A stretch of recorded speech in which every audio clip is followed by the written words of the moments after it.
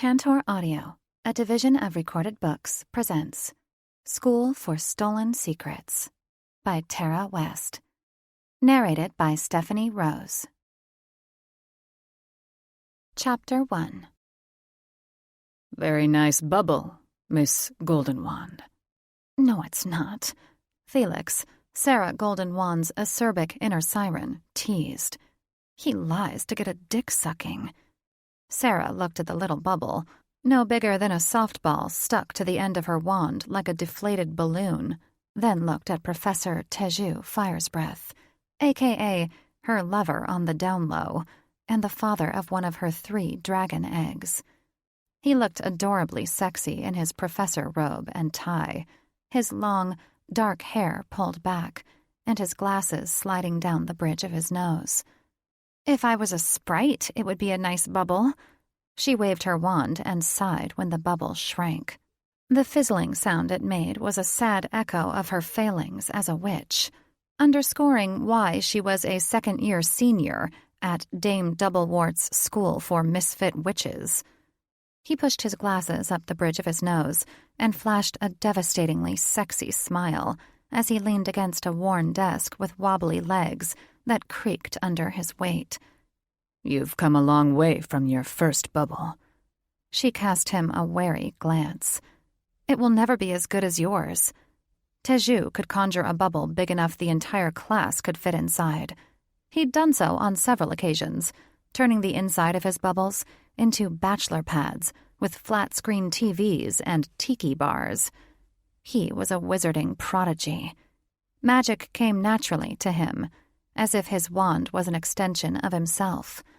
One reason why Dame Doublewort had offered him the spells and sorcery position after his high school graduation. Give it time, Teju said with a wink, clasping her shoulder in a too-familiar gesture. Well, not too familiar for them, considering his face had been planted between her thighs the night before. When students snickered, he quickly pulled away as if she had the plague. Damn, Felix sighed. Ask him to lick our pussy during lunch break, or maybe finger us in the closet. Hush, Felix. Sarah shifted uncomfortably as desire welled inside her. This was not good. Her mates could smell her fluids. Ahem.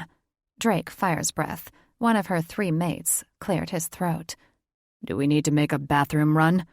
Leaning into her, he whispered in her ear, his nostrils flaring as he inhaled the smell of her desire. Yes, please, Felix cried. She and Drake had slipped into the bathroom for some savage bathroom stall fucking at least a dozen times this semester. So far they hadn't been caught, but they were pushing their luck. Kicking her stool out of the way, she stepped away, needing to put distance between them, but immediately missing his warmth. No, I'll be okay, Felix responded with a sigh. Drake had stuck a gum bubble to the end of his wand. So much for him promising his parents he'd try harder this year. What about my bubble, Professor Firesbreath? Drake asked mockingly, waving his wand at Teju. If he'd been a troublesome student the year before, it was nothing compared to the mischief he now caused his brother on a daily basis. Like Sarah, Drake had failed senior year. He was none too happy about it, and poor Teju took the brunt of Drake's anger. Teju took the wand from Drake, examining the bubble on the end with a frown. He rubbed his smooth chin. Inadequate and small. He handed the wand back to his brother with a wink. And I wasn't talking about the bubble.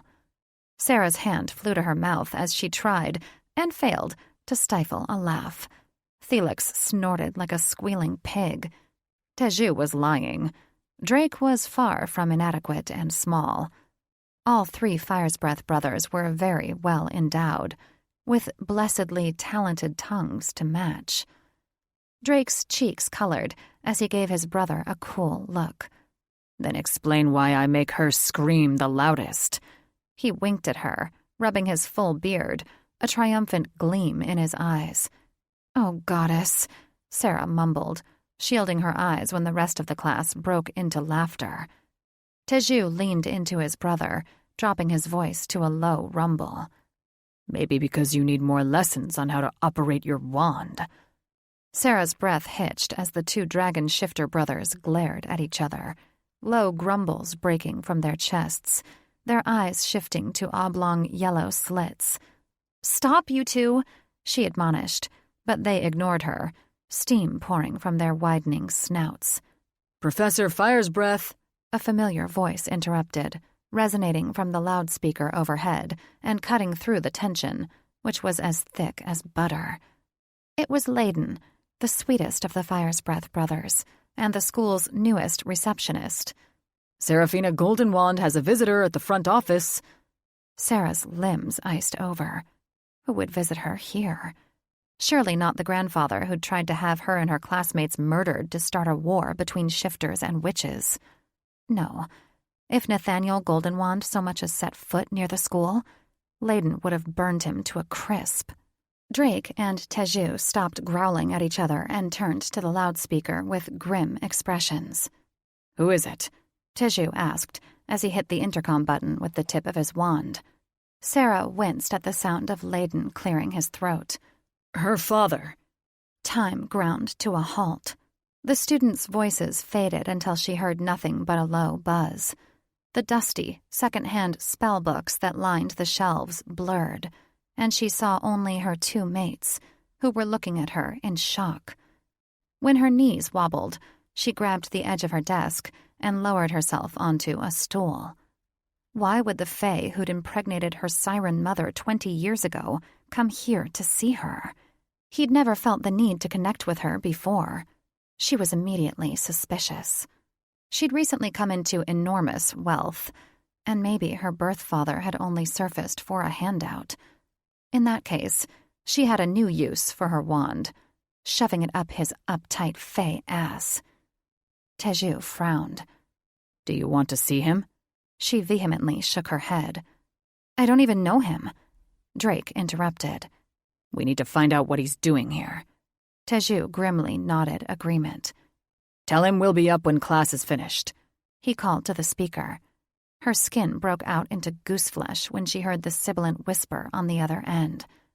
"He says it's urgent." The tension in Layden's voice was as thick as sulfuric dragon breath. Teju and Drake shared dark looks, and Teju scowled at the speaker. "He'll have to wait." Butterflies swarmed in her chest, and her heart beat an erratic rhythm. How do we know it's not a trap? Maybe this supposed father was one of her grandfather's cronies. Drake settled a reassuring hand on her shoulder. "He'd be a fool to try anything."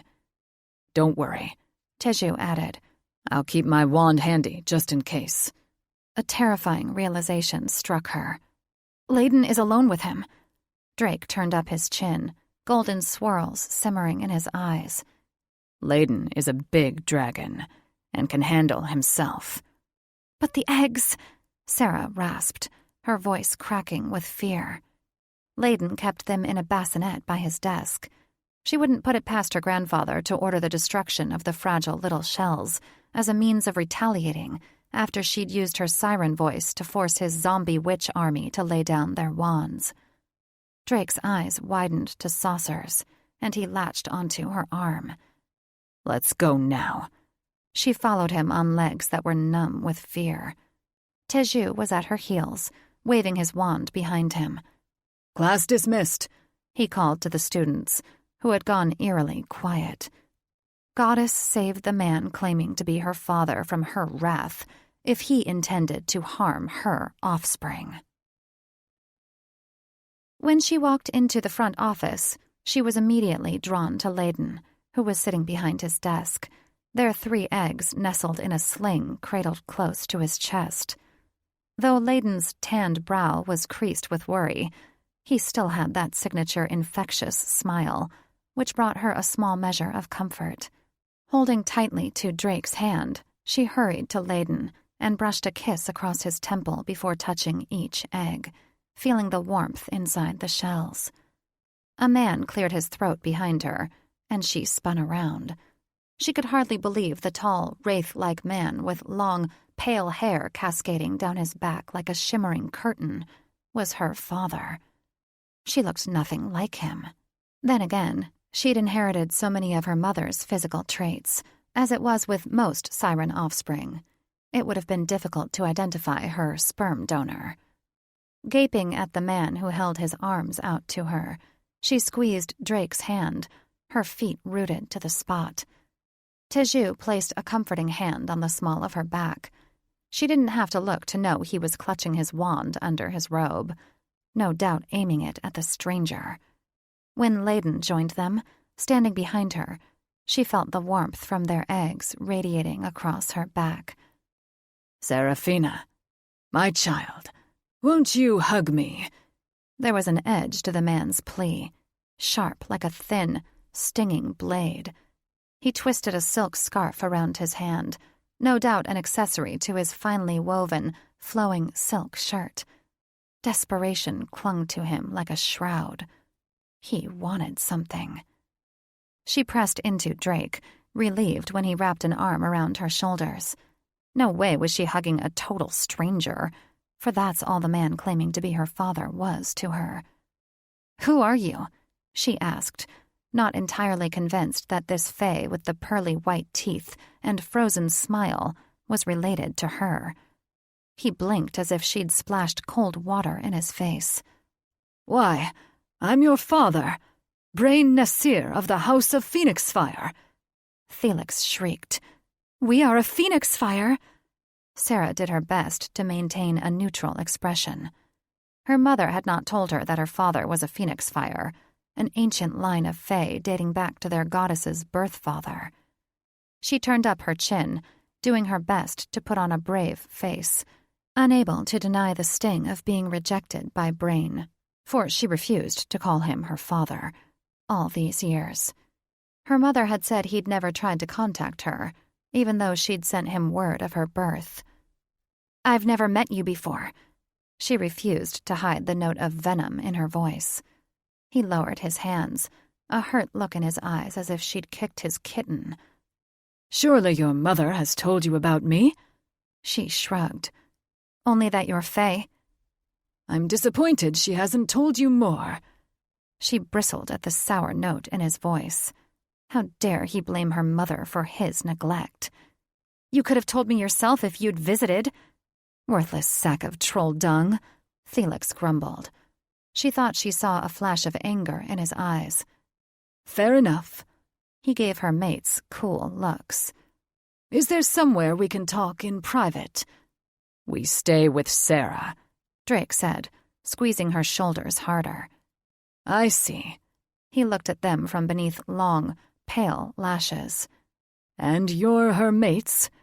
"We are," Teju said evenly. Brain arched a pale brow. "You worry for her safety." His tone was mocking, which made Sarah 10 shades of pissed. Surely he'd heard about the attempt on her life by her grandfather. "You wouldn't have to if Sarah came to Ellison." Her hand flew to her throat. "The land of the fae?" His eyes narrowed. "The land of your people, Sarah." Her people? She didn't know any fae, and from what she'd heard of them from her mother and grandmother, she didn't want to. They considered themselves far above the rest of the magical world, figuratively and literally, since their realm was in the clouds. They rarely interacted with witches in Realm 3, and never associated with sirens, at least not until she'd been conceived. As far as she knew, it was forbidden. She was the only siren with a fae father that she knew of, possibly the only fae siren offspring since their goddess had been born over 1,000 years ago.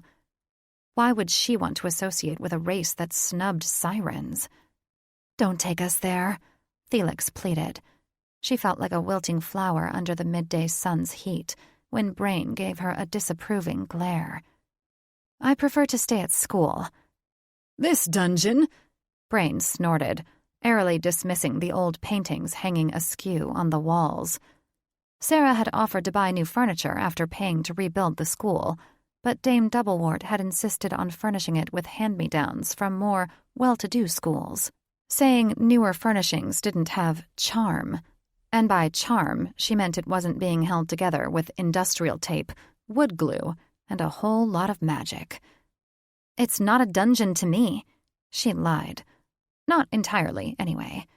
She hadn't had to serve detention in the dungeon since last year, and her private living quarters were comfortable. Even though co-ed sleeping wasn't allowed, her mates managed to sneak into her bedroom each night. She suspected Dame Doublewort knew about their sleeping arrangement and chose to look the other way. Her mates weren't just making love to her each night. They were keeping her safe. "Winter solstice and Maya dramas approach," Brain said. "Spend the holidays with the Fae and see all we have to offer." Winter solstice was in 2 days, and Maya dramas, the celebration of the birth of their goddess, was in a week. But she had no desire to spend her holidays with a bunch of stuck-up fae. She was also suspicious. Why? Brain had an ulterior motive. He had to. "Because you belong with us." The thin smile that stretched across his otherwise smooth face looked forced. Teju snorted. "And you've just now decided this?" "I didn't know she could walk among us." Brain blinked at her like a gnome caught in a broom's high beams. "I've never known a siren who could leave the water for more than an hour." "He lies," Felix hissed. "Your mother sent him many letters." "I'm a special siren," she said through clenched teeth. "You are." Condescension dripped from his words. "Your fae blood is stronger than your siren blood, which is why you should be with us." Drake cleared his throat. "We've already made plans to spend the holidays with our family in the grotto." "The grotto?" Brain sneered. "You would bring your mate to that wasteland instead of our enchanted realm?" His words came out on a hiss, like flaming barbed arrows striking Sarah's chest. The grotto was her mate's homeland, her unborn hatchling's homeland. Drake released her, growling. "That wasteland is our home." Brain clasped a hand over his heart, a mocking smile tugging at his lips. "I meant no disrespect, but I only want what's best for my daughter." "Staying with my mates is what's best for me," Sarah snapped. His lower lip hung down in a pout. "This school isn't safe from Nathaniel Goldenwand's vengeance." "He is worried now when Grandfather tried to kill us almost a year ago?" Felix said, aghast. "There are enchantments on the school to keep it safe," Teju said. Drake puffed up his chest. "We will protect her." Brain gave them a knowing look. "The school was raised before." 11 months ago, Sarah crossed her arms, impatiently tapping her foot. "And I find it odd that you suddenly care about my safety." Anger infused her skull and heated her chest. Did this deadbeat think she was stupid? "Don't you want to meet your people?" He blinked at her, unfazed. "Your brother and sister?" "I have a brother? A sister?" She thought she saw a flash of panic in his eyes. "You do, and they're dying to meet you." "How old are they?" "Your brother Alexei is a few months younger than you." He paused, looking as if he was searching for the right words. "Your sister Lily has recently celebrated her 7th summer with us." "There's something he's not telling you," Felix warned. "There's plenty he's not telling me," Sarah groused. Layden cleared his throat. "They're welcome to visit Sarah here any time." She loved how Layden extended an invitation to her brother and sister, and not her sperm donor. Brain gave a curt nod. "I'll be sure to tell them that." Sarah got the feeling he never would. "Lunch break will be over soon," Teju said roughly. "And we need to get back to class." Brain clutched his scarf, squeezing it like he was wringing out water. "Are you sure I can't persuade you?" "I'm sure," she said, with a disinterested drawl. No way was she letting the bastard know how much his lifelong rejection had hurt her. "But thanks for the invite." "Very well." He heaved an overly dramatic sigh. Your siblings will be deeply disappointed. As will I. Troll shit. The Fae's syrupy tone was so insincere, she felt like she was gagging on artificial sweetener. So they both want to meet me? She asked, instantly regretting the question. What did it matter to her? He frowned. Lily does. Alexei is still traveling, and he doesn't know about you yet. But I'm sure he'll be disappointed when I tell him you refuse to visit. I'm sure he'll get over it. Drake chuckled. Especially if he is anything like his father, Felix added. The eggs you wear are so small. Brain nodded to Layden standing behind her. I assumed dragon eggs would be bigger. Sarah turned to Layden, who protectively cradled the eggs close to his heart. They'd been the size of lemons when Sarah had birthed them over the summer. Now they were as large as grapefruits and continued to grow under Layden's nurturing watch. Layden's eyes narrowed. They'll grow. Braden clasped his hands together, rocking on his heels and beaming at her. When will I be a grandfather? Holy troll turds. The Fae was thick-headed. It was clear he'd never get a warm welcome from her, but he wouldn't give up. Not for a few years. They take a while to hatch. You should know this, as most dragon kind have gone to live in Ellison, Drake said. Then why is he asking? Felix asked. Sarah had no idea. Maybe he was just making small talk. He flinched, then quickly plastered an impassive look on his face. Of course. Brain took a few hesitant steps toward her, reminding her of a rodent sneaking up on a trap. I look forward to the day they hatch, and hope to be invited to the baptism. As he inched closer to her, a dark feeling settled in her heart, and she fought the urge to run. We need to return to class, Teju warned. It's been a pleasure seeing you, daughter. Taking her hand, he bowed low. I wish our visit hadn't been cut short. Pulling her hand back, she stiffened at the look of false sincerity in his eyes. Goodbye. Goodbye, he said, his strange gaze roaming the length of her body, making her feel like she needed a shower to wash off the feel of his stare. I hope we meet again, soon.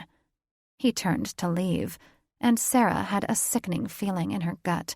This wouldn't be the last time she saw the Fae who claimed to be her father. Sarah silently went through the cafeteria line, praying her mates wouldn't bring up her father and dreading their lunchtime conversation. She caught sight of another Violet Mystique poster on the wall behind the servers, one of the many that had been plastered all over the school. Violet had been a student at Doublewarts a few years back, a pretty little witch with cropped purple hair and a pixie nose, who'd gone missing shortly after Thaddeus, her mate's older brother, disappeared. Even though she'd been known for causing mischief at Doublewarts, the witches from the nearby town swore she was a model citizen, an apothecary who helped run her aging mother's potions business. After she vanished, her mother closed the shop, which meant her potions teacher had to send to the next town for supplies, a fact she complained about on a daily basis. A chill swept up her spine when she thought of the fate that could have befallen Violet. She'd been known to wander the weirwood forest, looking for herbs. Drake thought her disappearance was connected to Thaddeus. Whatever the case, Sarah feared that with each passing day, the chances of finding either of them alive grew slimmer. The cross-eyed troll, Mrs. Picklefeather, loaded her tray with something she hoped was digestible. Sarah deliberately avoided eye contact with her mates as she found a seat at the back table, their usual spot, the only one without a wobbly leg or a crack down the middle. She stared at the faded floral wallpaper across from her, wondering how Dame Doublewort had managed to make a brand-new school look like an old thrift store. That was weird, Layden said as he sat down beside her, his orange tray stacked with something that resembled a club sandwich with wilting lettuce, a questionable meat product, and a green pudding with what she prayed were bits of rice stuck to the thick surface. Totally unexpected, she agreed, toying with a noodle from her spaghetti surprise, aka, what the fuck is it? Losing her pregnancy weight had been easy, thanks to Dame Doublewort's cafeteria, or as her mates liked to call it, the diarrhea diner.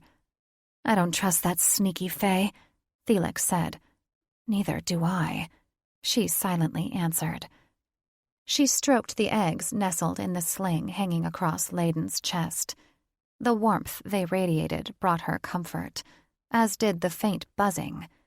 Even though birthing them nearly 4 months earlier had been anticlimactic, she'd literally squatted and squeezed them out, the pain about as uncomfortable as period cramps, and the entire process lasting only a few minutes. The love she felt for them deepened each day. She still wasn't ready for them to hatch, and didn't know when she would be, but she had at least another 3 years before she had to deal with it. When the time came, her mates would be supportive, unlike her deadbeat dad, who'd disappeared before she was born. Layden took on most of the work, carrying the eggs all day and sleeping beside their bassinet each night. He was an awesome dad already. Her sperm donor father would never measure up. It infuriated her that he'd had the gall to march into her school and act as if he deserved a hug, much less any of her time. Guess even the Fae are motivated by money, Drake said, picking at what the cafeteria trolls called food, a blend of potatoes and something they tried to pass off as meat smothered in gray gravy. You think he came for my inheritance? She asked. Unlike Layden and Teju, Drake never sugarcoated his words. At times, she resented him for it, but mostly, she appreciated his honesty. I know so, he said, scowling. Why else would he suddenly turn up? Maybe he wants to bond with her, Layden said, his large, luminous eyes framed with light creases. He was the sweetest of her mates, always looking on the positive side of things. But Drake was probably right. She refused to listen to him when he insisted her grandfather had tried to murder her. She wasn't going to play the fool again. Turning up her chin, she feigned indifference, as if her father's ulterior motive wasn't drilling a hole through her heart. I'm already bonded to you. She forced a smile, her gaze momentarily locking with each of her mates. I don't need anyone else. You're not bonded until the bonding ceremony, Felix corrected. She ignored her siren. Other than being able to hear her mates' thoughts in her head and vice versa, they were bonded. She just hadn't gotten up the nerve to complete the ritual. Not that it mattered, since they hadn't asked her anyway. You don't want to spend time with your brother and sister? Layden asked. Her blood ran cold. She refused to allow herself the slightest glimmer of hope that her siblings would want a connection to their half-siren sister. Not even them. I've got enough family in my life.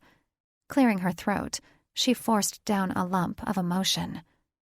Let's talk about something else. Teju frowned. Sarah, you okay? Of course. Why wouldn't I be? She turned to the mush on her plate. The noodles appeared to be melting into the sauce. That wasn't good. Sarah, look at me. Teju placed a strong hand on her wrist. Why did he have to be so concerned?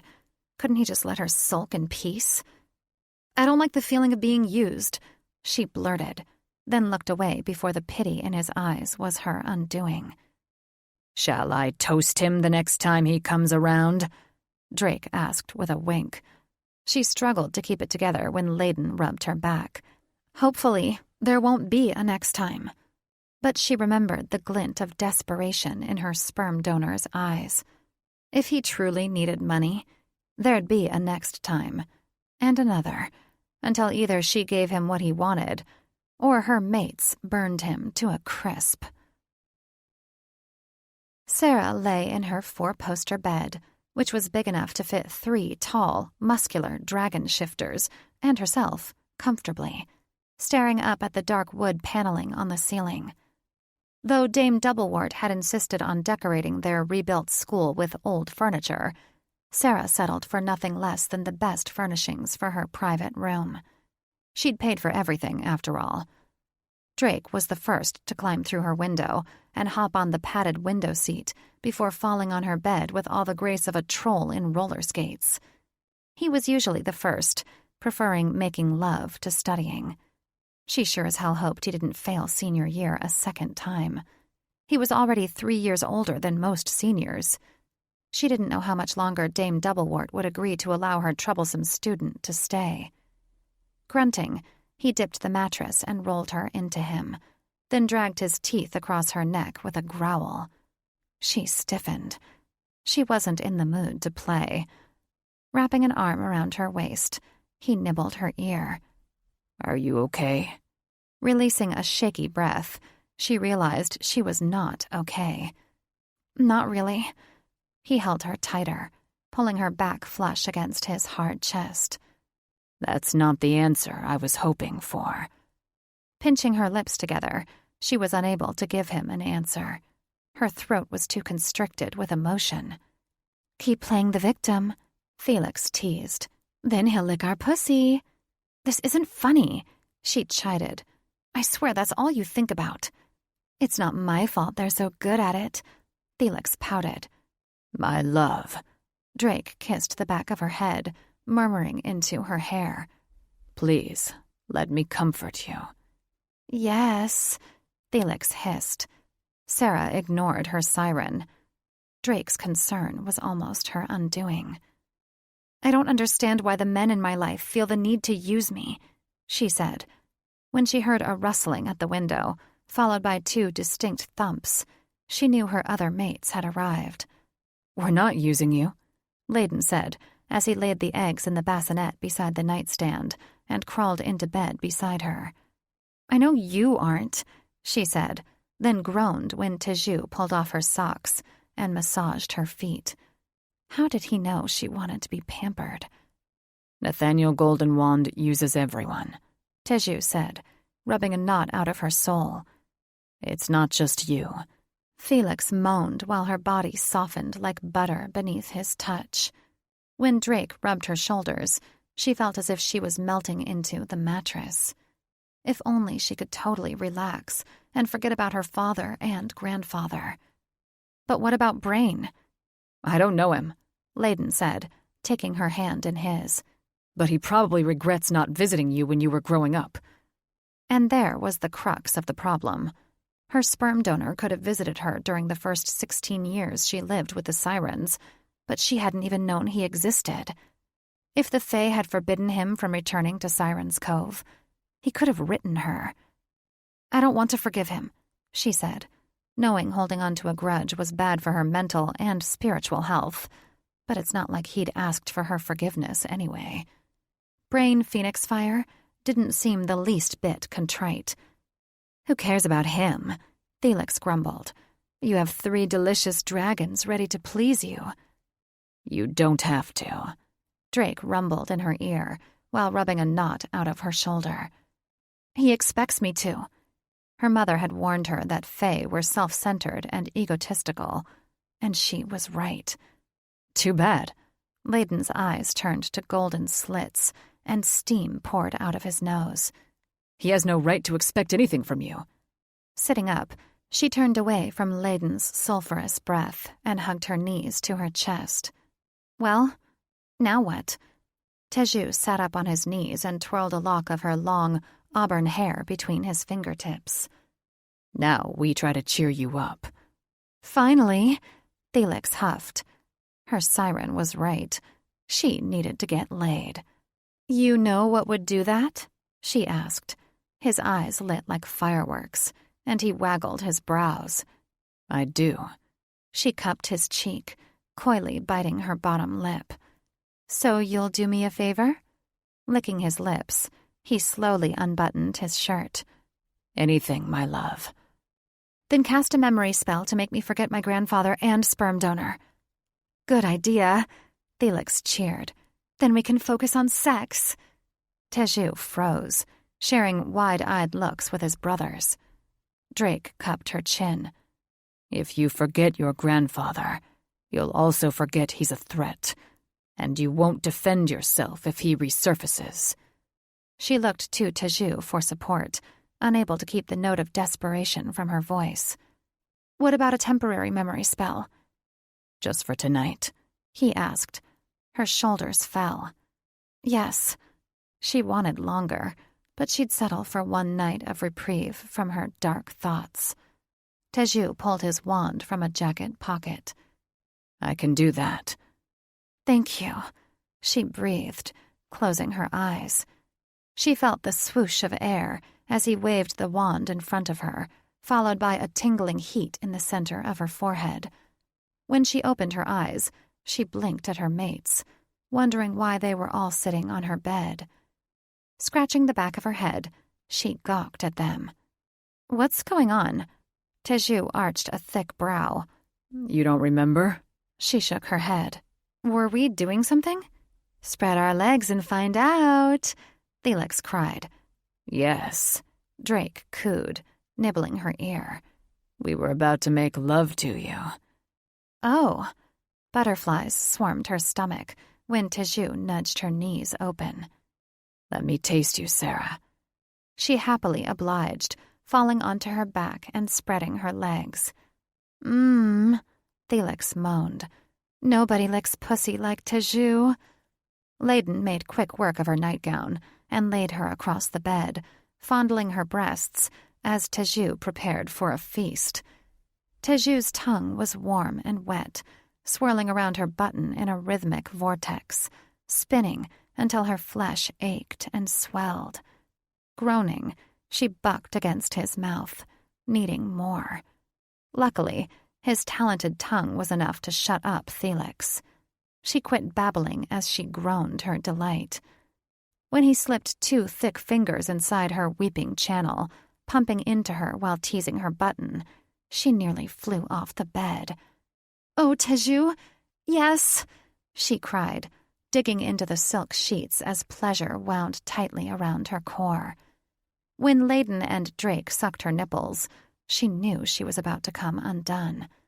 A few more thrusts, and she came hard around Teju's fingers, squeezing them while he continued to tease her swollen, sensitive clit. She heaved a sigh when he removed his fingers and climbed on top of her. She gasped when he slid into her with one hard thrust. Wrapping her legs around his waist, she took him deeper. He claimed her mouth in a heat-searing kiss, groaning while fucking her with wild abandon. He stilled with a roar, his dragon voice taking over as he spilled his seed deep into her. Stroking his back, she kissed his face while he murmured words of love into her ear. After Drake cleaned her up, he latched onto her hips with a wicked grin. Flip over, he commanded. Goddess have mercy, Felix squealed. She eagerly turned over and crawled toward Layden, taking his engorged cock in her mouth. He hissed when she slid almost to the root, jamming his cockhead against her tonsils. She hissed, too, when Drake slid inside her, banging into that swollen bundle of nerves with shallow, hard thrusts. When Teju slipped a hand under her, buzzing her slit with his vibrating wand, she had a hard time focusing on sucking Layden. When Drake swirled a finger around her anus, her world exploded in a kaleidoscope of sparks as every nerve ending in her body exploded, too. Her orgasm refused to release her. She was barely aware of Felix groaning, Layden flooding her mouth, or of Drake digging his fingers into her hips as he came. Her mates took turns with her, making love to her well into the night.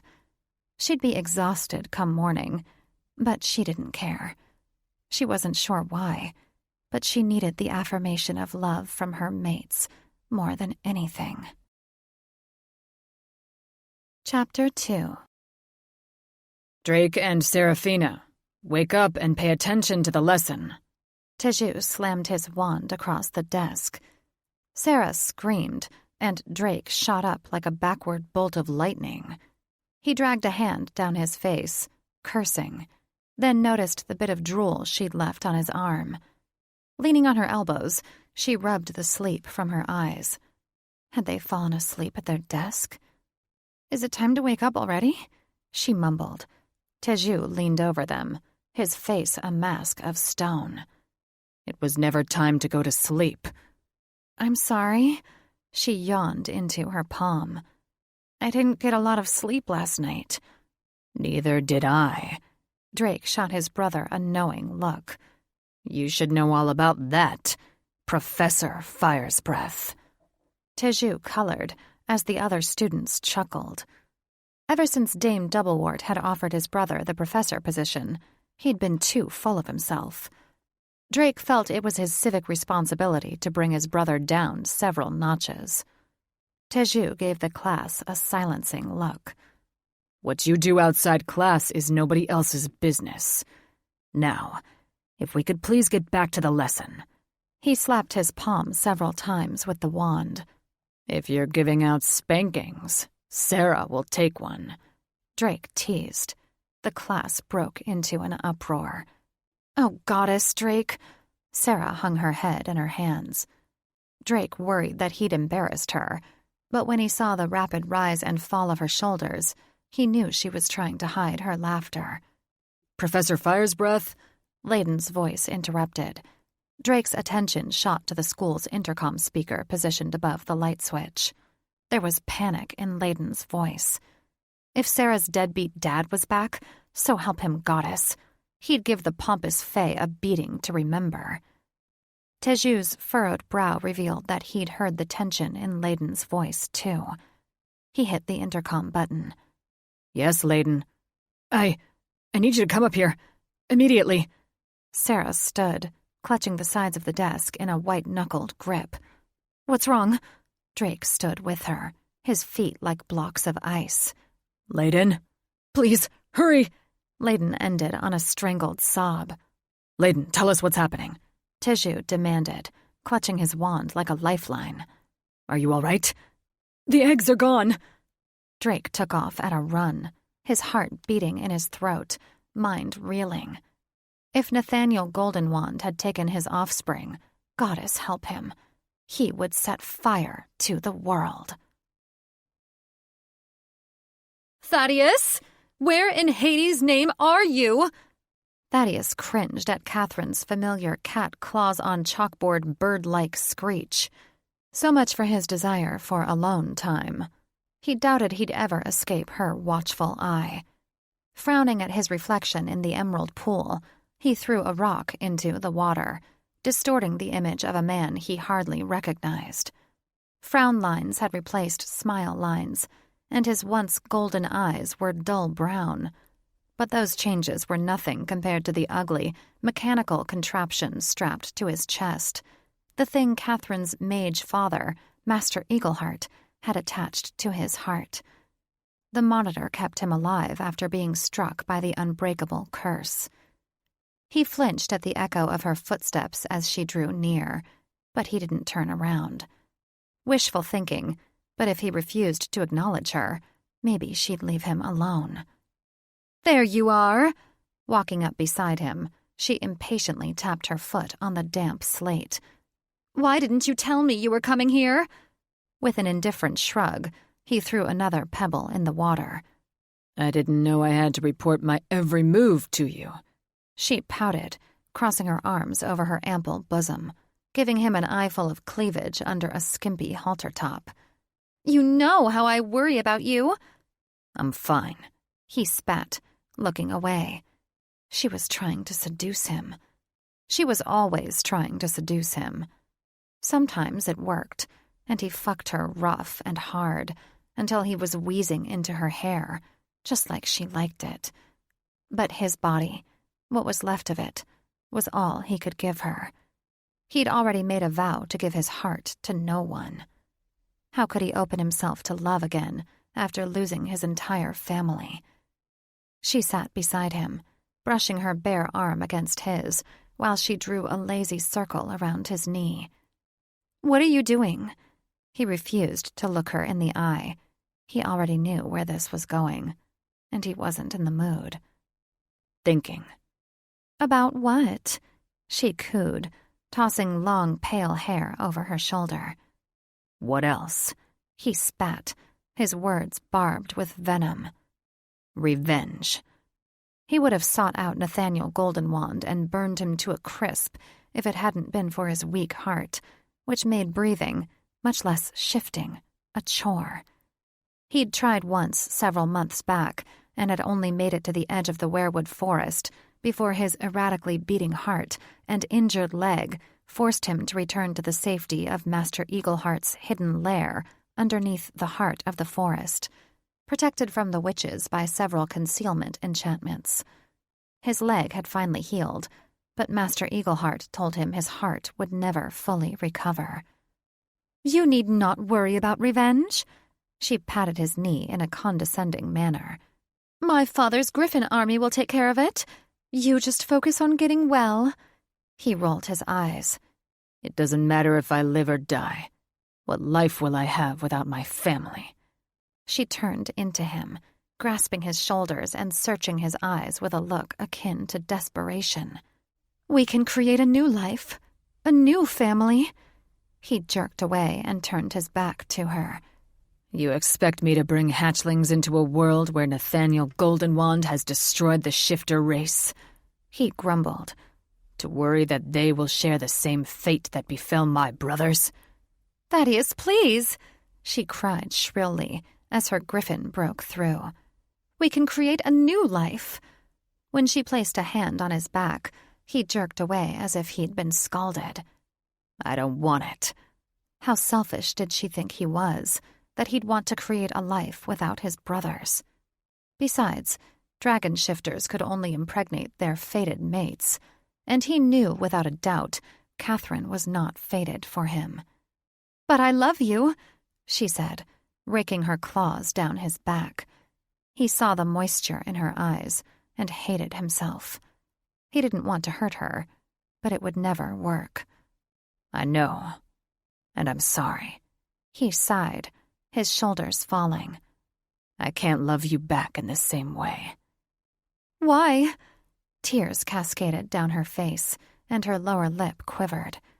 How easily Catherine broke into tears. She was always doing this to him, and he was beginning to wonder if it was all an act. One thing was certain. He would not let her or anyone detract him from his goal. My heart only has room for hate, while my soul thirsts for revenge. Teju was out of breath by the time they reached the front office. He burst through the door, brandishing his wand, Drake and Sarah right behind him. Dame Doublewort sat beside Layden, her normally stony, gaunt features looking even more severe, her austere bun pulling her skin so tight you could bounce a stone off it. She was trying to force Layden to drink a steaming cup of tea.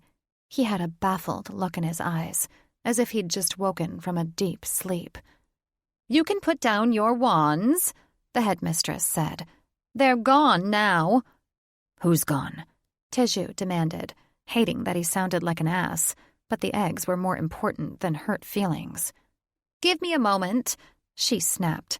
"I'm trying to figure out who took the eggs." While he appreciated her help, her measured approach was costing them time they didn't have. Sarah and Drake rushed to the empty bassinet by Layden's desk. Sarah snatched the blanket, and Drake kicked over the bassinet with a curse. Tears brimming, she held out the wool blanket Layden had knitted for the eggs. "They'll freeze without this." Drake took her in his arms, kissing the top of her head. "Close your eyes and think," Dame Doublewort said to Layden in a soothing voice, holding the tea up to his nose. "Try to remember what happened." There's a faster way to get that information. Teju pointed his wand at Layden's forehead. "What are you doing?" the headmistress asked. A memory spell, he said impatiently, then mumbled while focusing on Layden.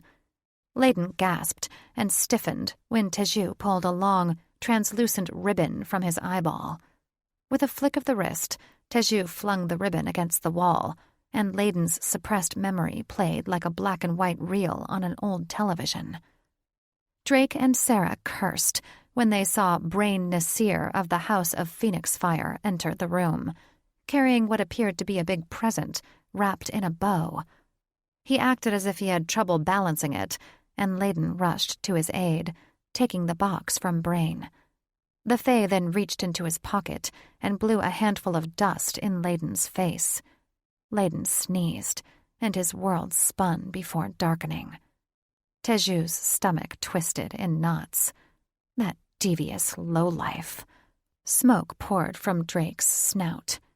I'm going to murder that sneaky Fae. Layden hung his head. I'm so sorry, he said through a sob. I shouldn't have trusted him. Sarah sat beside him, rubbing his back. How were you to know? An uneasy feeling made the hairs on the back of Teju's neck stand on end. This is a trap. He wants to lure us to Ellison. Obviously. Drake snorted. What are we to do? Sit by after he took our babies? Teju clutched his wand in a white-knuckled grip. Remember what happened to our grandparents. How could I forget? Drake grumbled. What happened to your grandparents? Sarah asked. Teju gave her a dark look. They were killed by the dragons of Ellison when they challenged Tormung. She clutched her throat. Tormung? The Dragon King of the Fourth Realm. Teju answered solemnly. Our grandparents became too hungry for power. Shadows darkened Drake's features. They didn't just want to rule the Fifth Realm, but all the Fey Realm, too. When they tried to take power from the Dragon King, they were destroyed. Is Tormung still king there? She asked. Teju grimaced. He's been king for 200 years. We must be on our guard.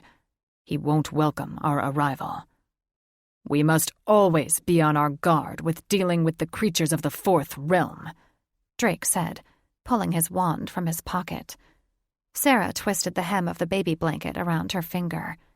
Did you or your parents threaten to retaliate after your grandparents were killed?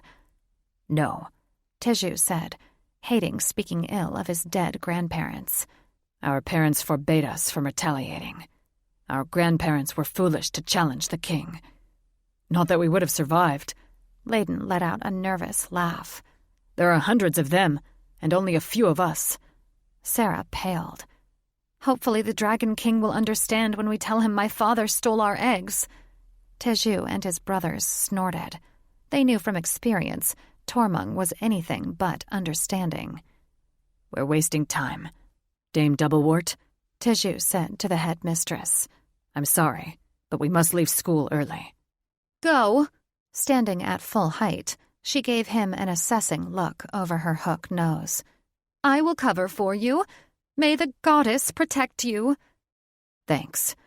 They'd need all the protection they could get, but he didn't say it, because Sarah and Layden were upset enough. When he and Drake shared meaningful looks, a feeling of understanding passed between them. This mission was going to be dangerous. Very dangerous. Chapter 3. Sarah rode astride Layden's back, holding tightly to Teju's hand, grateful for the heat his wand produced as the chill wind stung her face. She wished they could have traveled by bubble, but Teju had feared the altitude would pop it. Drake led the way, his powerful wings beating harder than she'd ever seen. The heavy clouds beneath them obscured the earth below, and she had no idea if they were over land or sea. The air was thinner when they broke through a thick band of mist, making it impossible to see anything but shadows. How frustrating this journey had been. It had taken nearly 4 hours to get this far. So much could have happened to her eggs in that time. She'd known her father was an inconsiderate fool after their first meeting, but she prayed he wasn't malicious, too. Guilt consumed her when she thought of all the times she'd resented giving birth to eggs so soon, and how she'd hoped they'd hold off hatching for at least 5 years. She swore to herself she'd never complain about her eggs again if they were safely returned to her. Do not feel guilty, Felix soothed. It is natural for a mother to feel this way. Sarah thanked her siren, wondering why her thoughts were more supportive lately. Some days, Sarah thought Felix actually cared for her. She was allegedly the spirit of an ancient siren ancestor who was supposed to act as a guide, but more often she only cared about getting laid. Teju tightened his arm around her waist. We're almost there. I may need to transform into a dragon. She nodded, ignoring the tear that slipped over her eyelid. Layden broke through the clouds, and she had to shield her eyes against the glaring sun that reflected off a golden gate twice the height of her dragon mates. Squinting, she was taken back by the ethereal beauty of Ellison. The lush ground was covered in mist, and gilded palaces in the distance looked much like what mortals interpreted as heaven. They were about to land in front of the gate when a burst of fire behind them startled Layden. He spun around so fast, she nearly fell off his back. Teju jumped down and shifted into a dragon. Drake leaped in front of them, facing down what appeared to be a dozen other dragons. Dragon shifters! A thunderous voice bellowed, rattling the bars of the distant gate. A large crimson dragon, at least a head taller and far wider than any of her mates, stood in front of Drake, his neck stretched to full height. It looked as if the very fires of hell burned in his red eyes. What are you doing in our realm? What gnome crawled up his ass? Felix hissed. Was this the king dragon her mate's grandparents had fought for possession of the throne? King Tormung, our dragon eggs were stolen by a fae, Drake said, his heavy jowls barely moving as he bowed before the king. We've come to reclaim them. King Tormung arched a scaly brow. A fae stole your eggs. The spikes running down Drake's spine stood on end as he straightened. That is what I said. Who? King Tormung asked. Teju said, Brain Nasir of the House of Phoenix Fire. Unbelievable! Smoke poured from the Dragon King's snout. What would Lord Phoenix Fire want with shifter eggs? The way he sneered when he said the word shifter made it sound like acid dripping off his tongue. Why did this dragon hate shifters? And did that mean he wasn't one? We believe he stole them in an attempt to manipulate his daughter, Teju answered, nodding at Sarah. When the other dragons turned their eyes on her, she'd never felt so small and insignificant in her life. The looks the other dragons gave her were unsettling. I'm out of here, Felix squeaked. Then her presence was no longer felt in Sarah's head. Lord Phoenix Fire's daughter? King Tormung asked incredulously. Sarah, Drake said, raising his chin. Our mate, and the mother of our eggs. Keeping his red-eyed glare focused on Sarah, he aggressively advanced a paw toward her. You are the daughter of Lord Phoenix Fire? Why have I never heard of you? Layden's low growls vibrated the scales she sat on, and she stroked his neck. Easy. She refused to let the king intimidate her, even though one look from him made her bones quake. She gave him what she hoped was an indignant look. A better question to ask my father. The Dragon King stared at her a long moment, his eyes narrowing to slits before he turned his scowl on Drake. How do I know this isn't a trick, and you aren't trying to steal our treasure? We care nothing for treasure, Drake answered, his voice surprisingly calm and even. We only want our eggs back. King Tormung's lips pulled back in a snarl as he bared rows of long fangs as sharp as blades. How many witches have come here, saying they want nothing, when in reality they want everything? Drake ruffled his wings like an agitated bird. "What can we do to prove we only want our eggs?" The Dragon King glanced at the dragons behind him before smirking at them. "Nothing." Layden's growls grew louder, rattling Sarah's brain. "Will you let us pass?" Drake asked. "If you want to get past these gates—" King Tormund paused, puffing up his chest, his scales turning bright orange as fire raced up his throat. "You'll have to fight me for passage." "A fight?" Sarah threw up her hands in disbelief. "How ridiculous! Can't you see we've suffered enough? We've been traveling for hours. My mates are too exhausted to fight, and I want my babies!" She ended on a shrill shriek, not caring that she sounded like a banshee. King Tormund gave her a long, cool look. "I don't care." Sarah had had enough of his troll shit. They were wasting time, and each second without her eggs was torture. Summoning her siren tongue, she glowered at him. "You will stand down and let us pass." Her voice echoed across the misty field. The Dragon King and his followers fell to their knees with thuds that shook the stagnant air, hot rage simmering in their eyes. "You dare bring a siren into Ellison," the Dragon King complained, though he didn't raise his head. "She is Fae, too," Layden said, turning his back on him and swishing his barbed tail in the Dragon King's face. Sarah looked over her shoulder as her mates flew to the gate. She was not reassured by the murderous look in King Tormund's eyes. Even if they found their eggs, there was no guarantee they would escape Ellison once the enraged Dragon King caught them. Thaddeus reluctantly followed Catherine to their shared chamber, a low but spacious cave with a big bed of furs in the center.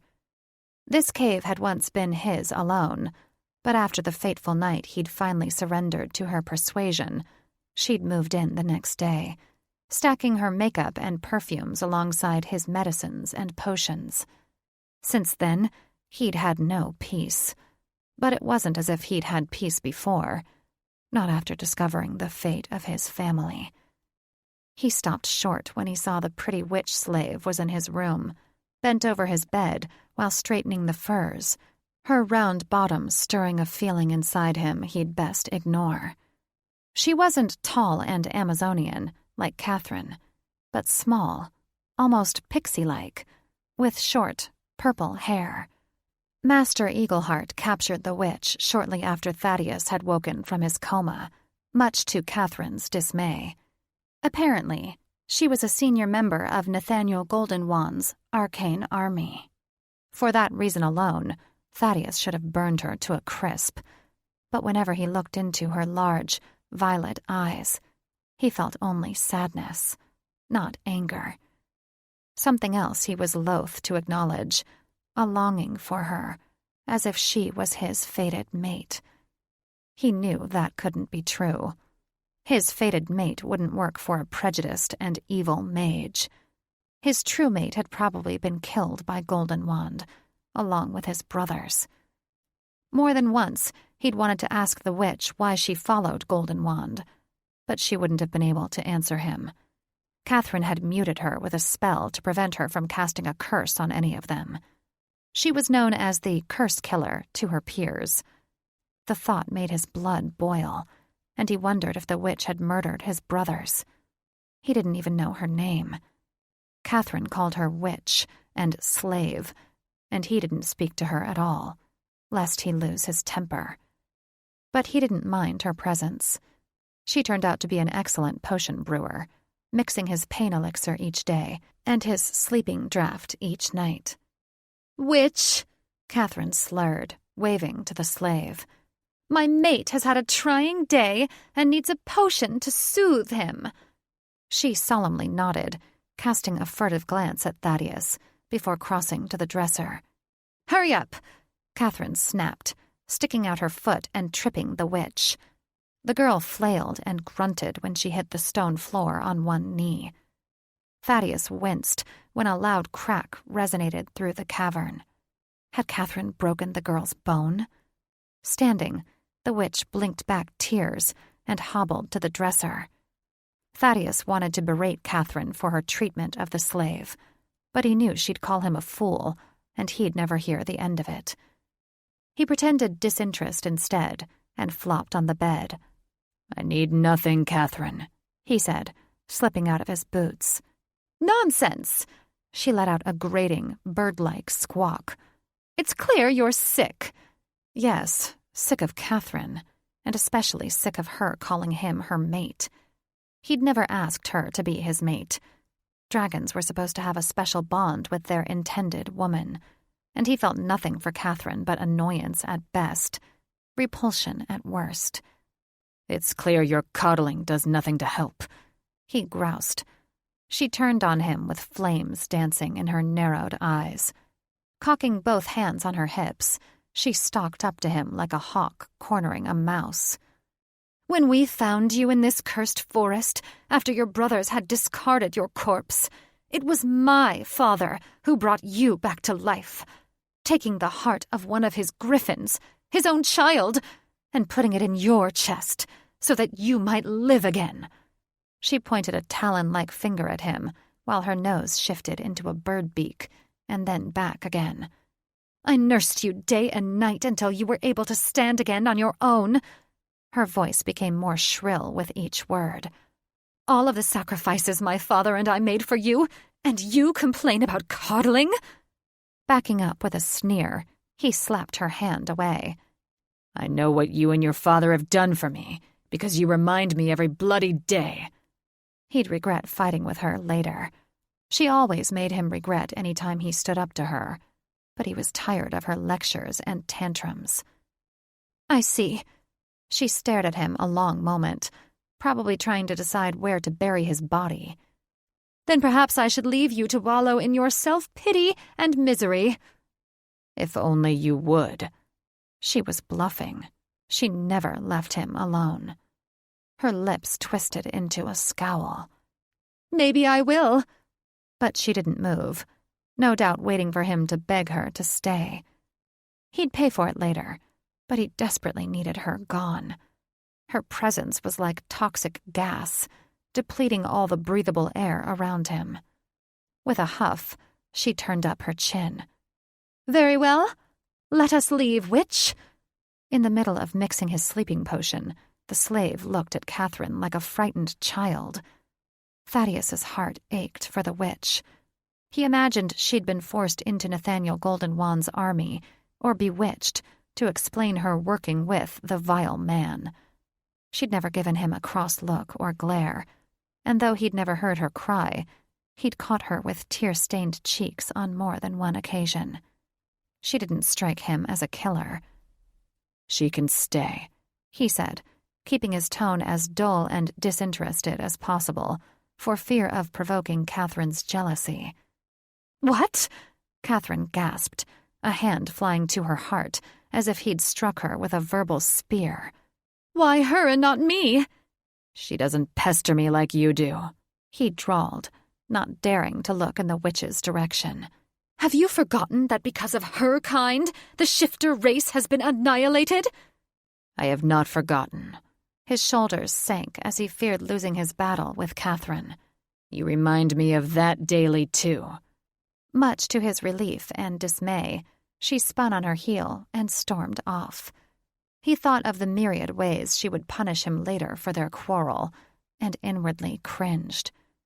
No sooner had she gone than the purple-haired witch was at his side, holding his goblet of sleeping potion. He reached for it, shocked when she pulled back, sloshing some of the liquid on the floor.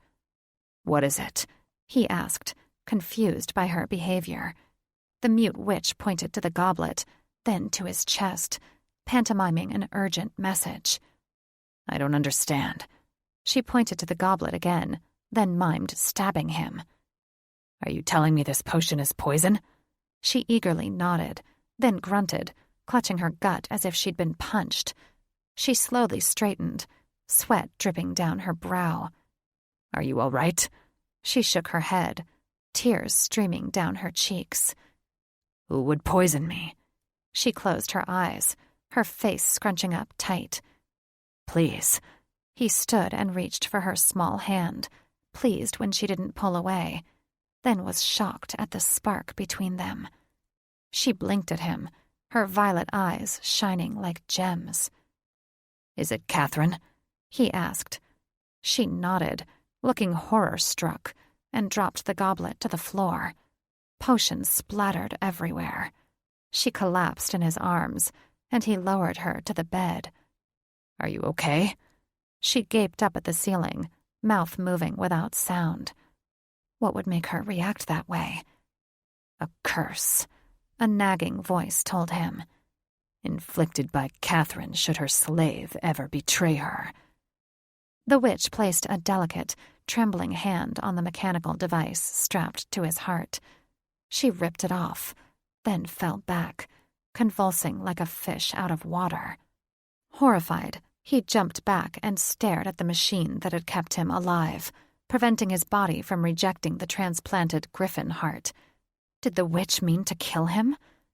Falling on the bed beside her, he turned the metal over in his hands, feeling an odd tingling in his extremities. The witch continued to convulse, and there was nothing he could do for her, not without his heart monitor. He sat and waited for death, feeling a strange sense of peace wash over him.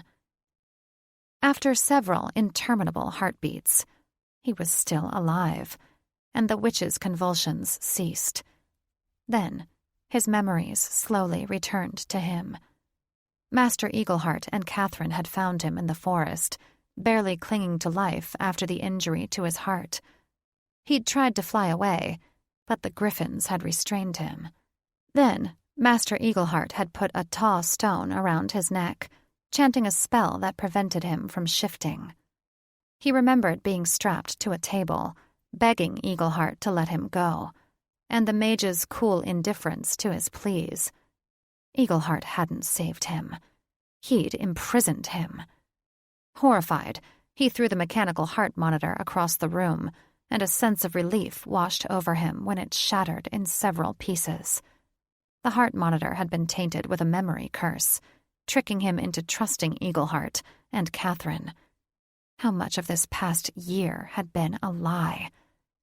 The witch rolled over with a groan. She'd been cursed too, no doubt. Probably a hex of excruciating pain that would activate if she ever helped Thaddeus learn the truth. Worrying that Catherine would be back any moment, he made quick work of cleaning up the spilled medicine and shattered monitor. He sat by the witch and rubbed her arms until she twitched. He continued massaging her until she came back to life. Sitting up, she hugged herself, rocking and crying. When he heard the echo of Catherine's footsteps down the hall, he jumped up with alarm. Can you stand? He asked the witch, holding a hand down to her. We don't want her to know you were in pain. Nodding, she took his hand and rose from the bed, as if she was a 90-year-old grandmother with arthritis. He prayed to the goddess Catherine wouldn't notice, because it seemed the witch was right. Catherine had been poisoning him. But why? What would she gain by making him sick? Sarah's heart beat in her ears as the growling behind them grew louder. She and her mates were at the gate, unable to figure out how to get inside. Drake had already tried to fly over it and banged his head on an invisible wall. The king's dragons had broken into sibilant laughter. Her spell hadn't worn off yet.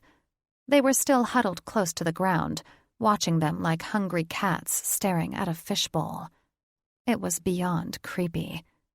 Stand aside, Teju said, and shifted back into his mortal skin.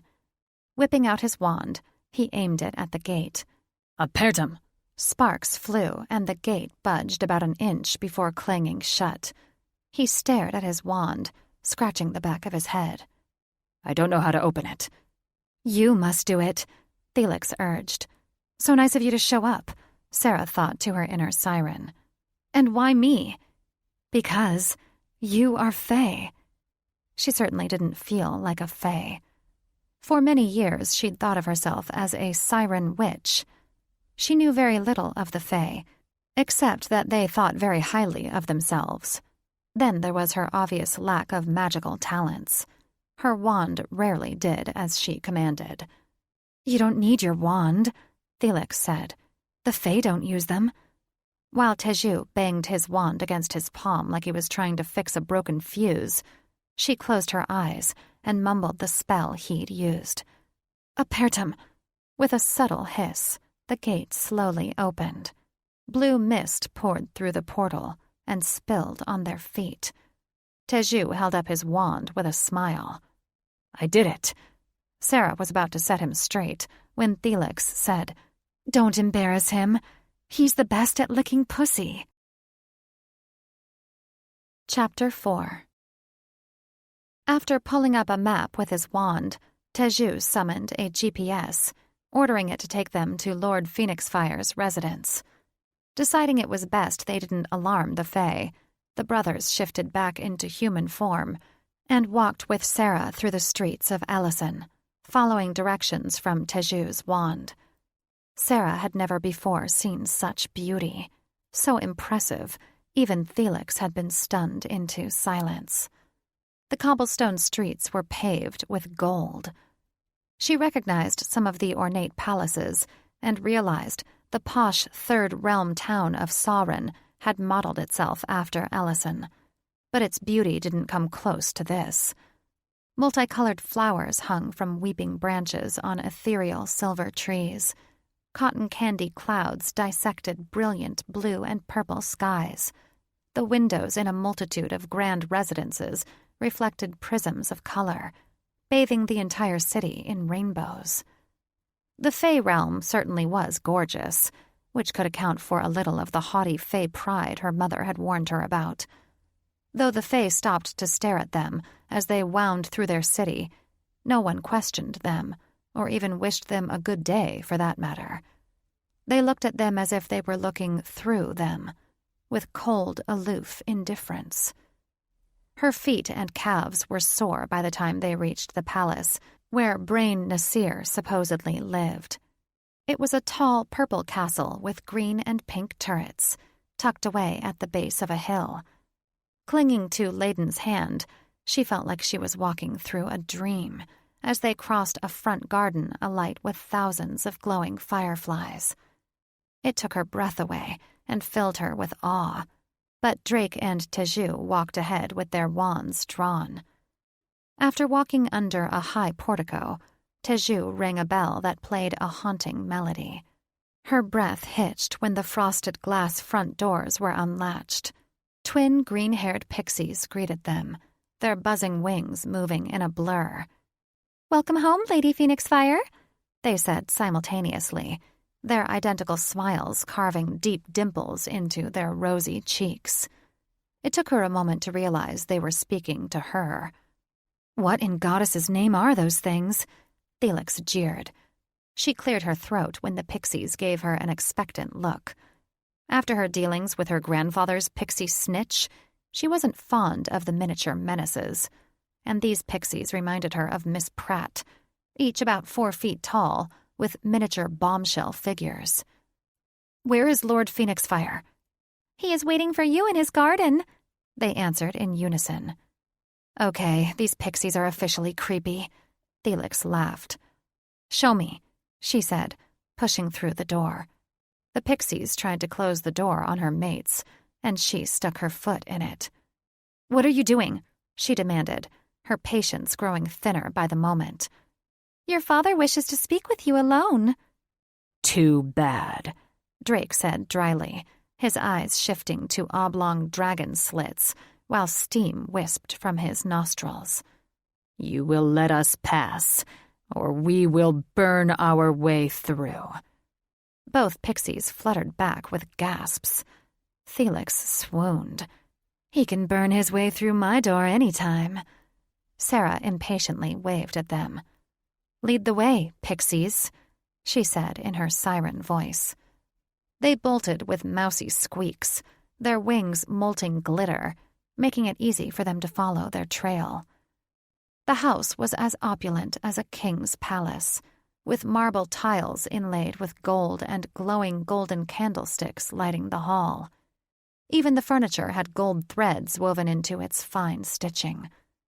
The pixies led them through 2 frosted glass doors, identical to those in front, and into a garden so thick with foliage and flowers of every variety, they nearly blotted out the sun. Brain was sitting in a gazebo on a tiny island in the center of a pond. A cherub fountain spewed rainbow-hued water. Beside him was a bassinet in the shape of a swan. Felix gasped. "That flaming pile of troll turds!" Ignoring Drake calling her back, she raced across the white wood bridge to the gazebo. Brain jumped to his feet, holding out his arms, but she ignored him, rushing to the bassinet, tears streaming as she rubbed each egg, overjoyed to feel the warmth radiating from the buzzing shells. Brain stood there with an expectant look in his eyes, arms still held wide. Opening her arms as if reciprocating a hug, she decked him in the face. He fell on the bench, shock etched into his features. "Good call," Felix cheered. Her voice dropped to a deep siren rumble that rattled the planks under her feet. "Don't you ever lay a hand on my babies again!" He rubbed his jaw while blood pooled around his mouth and dripped down his chin. Teju helped Layden put the eggs in his sling. She took Layden's hand, and they followed Drake and Teju back across the bridge. "Sarah, wait!" Brain called, racing after them. She didn't dare turn around. Squeezing Layden's hand tighter, she picked up the pace. "Sarah, please!"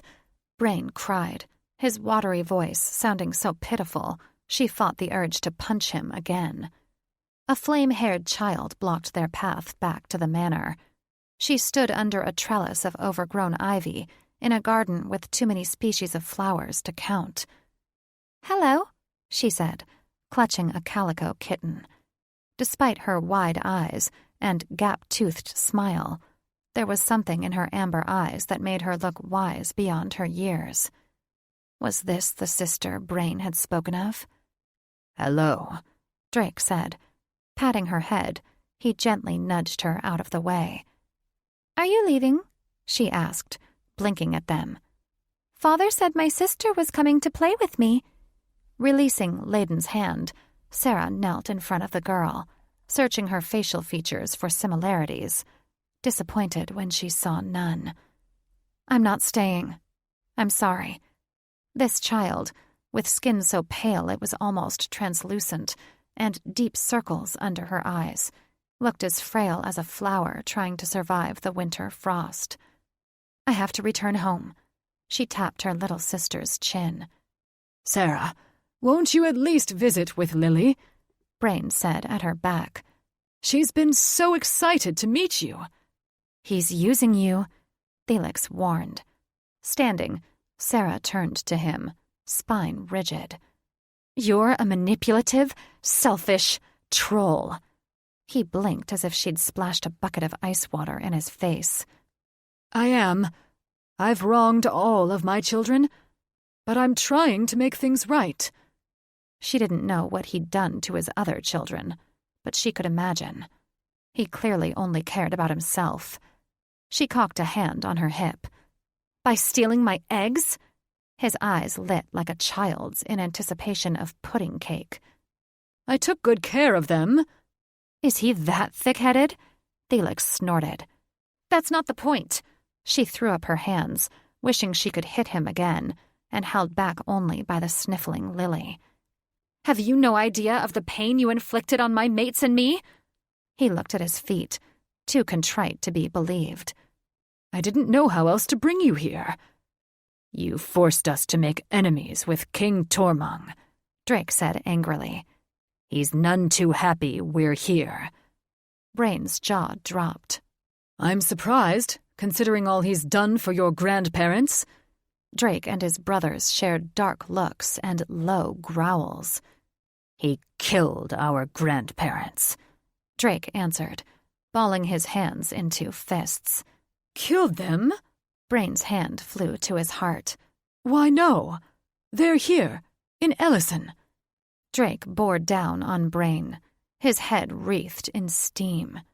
I'm growing tired of your lies, Faye. I do not lie. He stepped back, nearly tripping over a vine. They sought asylum with the dragons a decade ago. Drake launched at Brain with a roar, hauling him to his chest by his collar. I should claw your eyes out. Brain didn't even put up a fight, but hung as limp as a rag doll in Drake's clutches. He was a pitiful figure. Too pitiful. His actions were nothing like what she'd expected from a proud fae. "What a pussy!" Felix laughed.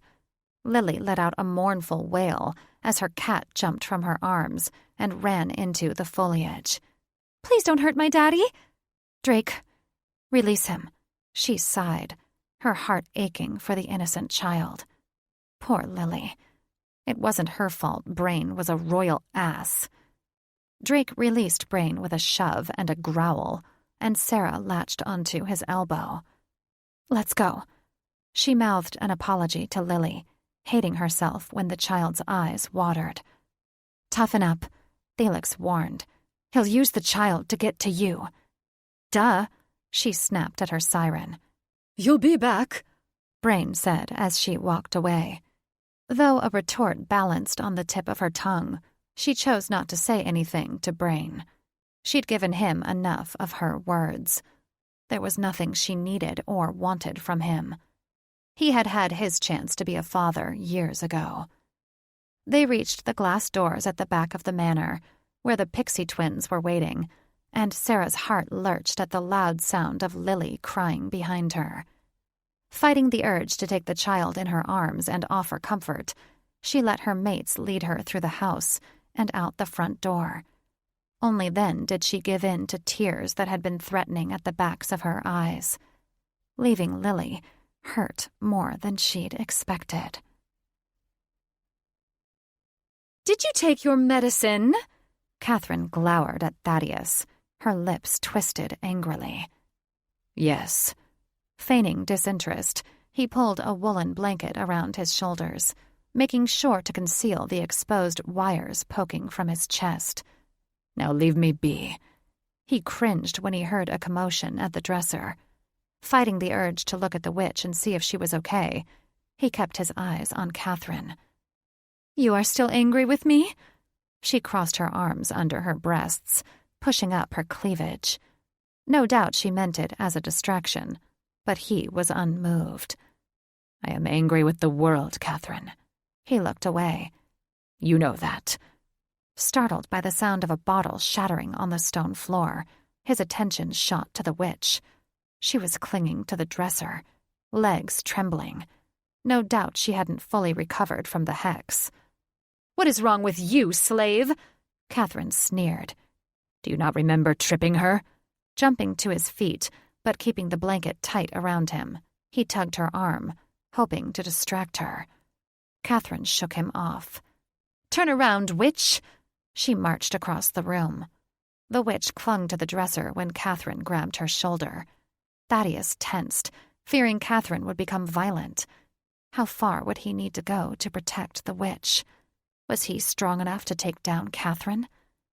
Catherine dug her talons into the witch's skin until she cried out and blood dripped, pooling at Catherine's feet. "Your eyes are bloodshot," Catherine squawked. Twin fires brewing in her eyes, she asked Thaddeus, "What did she say to you?" Nothing. Running a hand through his hair, he forced a laugh. She's spellbound and is mute, remember? The blanket fell from his shoulders, and he snatched at it, but he wasn't fast enough. Catherine's jaw dropped, and she pointed a shaking finger at Thaddeus's chest. "Your heart monitor? Did you tear it off?" Yes, he lied. It was hurting me. She spun back to the witch. "Did you betray me?" She shook the girl hard. "Answer me!" The witch hung in Catherine's grasp like a wilted flower, whimpering. Catherine, Thaddeus cried. You're going to kill her. "What do you care?" She killed your brothers." Thaddeus's blood turned to ice. The lying bitch. You never told me that.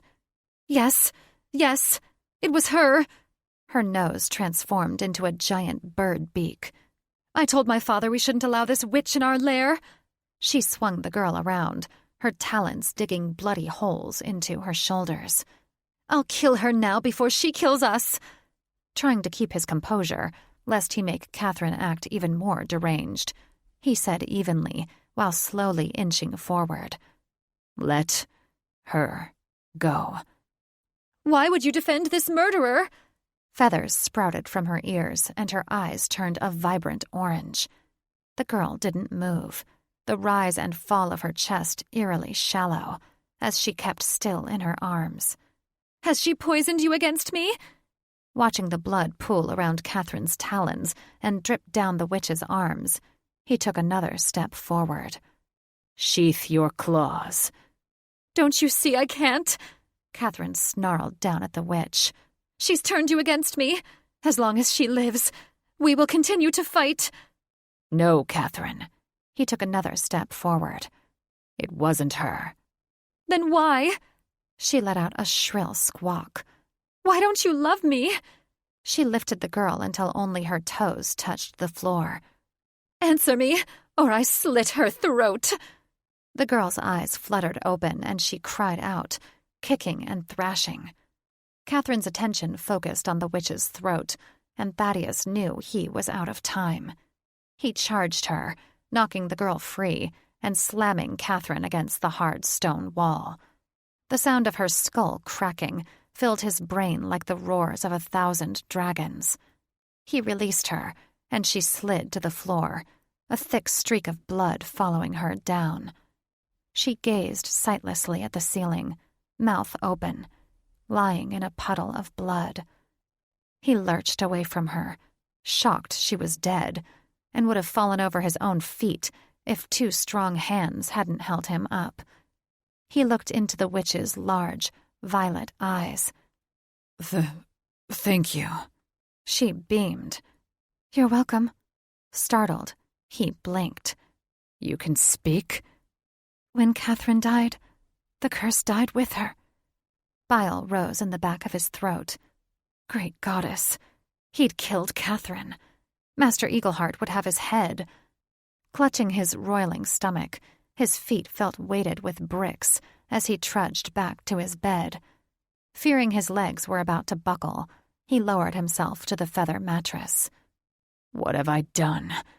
"What you've done is save my life," the witch said. "Thank you." He nearly flew off the bed when she placed a hand on his back, her fingers practically burning holes in his skin. No other girl's touch had ever had such an effect on him. Was she trying to bewitch him? He pulled away, needing to put distance between them and the corpse of his former lover, whose blood was still seeping into the floor. He remembered Catherine had injured the witch, and he hadn't asked if she was okay. "How are you?" He frowned at the bloody gashes on her shoulders. She shrugged. "I'm free of that bitch's curse, and that's all that matters." She was surprisingly calm, considering everything she'd been through. He still hadn't pieced together his year with Catherine. Why had she and her father been fooling him all this time? "Can you tell me what's happened?" He asked her, and suddenly realized he didn't know her name. "And tell me who you are." "I'm Violet Mystique. I lived on the edge of the forest with my mother. I was an apothecary at her shop." Wincing, she checked each of her wounds. "I don't know where to begin." "Why was she poisoning me?" he asked, instantly regretting looking into her pretty eyes. Her name matched her eye color.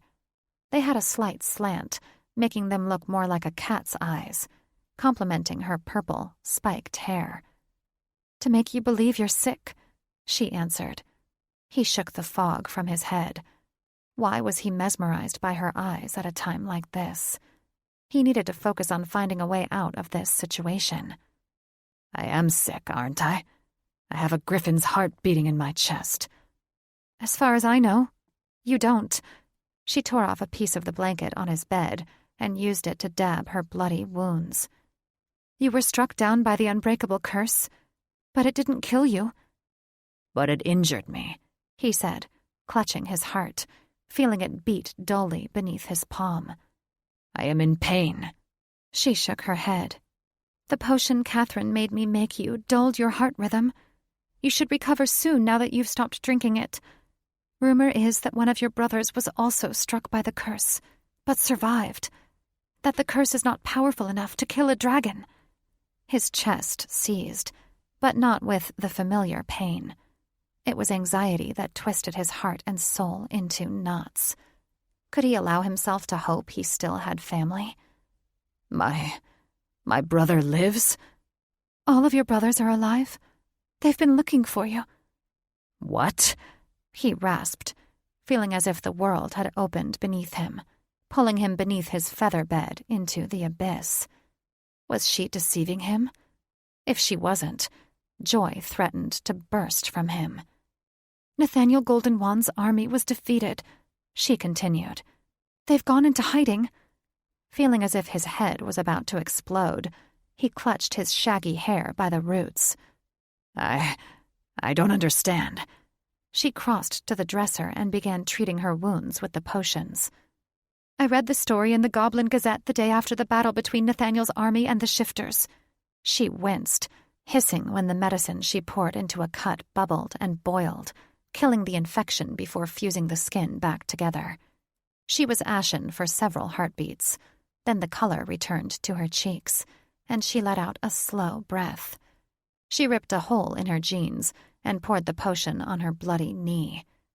Nathaniel tricked Parliament into going to war, she said. He'd bewitched them with a spell in his new wands.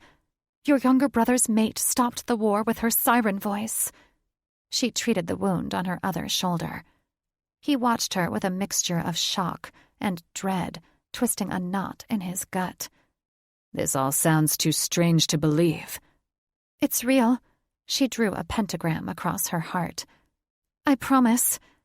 With a shuddering breath, she cleaned dried blood from her injuries, then went to him, tweezers and gauze in one hand, and medicine in the other.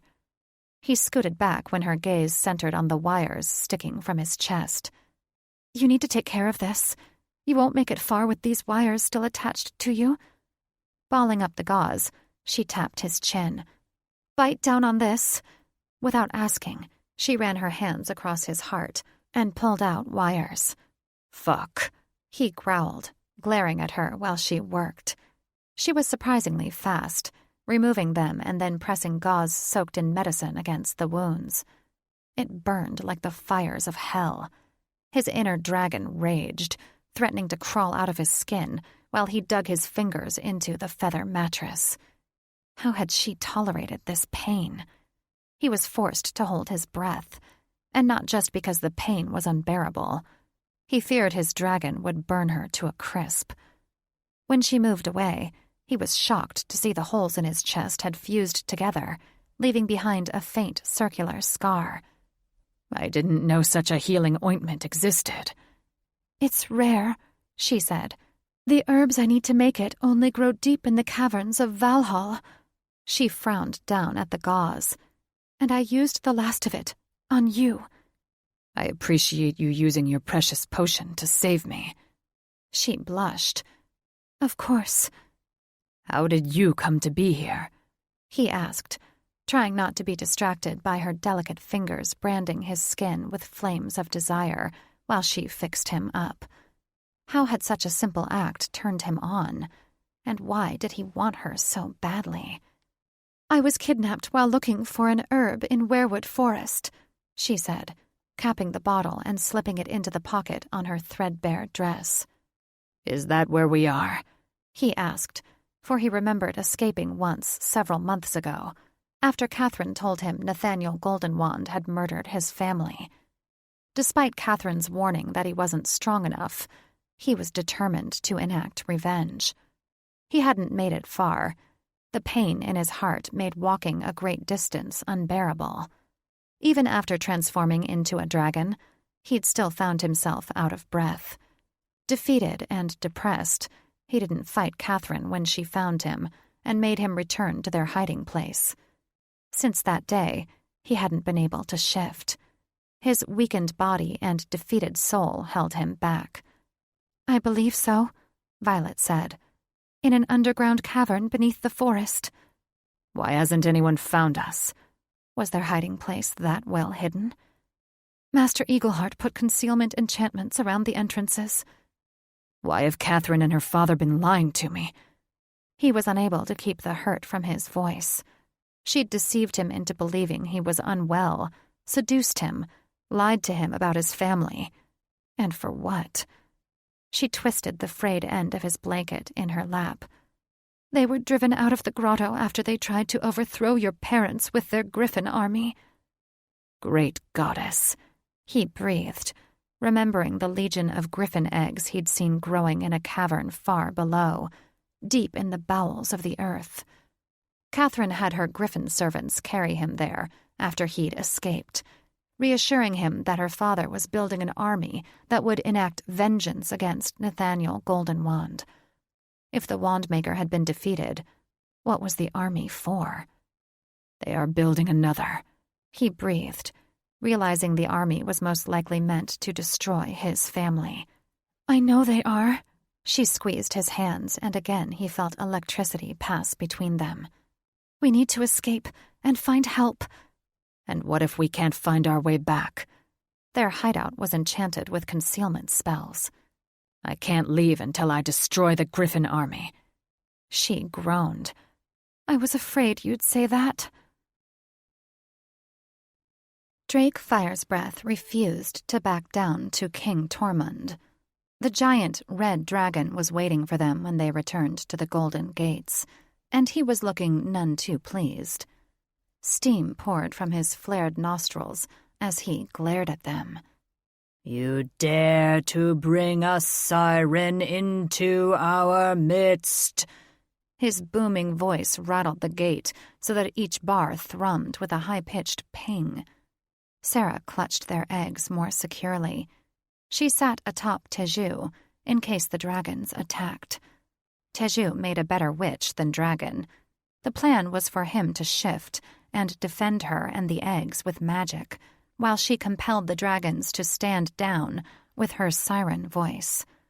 They were grossly outnumbered, though. Tormund had rallied some friends since their last encounter.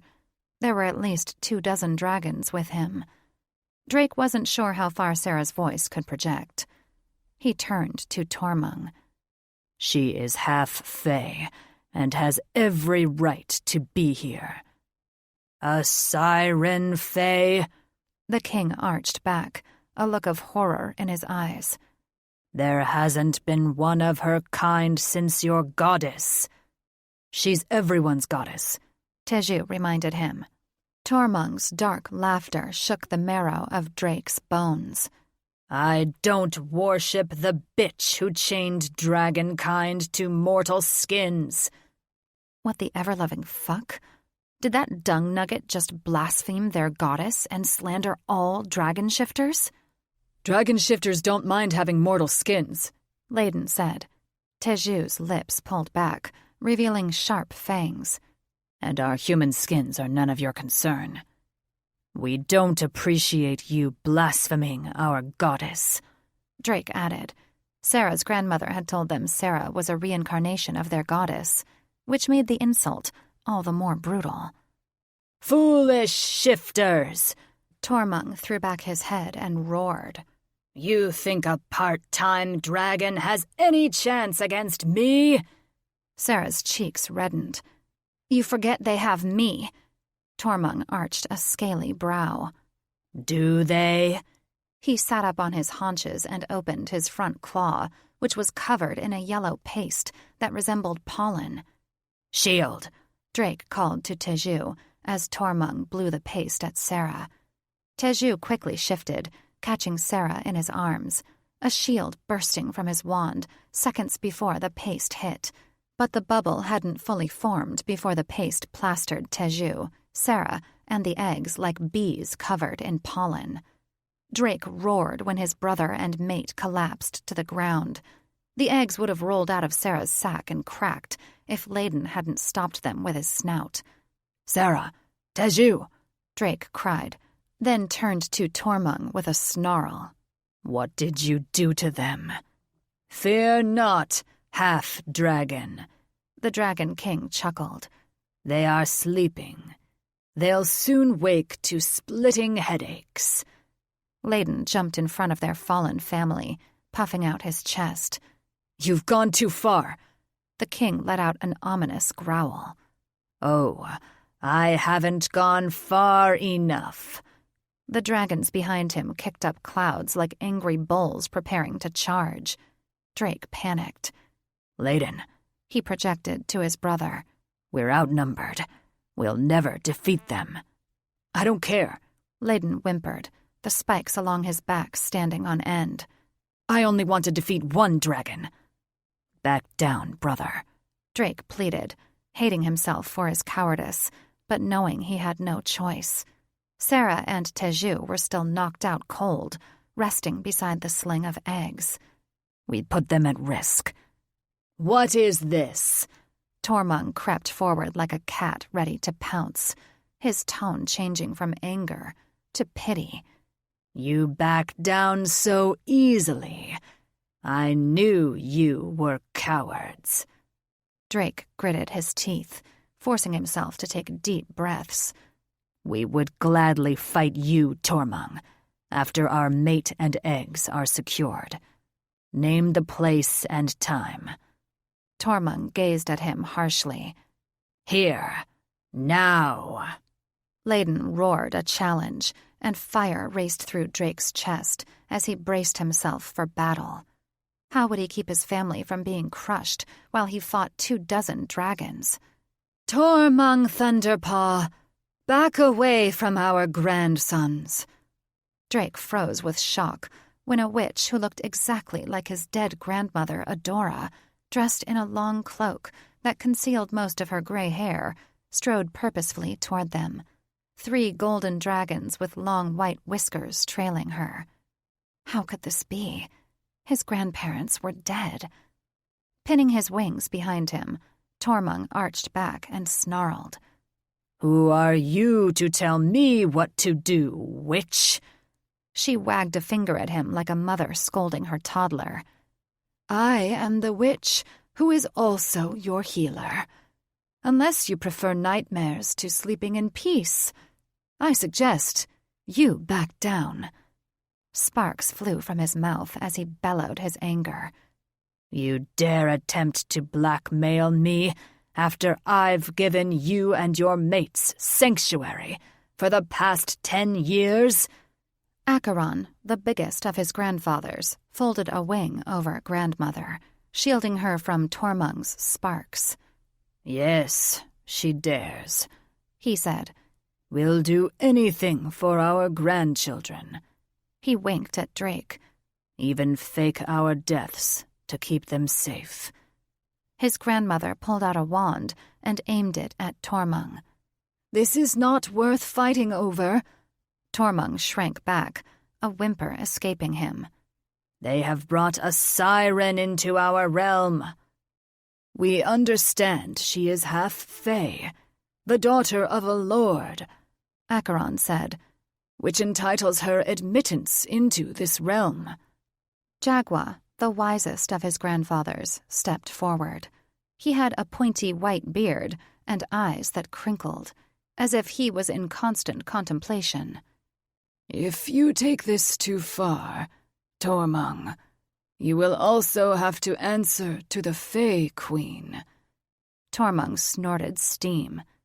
"Very well, but she is not welcome in Valhalla."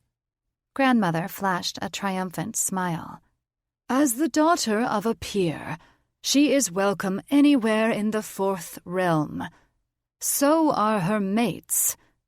"You would dare bring them back to my kingdom?" Tormung protested. Domov, the smallest of his grandfathers, ruffled his wings like a bird shaking off water. "We haven't seen our grandsons in a decade." "You are seeing them now." Tormung's bluster faded. The Dragon King knew he was losing. "King Tormung," Grandmother clucked her tongue. "you have knocked out their mate and brother. How do you expect them to travel?" His chest deflated. "They will abide by our rules." "Of course," Grandmother said, her large blue eyes dancing with mirth. Tormung puffed up his chest, his scales rising in a final attempt at dominance. "She will not use her voice on us again." "She won't need to, as long as you don't attack her mates again," Acheron chuckled. Tormung stomped off, then jumped into the air, his powerful wings creating currents that buffeted everyone. "You will not cause trouble in my domain," he warned. "or you will answer to me." He flew off, his cronies chasing after him, leaving Drake and Layden alone with their grandparents. Layden looked at Drake like a gnome caught in a witch's high beams. "They're alive?" "I guess so," Drake answered, the sting of their betrayal twisting in his heart like a blade. "Look at our handsome grandsons." Their grandmother glided toward them like she was being carried by clouds, her hands clasped to her heart. "They are no longer hatchlings." Acheron stomped after her, his heavy footsteps shaking the ground. "Indeed, they have grown into strong young men." Drake straightened. "We thought you were dead." Acheron looked guilty. "I know." "Why?" Layden asked. Drake was surprised to see Layden's eyes glossy with unshed tears. "We thought if we faked our death," Jaguar answered, "Nathaniel Golden Wand would drop his grudge against the shifter race." Drake laughed bitterly. "You thought wrong." Grandmother's pale cheeks colored. "We know that now." "Grandsons," Acheron cleared his throat. "Forgive us for deceiving you. Believe us, leaving you was the hardest thing we've ever done. We only wanted to keep you safe."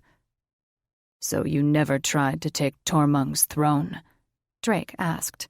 "No," Domov chuckled, his voice shaking like a leaf in a windstorm. "Even we're not that foolish." Why couldn't they have confided in their grandsons instead of leading them to believe they'd been brutally killed? To say Drake was crushed by their deception was an understatement. "Your mate and brother are out cold," Grandmother said. Drake sniffed each of them, gently nuzzling them with his snout. Neither responded except for the gentle rise and fall of their chests. "How long do you think they'll sleep?"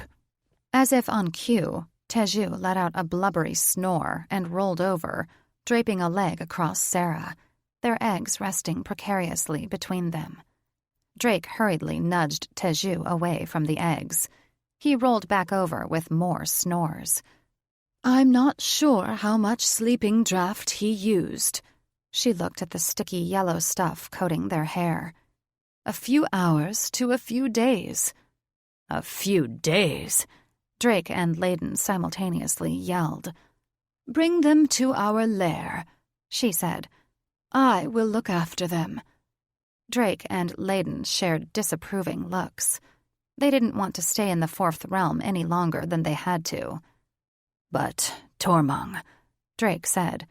The Dragon King would cause problems if they stayed. He was sure of it. "He will not hurt you." Acheron gave his mate a loving look, a gleam of pride in his aged, foggy eyes. "He depends on your grandmother too much to anger us." Domov puffed up his chest, the saggy folds on his neck jiggling. "Your grandmother is the most talented healer in the Fourth Realm. The best place for your mate and brother is with her." She patted his paw. "You must be famished after your journey. We will make a soft nest for your eggs. Then feed you." Drake looked at Layden. "What do you say, brother?" Layden shrugged. "It's not like we have a choice. We can't travel with them like this." Drake gave his grandparents a pointed look. Very well. But this doesn't mean we've forgiven you for deceiving us. We understand, Acheron answered. We hope in time you'll understand that we had no choice. We always have choices, grandfather, Drake said haughtily. But some choices are more foolish than others. Acheron bowed his head. Wise words. Thanks, Drake answered dryly. I learned them from you. Chapter 5. Thaddeus, you need to think this through. Violet clutched his hand, fear in her eyes. Destroying the eggs is a bad idea. The moisture in Thaddeus's mouth evaporated as he looked at their joined hands. Again, he felt that strange yet familiar spark. Why did his heart beat faster every time she touched him? Had she bewitched him? Or could she be his fated mate? He hoped not. He had no time for romance. He wasn't even sure he'd live long enough to escape. I have to stop him. I believe he plans to take over the world. He does, but you are too weak to take them on. He pulled away, instantly regretting the loss of her touch. I feel stronger already since you ripped off that contraption. He lied.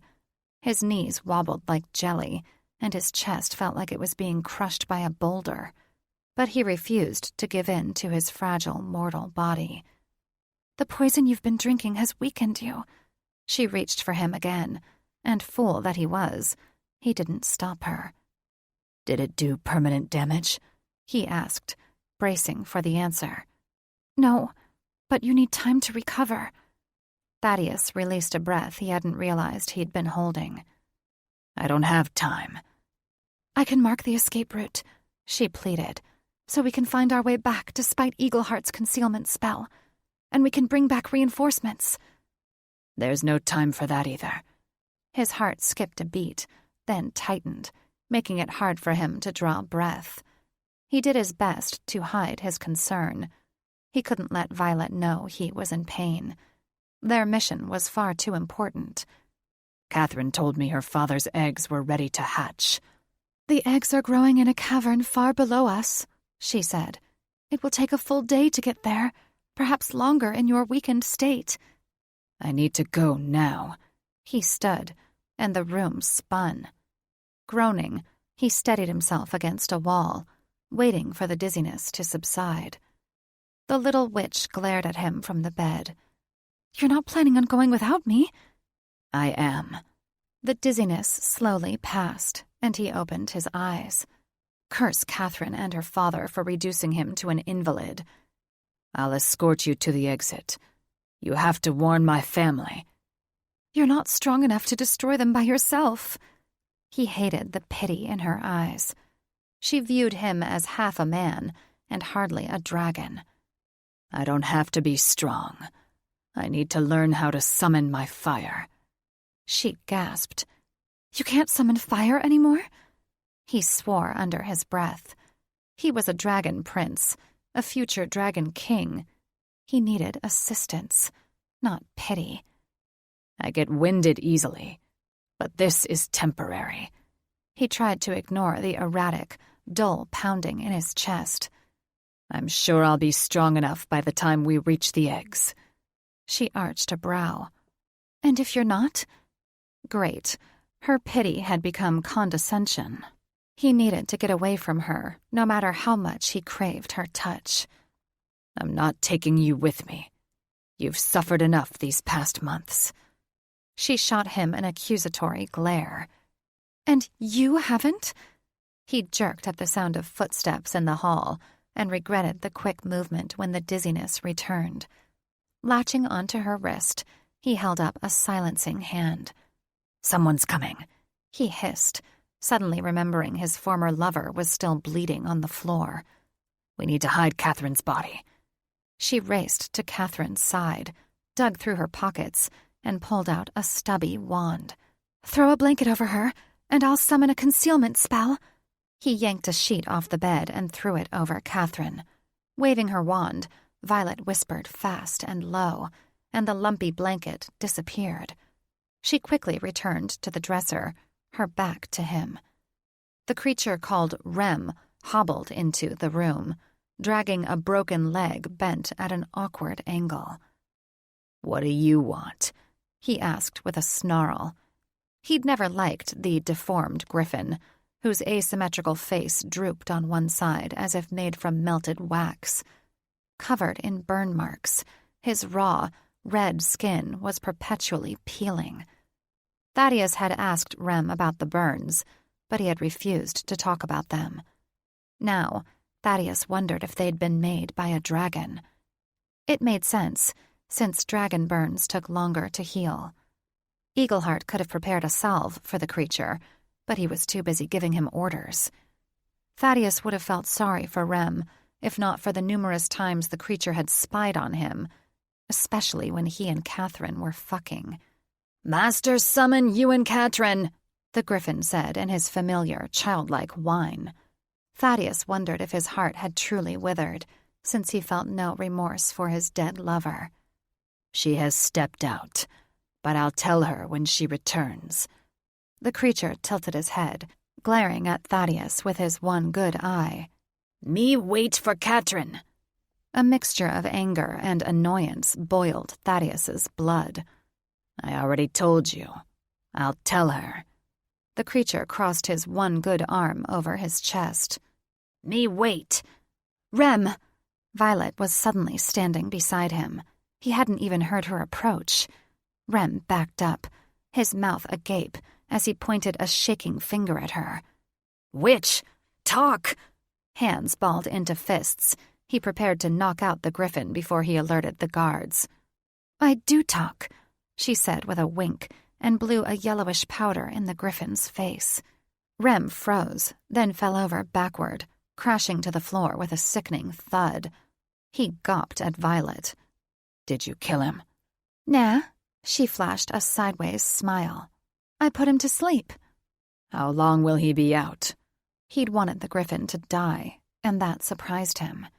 He'd felt nothing for accidentally killing the woman who'd been his lover the past year.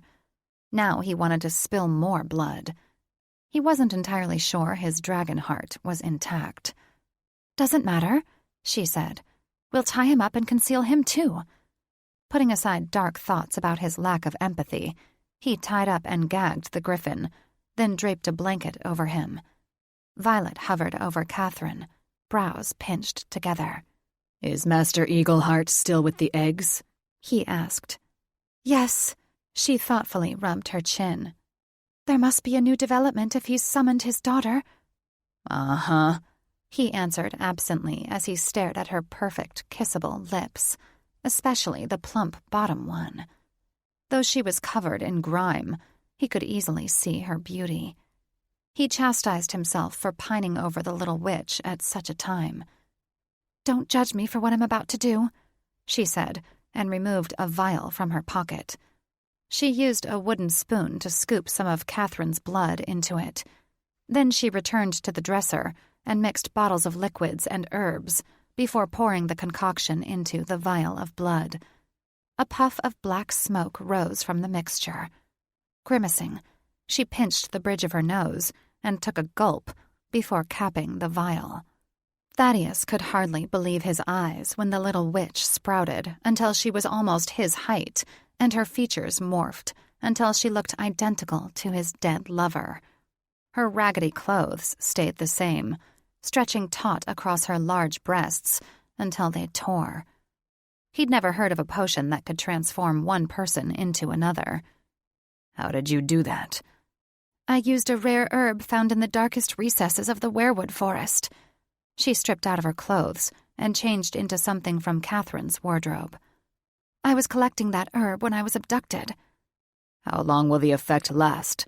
he asked, turning around to give her privacy, though every inch of Catherine's tempting curves had already been ingrained in his memory. "About a day, but there's enough to last a few days." He hadn't wanted to bring Violet with him, but now that she was disguised as Catherine, he couldn't deny she'd be useful. "Good. We'll go see what Master Eagleheart wants. And then we burn the place down." Layden flew after his grandparents and brother while carrying his mate and their eggs in his mouth. He could hardly believe his grandparents were alive. Finding them safe and whole filled him with mixed emotions. He was grateful they hadn't been killed, but he couldn't deny he was also hurt that they had led he and his brothers to believe they'd perished. He was so consumed in his brooding thoughts that he barely registered the scenery before him until they'd flown between several mountains that jutted up from the clouds like magnificent towers, massive and flat on one side.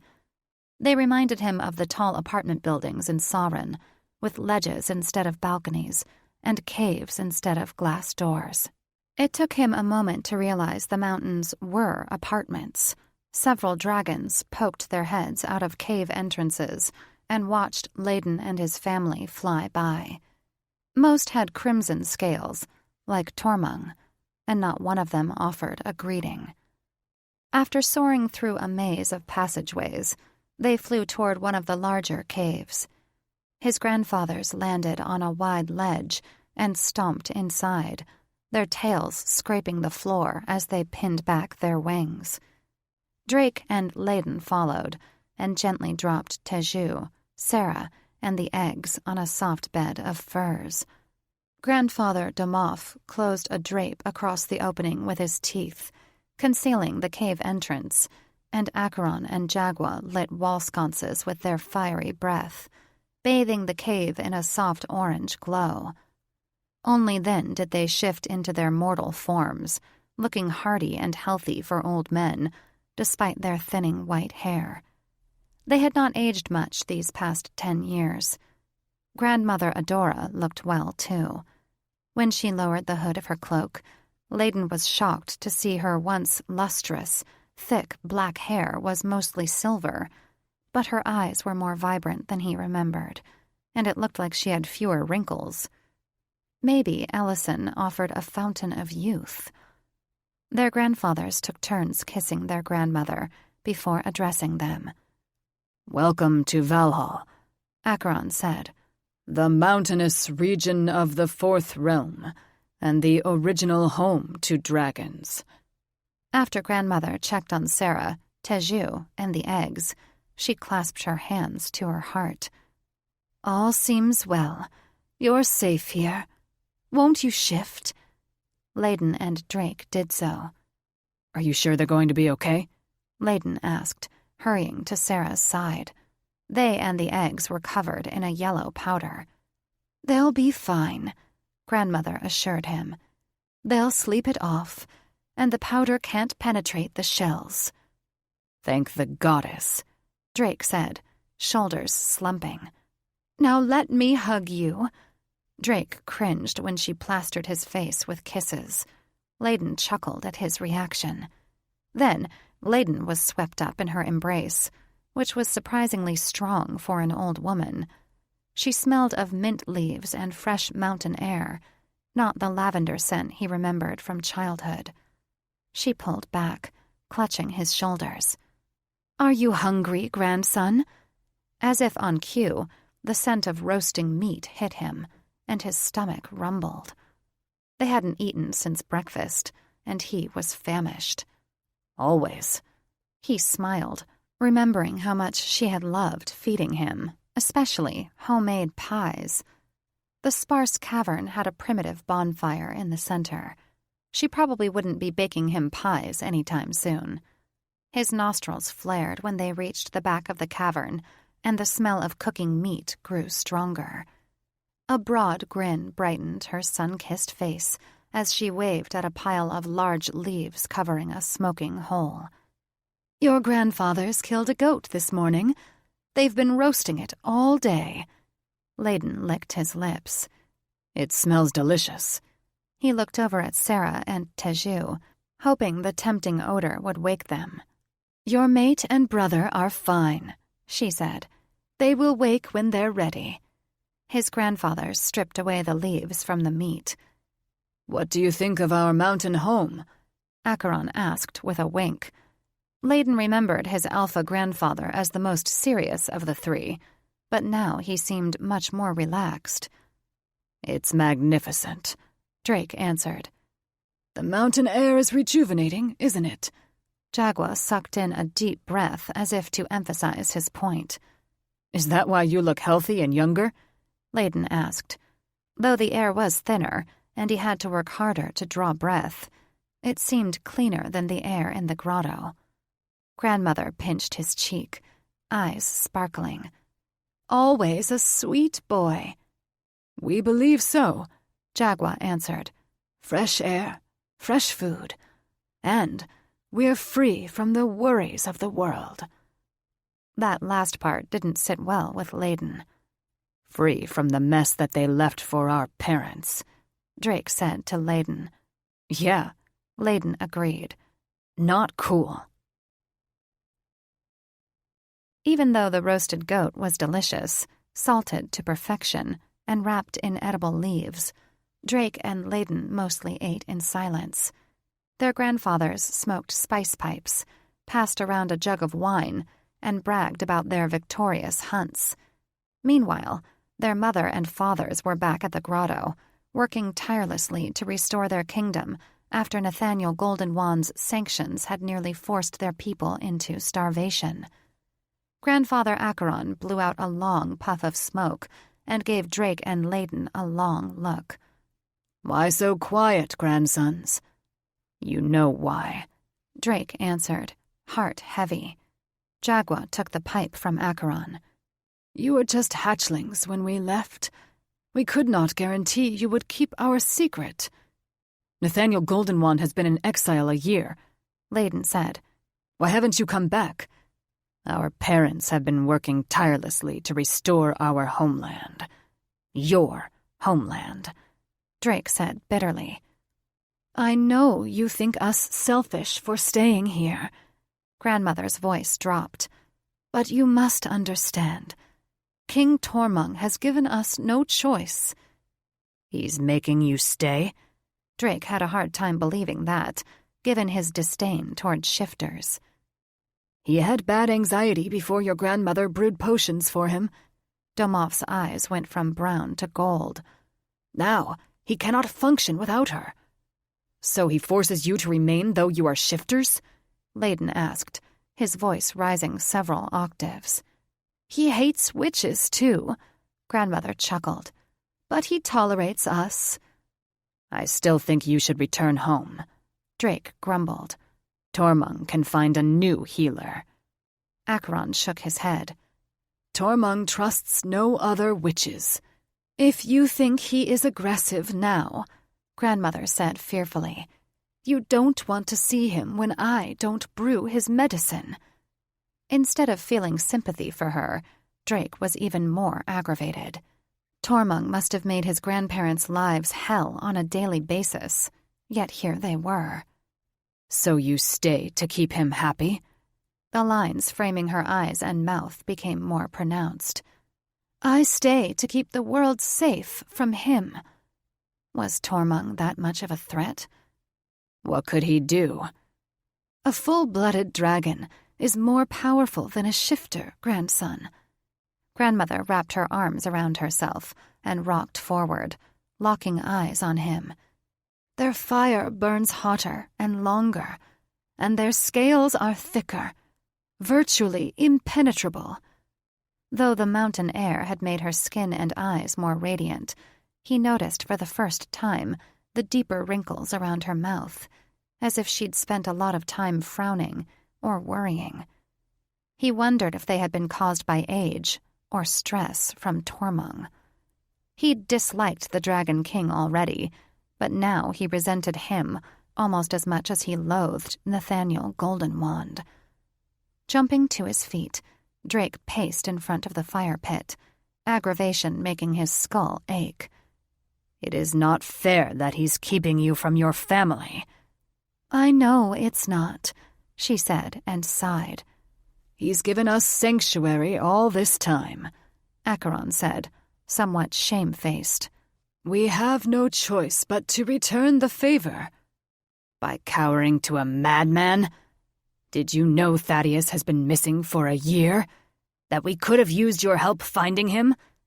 Grandmother hung her head, a lone tear cascading down her cheek. "We get missives from your parents and your older brothers. We know about Thaddeus." So their older brothers had known their grandparents were alive. They trusted brothers who'd run off to join the resistance, and not them? That revelation stung. "We mourn his disappearance every day," Acheron added solemnly. They could focus more on his rescue if you were there helping. He refused to take pity on them. While they'd been enjoying their cool mountain air and catering to a selfish king, their family was suffering. Drake's mother never smiled anymore. She wore black in remembrance of Thaddeus, her face a permanent mask of sorrow. "Drake," Jaguar said. "We've already explained why we can't leave." Drake sent Layden a telepathic message. "Do you buy their story, brother? Why would they lie? You remember they faked their own deaths, right?" Layden looked away. "That was different." "So now what?" Drake asked, irritated. Grandmother folded her hands in her lap. "Now you rest and visit with us while waiting for your brother and mate to wake." Stifling a yawn, Drake stretched, not realizing how sore he was until that moment. Their flight had been much too long, and he was tired. "I'm in no mood to visit," he said curtly, and glanced at his mate curled up in Teju's arms, wishing he was holding her instead. He stood and brushed imaginary crumbs off his pants. "If you don't mind, I'd like to retire for the night."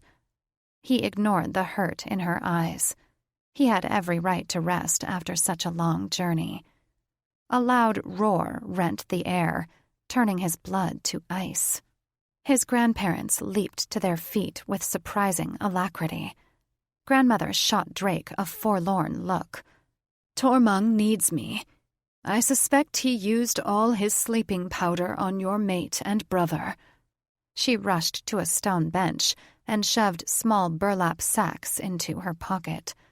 Jaguar and Domov pulled back the curtain over the door, and Acheron shifted, then flattened himself to the ground so Grandmother could climb on. He took off as soon as she'd straddled his neck. Jaguar and Domov closed the curtain before Drake could see what direction they'd gone. "He sounded angry," Domov said, running a hand through his thinning hair with a shaky hand.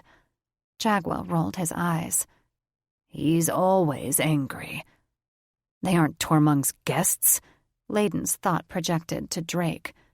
"They're his slaves." Chapter 6. Violet swore under her breath when she slipped on the path's slick surface.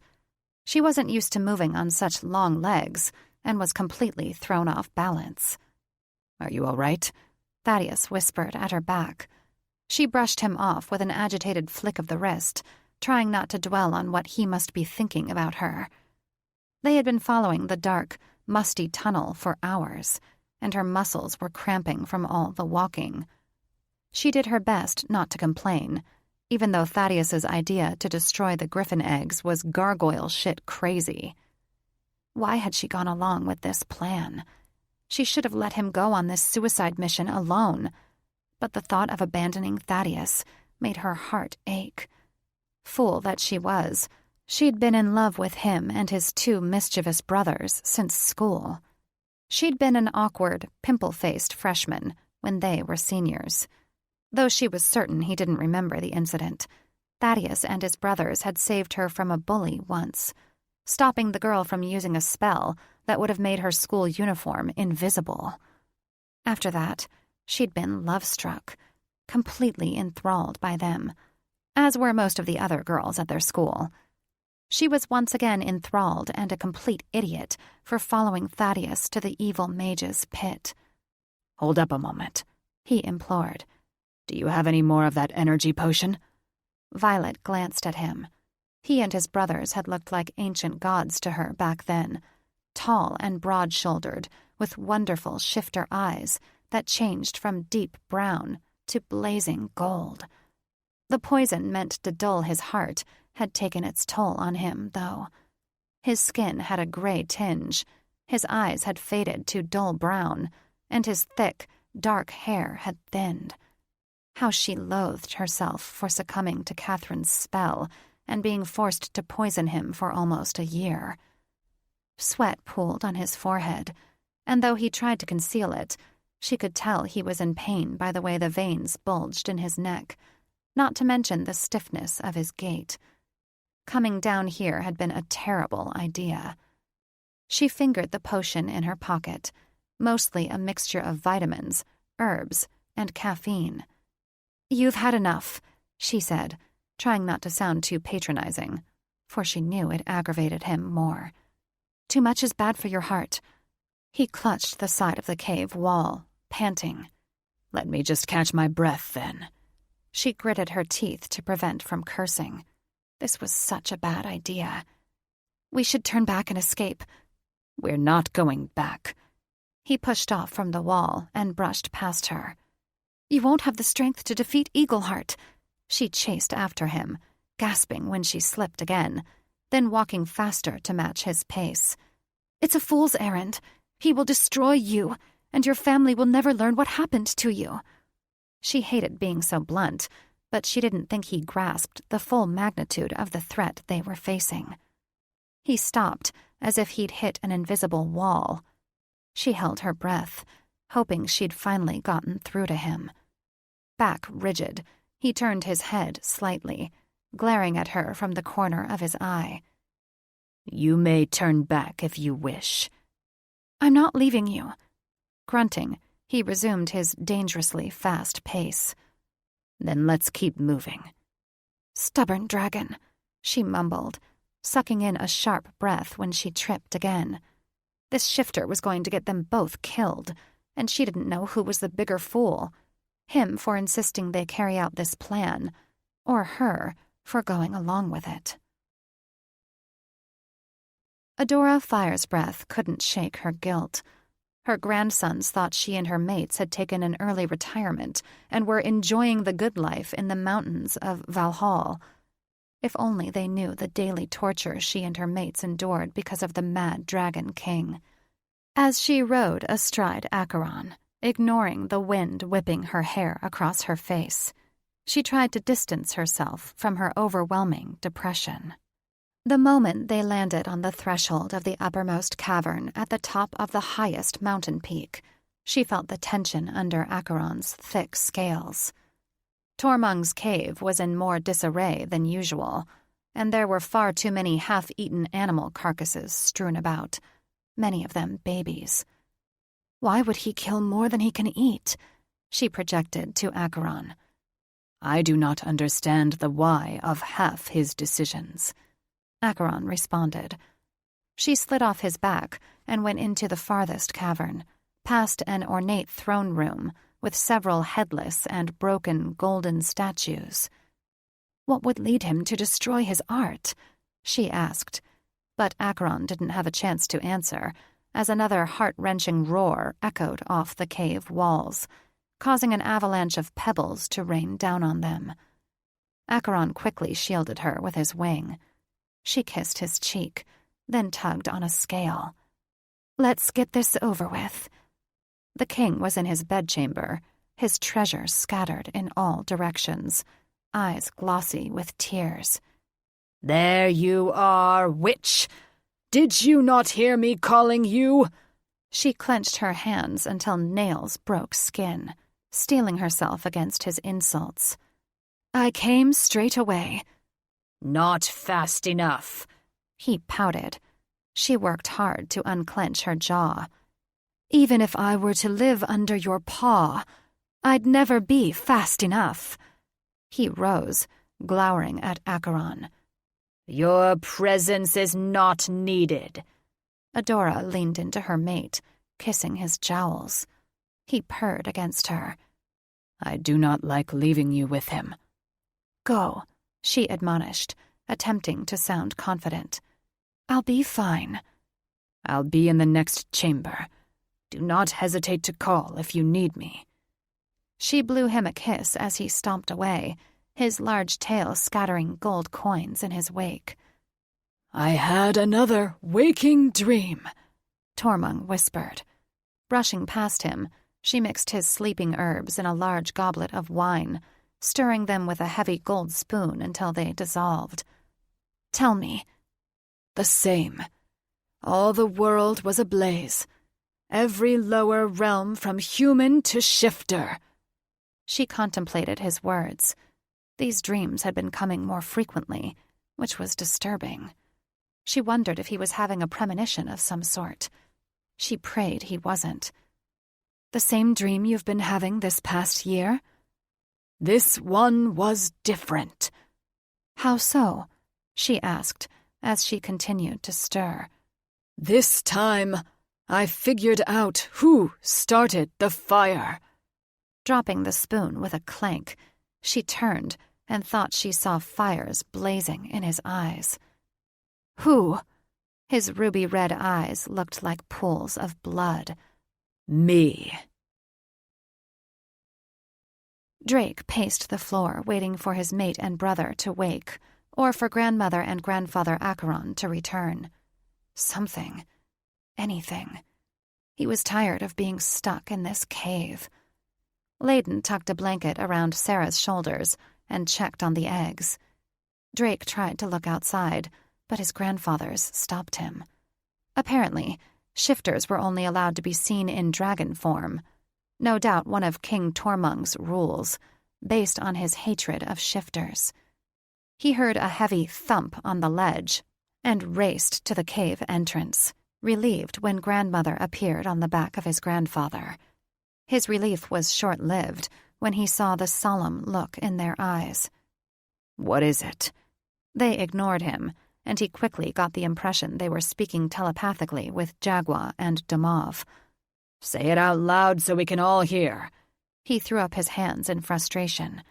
"We are no longer hatchlings, you know." Acheron looked him over as if he was sizing up his worth. "We know. King Tormund is going mad," grandmother said calmly and smoothed her hair. Drake snorted.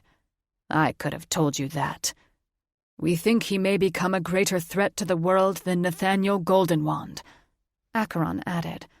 Drake shared wide-eyed looks with Layden. He doubted anything would match Goldenwand's evil menace. "How so?" His grandmother's mouth was a grim line. She slid off Acheron. "He has waking dreams. Hallucinations." Drake arched a brow. "How often?" "A few times a week," his grandmother answered. "What are they about?" "Burning down the world," she answered, and took Acheron's hand after he shifted into human form. Burning down the world. That wasn't good. What if his dreams came to fruition? Who would be powerful enough to stop him? The moisture in Drake's mouth evaporated like a sarin pool during a summer dry spell. "Do you believe he'll act on these dreams?" Her features fell. "I fear he will. And soon. The dreams are becoming more graphic, and they're lasting longer." He ran his tongue over parched lips, wishing for a tall glass of wine. "What can we do to stop him?" Jaguar clasped Drake's shoulder. "There's nothing you can do, grandson." "No dragon can take down Tormund." Damov laughed bitterly. Drake dragged a hand through his hair. "Then, what?" "I will stop him." Grandmother straightened, expression defiant. "You?" Drake's stomach churned. "How?" Grandmother looked away, her gaze fixed on her mates. "Poison." Layden knelt beside Drake as they both hovered over Sarah and Teju, who'd been tossing and turning, a good sign they'd soon wake. Layden's mind had been reeling since grandmother announced her plan to poison the mad dragon king. Drake was feeling Sarah's forehead. It wasn't like him to play the role of mother hen. He had to be scared, which only upset Layden more. Layden projected a thought into his head. If King Tormund suspects grandmother is trying to poison him, he'll burn her to a crisp. Drake stiffened. I know. What do we do? Drake rolled his eyes. What can we do? Layden swallowed a lump of granite that had lodged in his throat. He'll come after us next. Probably the entire family. Drake nodded. Layden shivered as an uncontrollable chill racked him. How do we keep Sarah and the eggs safe? Drake rubbed his bearded chin.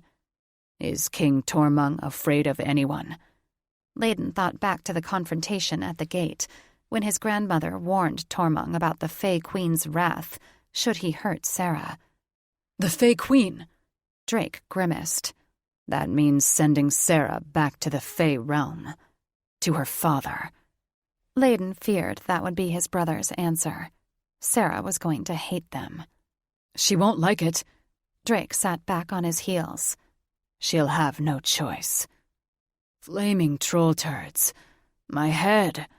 Teju was awake. Drake helped him sit up. Teju was a mess. Yellow dust coated his clothes, and blades of hay were stuck in his long, black hair. Dark circles cupped his eyes, and his glasses hung askew. Layden had wiped most of the yellow stuff off their skin, but the clothing would need to be washed. Hey, brother. Layden handed him a cup of water. Welcome back to the land of the living. Teju took the cup, blinking at his brother. What happened to us? Long story. Drake folded his arms. What matters is you're safe. Sarah moaned, and Drake held her hand. She opened her eyes. Where am I? Safe. Drake stroked her cheek. We're all safe. Including the eggs, Layden added, knowing that would be her next question. She heaved a groan, her hand flying to her forehead. My head hurts. Grandmother gave her a goblet. Take a few sips of this. It will help. Sarah looked up at Grandmother, a question in her eyes.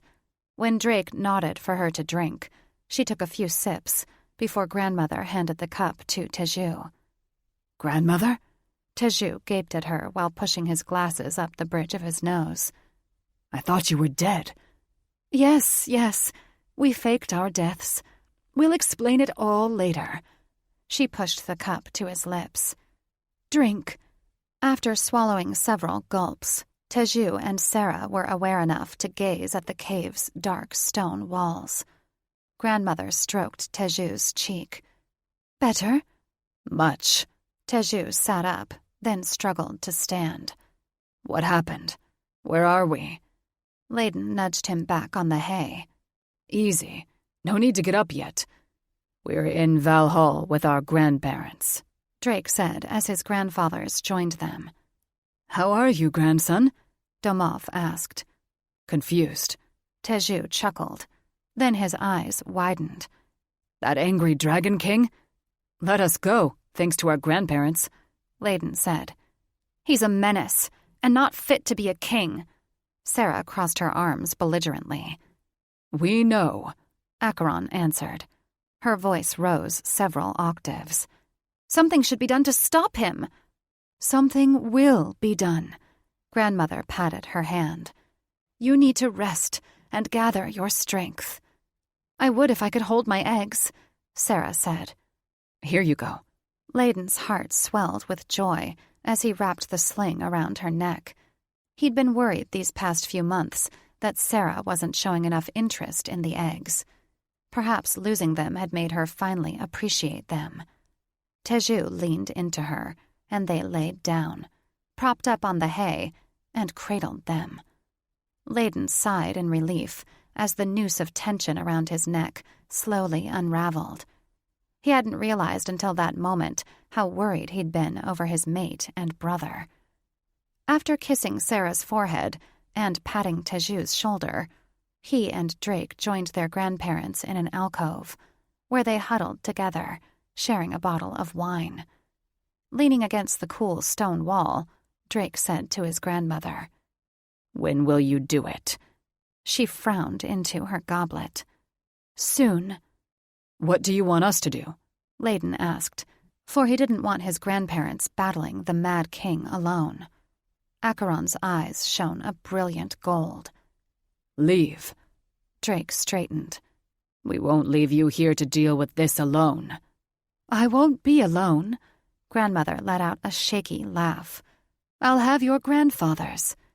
Layden fought back a curse, but Drake let out a bunch of colorful words. Layden loved his grandparents, but they were not as strong as they once were. What if the other dragons turn on you? Layden asked. Oh, they will. Jagwa chuckled. Many are just as prejudiced as their king. Half of them are, Grandmother said. The other half are tired of King Tormund, as we are. We should be able to rally enough dragons to our cause. Count us in, too. Drake balled his hands. We're not leaving. You are, Grandmother said. You have to find Thaddeus. We looked for him all summer. Drake's frustration with the situation made him itch to do something, anything, to resolve it. Our other brothers still look for him. They won't find him. Grandmother clucked her tongue. Whoever took him is using powerful concealment spells to keep him hidden. Layden laughed harshly. Then what makes you think we'll find him? She brushed past him on her way to a stone dresser, laden with herbs and bottles. Because you have access to the phoenix fire flower. She poured a prodigious amount of yellow powder into a bottle. Drake scratched his head. The what? After pouring liquid into the bottle, she capped it and vigorously shook it. With the flower, you can see through magical barriers. Where do we get it? Drake asked. Layden already sensed the answer. Phoenix Fire was Sarah's father's house name. The Fae have it. Layden grimaced, casting a surreptitious glance in Sarah's direction. Luckily, she seemed to have fallen back to sleep in Teju's arms. Sarah won't want to go back. She has no choice if we want to keep her safe, Drake said. Remember our discussion, brother. He projected to Layden. Grandmother set the bottle down. There is only one Phoenix Fire flower in the world, and it belongs to the House of Phoenix Fire. Great. Layden made a disgusted sound. Now we have to kiss her sperm donor's ass. It's your mate's by right. Grandmother wagged a finger at him. It's passed down among eldest children. She is the eldest, isn't she? Layden had no idea how she knew so much, but he nodded. So we're just supposed to storm into that man's house and demand the flower? Drake asked. She flashed a triumphant grin. That's exactly what you do. An uneasy feeling twisted in Layden's gut. I don't think he'll go along with it. Drake's smile had more than a little dragon in it. If he doesn't, we'll just have to steal it. Chapter 7. I'm not staying with my sperm donor. Glaring at Drake and Layden, Sarah crossed her arms. She couldn't believe they would ask her to return to that deadbeat's home. Sarah, Layden pleaded as he knelt beside her. We need to know that you and the eggs are safe. We can defeat the Dragon King. Felix's voice was sharper than a finely honed steel blade. We will be ready. Teju sat beside her for support, but he still looked as if he was in a trance. Pulling her knees to her chest, she brushed hay from her jeans. Had the thin mountain air gone to Layden's head? Why would I be safer with that man than in the grotto? Drake knelt and took her hand in his calloused thumb skimming her palm. Because the Fae are the only beings with power strong enough to fight the Dragon King. Though she instantly missed Drake's touch, she jerked her hand back. Why would he stroke her palm? Did he think she'd cave if he turned her on? If that's the case, why don't they assassinate him? Because they won't. The elderly woman Drake had introduced as his grandmother Adora handed her a crude wooden goblet, filled with swirling blue liquid. They consider themselves above the realms of witches and shifters. They won't care if he burns the world. Can't you say he threatens their world too? She asked, and sniffed the liquid. He doesn't, Grandmother Adora shrugged. Not as long as the Fey Queen controls the amethyst scepter. She gestured at the goblet. Drink. It will clear your mind. The dragons wouldn't try to attack Ellison, Drake said. There are too many magical shields in place, which is exactly why we want you there. She frowned and swirled the liquid in her cup, inhaling the minty steam. Why can't I come with you? I can help. We will bring that Mad King to his knees, Felix hissed. No, Grandmother Adora said. He will be ready for your tricks. Besides, his death will be subtle. If we're lucky, there won't be a battle. Sarah wasn't ready to depend on luck. And if there is? We can rally half the dragons of Valhall to our cause.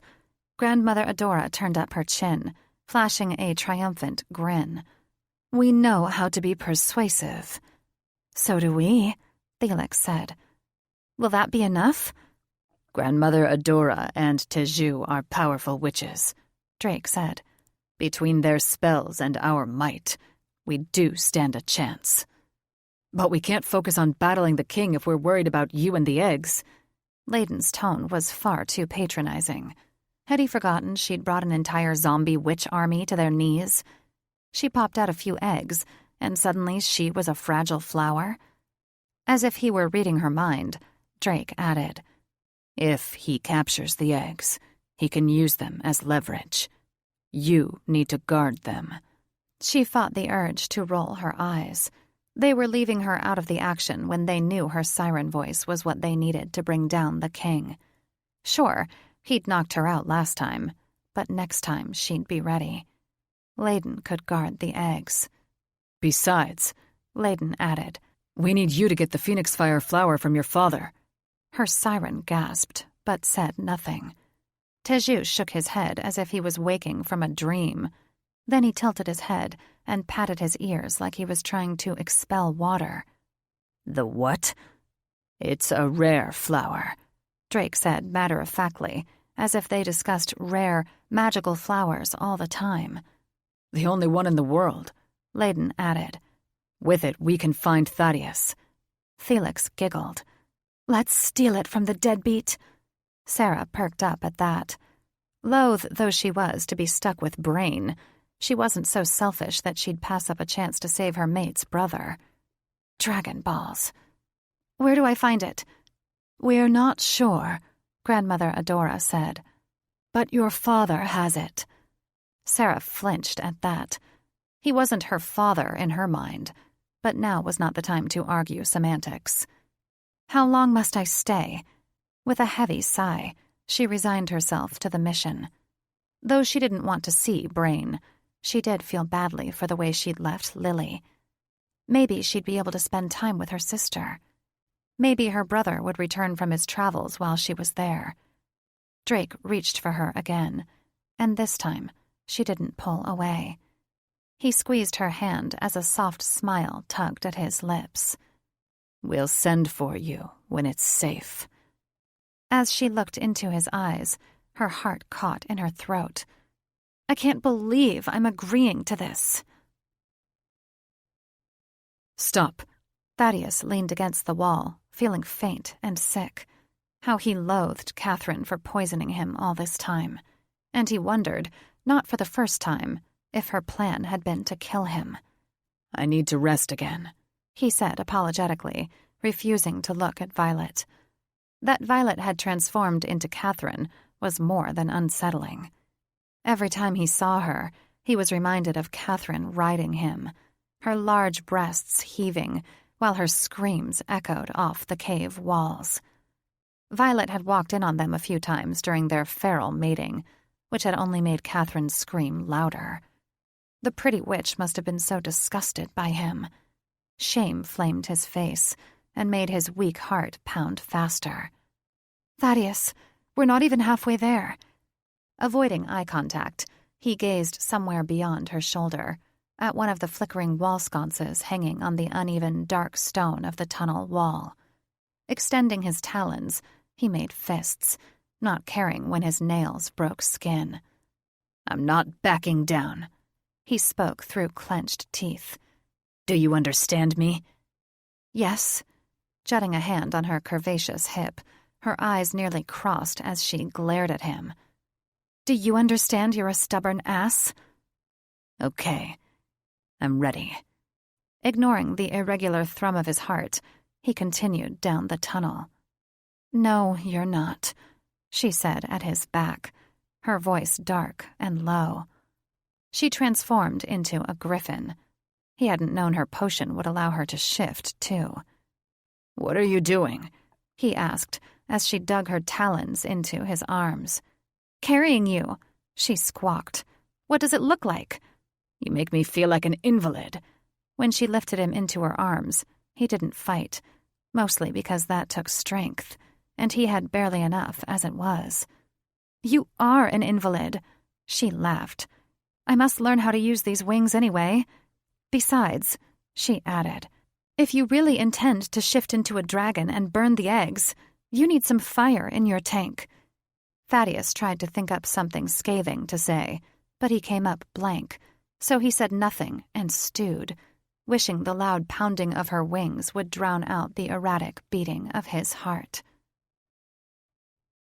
"Sarah, you've returned to me." Brain's smile and twinkling eyes looked anything but sincere. "What a fake piece of troll dung," Felix said disparagingly. "I haven't returned to you," she said, clutching her eggs. "I'm here to get better acquainted with my sister and my brother, should he return." Brain flinched, then plastered on a smile that didn't reach his eyes. "Either way, I'm happy you're here, and I hope I'll have a chance to explain myself during your stay." She brushed past him. Lily stood behind him, looking like an angel, her red hair a wave of flame cascading down her back. She knelt before her sister and took her small, pale hand, which appeared to be as frail as a bird's wing. Her throat constricted as she looked into the child's large, luminous eyes, which were dark brown touched with burgundy, though that was probably the candlelight reflecting the color of her hair. "Hello, Lily." The child was stiff and seemed to be judging Sarah. "Are you going to leave me again?" She thought she felt her heart stutter. She handed the eggs to Layden, then held out her arms, pleased when the girl abandoned all reserve and threw herself into her embrace. She kissed the child's curls, surprised by their softness. "You're too sentimental," her siren warned. "Shut up," she answered, pleased when Felix huffed and went silent. "I'm sorry." She hadn't realized she'd feel such a strong attachment to the girl. She buried her face in Lily's hair. Sarah accompanied her to the garden, where they sat on a bench. She was relieved when nobody followed them. "I'm sorry I had to leave. I was mad at your father." Lily blinked at her. "He's your father, too." She searched for the right words.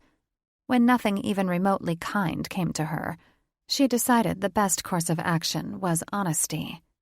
"He's never been a father to me." "I understand."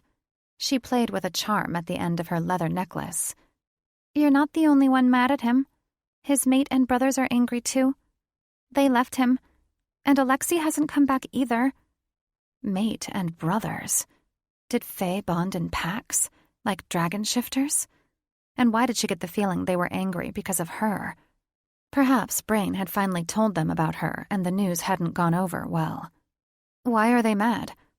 "I don't know." Lily shrugged and grinned impishly. "Father makes a lot of people angry." The girl's attention was drawn to her necklace charm again. Sarah's breath caught when she saw the bright red flower encased inside it. It burst into flame, then disintegrated into ash before sprouting again. Her sister wore the phoenix fire flower? She clenched her hands in her lap, fighting the urge to take it. But she wouldn't steal from Lily. She had to find a way to make her give it to her. "Just take it," Felix hissed. "That's a beautiful charm," she said, fighting the urge to touch it. "Thank you." Her smile deepened, revealing 2 small dimples. "Alexei gave it to me before he went on his adventure. He says I'm to take special care of it until his return." She stroked the charm like it was a living, breathing thing. "Perhaps it is," Felix cooed, responding to Sarah's thought. "Is that so?" Sarah asked, suddenly jealous. As the oldest Phoenix Fire sibling, the flower should have gone to her. She wondered if bastard children weren't allowed to inherit. Her smile faded, her brows pinching together. "I've never taken it off in 2 months. Isn't it lovely?" "Quite magical," she breathed. "Use our voice to take it," Felix said. "No, she must give it willingly." "Why? You are the eldest. It is yours by right." "Yes, so I've heard," she said wryly. "I'm not going to debate this. She will give it willingly, and that's final." Ignoring Felix's groan of disgust, she stood and held out her hand. "Let's rejoin the others." Not that she wanted to reunite with Brain, but she had to remove the temptation as her siren continued to demand she steal the necklace from Lily. She'd started off on the wrong foot with her. She wouldn't end her relationship with her sister badly, too. She'd be no better than Brain. Chapter 8. Brain spared no expense for what he deemed her welcome-home garden party. The night sky was lit by the brightest stars Sarah had ever seen. Floating candles in all colors provided additional light, as did several blinking bugs that lit up the trees as if they were decorated with bulbs. The green-haired pixies were all smiling as they hovered, refilling their silver goblets with tropical wine and serving delicious food on porcelain and silver platters. The rolls melted in her mouth like buttery cotton candy. She almost wished she was pregnant with her mate's eggs again, so she'd have an excuse to gorge. She had been forced to sit next to Brain, who sat at the head of the table. Lily was across from her, with Layden beside her. He was taking care of the eggs. Brain had offered to take the eggs from her mate, but he'd growled and unsheathed his claws when the Fae reached for them. Teju sat beside her, and Drake was opposite Brain, at the other end of the table. Every time Brain tried to make eye contact with her, she turned to Teju, asking him a random question about their studies. His eyes lit up, and his hands moved animatedly when he explained certain spells to her, including the spell he and his brothers used to prevent their clothes from shredding when they shifted, a spell she'd already memorized. She didn't have the heart to tell him she was only trying to avoid Brain. "The deadbeat keeps looking at you. He has something important to say," Felix warned. "I don't care what he has to say," Sarah said, her flesh crawling at his persistent attempts to talk to her. "Sarah," Brain said, with an edge of desperation. Flaring her nostrils and tapping her nails against the table, she hoped she gave off an aura of impatient indifference. Clearing his throat, he waited while a pixie removed his plate. "I need to explain why I never visited you after you were born." "This ought to be good," Felix huffed. Sarah stiffened, her heart rate stuttering and then speeding up, and she inwardly chided herself for getting anxious over anything that man might say. "I didn't ask for an explanation." "But you deserve one." Her mates paid special attention to them, their eyes shifting to bright yellow. She hadn't realized until that moment that they were angry, but she felt it now. Tension radiated off them in waves. Brain mopped his forehead with an embroidered napkin. "Shortly after I left Siren's Cove, I met my fated mate." His smile faded. "And she became pregnant with Alexei." "No excuse." Drake balled up his napkin before throwing it on the table. She thought about her younger brother, who was traveling, and wondered if he left because he didn't want to see her. "If I'd visited you in Siren's Cove," he continued. My bride wouldn't have forgiven me. No man, nor fae for that matter, can resist a siren's charms, and I couldn't risk being unfaithful. The look in his eyes was so pitiful, so desperate. She almost believed him. He speaks the truth, Felix said. No man, witch, or fae can resist us. She was barely aware of Teju reaching for her hand, but she smiled at him when he threaded his fingers through hers. Thanks, she whispered. Drake cleared his throat. Where is your mate? He asked pointedly, giving Brain a look that would make any ordinary man cower. She left me. I thought you said she was your fated mate, Teju said accusingly. She was. He wiped away a bead of sweat on his brow. She is. She was angry with my daddy, Lily said, oblivious of the tension between the adults. She and my uncles have gone to her father's palace. Uncles? Sarah asked. Brain's brows shot up. Didn't you know the fae bond in groups, as the shifters do? I've heard something about it. The thought didn't sit well with her. And they'd all left? None of them had wanted to meet her? And why were they called uncles instead of fathers? Shifter males shared responsibility for all the children. Brain took a slow sip of wine. Fae women make up about 1/5 of the population, so it's not unusual for them to have 3 to 5 mates. In this case, her mates are my 2 younger brothers, and myself. Why are they angry? Drake's voice was clipped, and he eyed Brain as if his eyes were lasers. And why leave Lily? Teju asked, giving the child a sympathetic glance. Lily toyed with a noodle on her fork. I neglected to tell them about you. Brain patted her hand. They'll be back once they cool down. She pulled back, sickened by his touch. His hand was as cold as a serpent's, and his blithe explanation didn't explain why Lily's mother left her behind. They called you a fool, Lily said, seemingly absorbed by her charm. Sarah's mates' eyes bulged when they noticed the flower in Lily's charm. Well, shit. Now they'd bug her to steal it from her. Lily, would you please tell Cook we're ready for our pudding? Brain's smile was so stiff, it looked as if his face would shatter. She glanced at the pixies, who buzzed nearby. But we have servants. Now, Lily, he said between clenched teeth. Yes, father. There's more to this story, Felix warned. She suspected Felix was right, and she wondered if her mates had made a terrible mistake in bringing her back to Ellison. The winding tunnel had so many twists and turns, Violet wondered if they were lost, until the familiar sulfuric smell hit her. She slowed and put Thaddeus down. She shifted back into Catherine's human form and rubbed her sore back muscles, feeling phantom pain from her absent wings. She pushed her way in front of him. Stay behind me. I don't want the maids to see your heart monitor is gone. You should stay behind me while I set this place ablaze. Merlin's balls. Now was not the time for him to play the vengeful hero.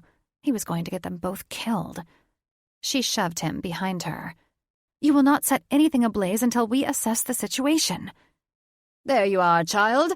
What took you so long to answer my summons? Master Eagleheart was bent over his staff like a crooked vine hanging over a fence post. His hawkish eyes seemed to assess everything from behind that beak of a nose, and she was afraid he'd easily see through her disguise as his daughter. She swallowed. Thaddeus was unwell. Come see. He waved her forward, his eyes alight with animation. Spinning on his heel, he hurriedly marched back down the corridor. My army has awakened. Fuck my luck, Thaddeus mumbled. She elbowed him in the ribs, moving slowly so they could put some distance between themselves and Eagleheart. Keep your cool. I can still burn them, he whispered. No, you can't defeat them all. We'll find another way. Ignoring his grumbling, she sprinted ahead, swearing when she jammed her toe against a rock. The tunnel soon opened into a large cavern, bathed in the soft red glow of flickering wall sconces and abuzz with activity. Hundreds, if not thousands, of griffins swarmed the place like busy bees, some clinging to the walls while climbing over each other to the large bladders of milk suspended from the ceiling, their nude, pink flesh wet and looking like raw meat. Their membranes were visible through their thin wings, coated with sticky goo from their shells. Gross. She gawked at the creatures as she passed under them, praying they wouldn't shit on her head. Thaddeus swore at a wet white splotch running down his arm. It was the worst time to laugh, but when he flung griffin poo off his shirt, she smiled. This was his reward for being a major. The pages are waiting, but right now, you're invited to enjoy a calm moment of music and reflection. This audiobook is completely free for you.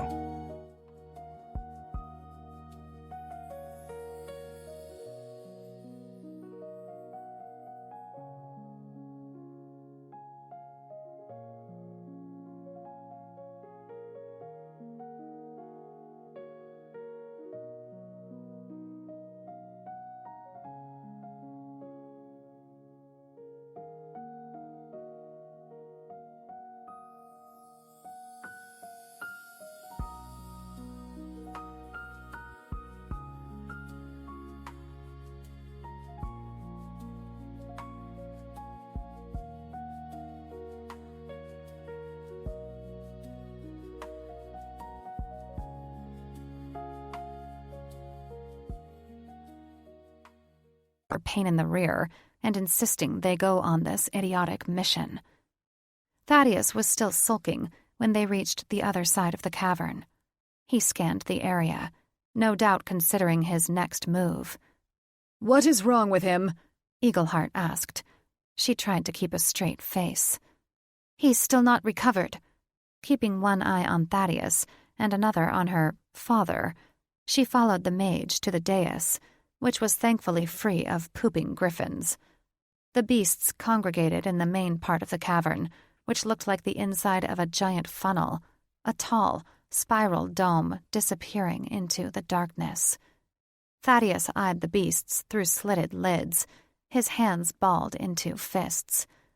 A tall, cloaked man emerged from a swarm of griffins, swatting them like flies. Violet instantly recognized him from the infamous wanted posters in the papers. What was he doing here? Prometheus Periwinkle was Nathaniel Goldenwand's most loyal crony, his second in command. Everyone knew Goldenwand's goal was to annihilate the shifter race.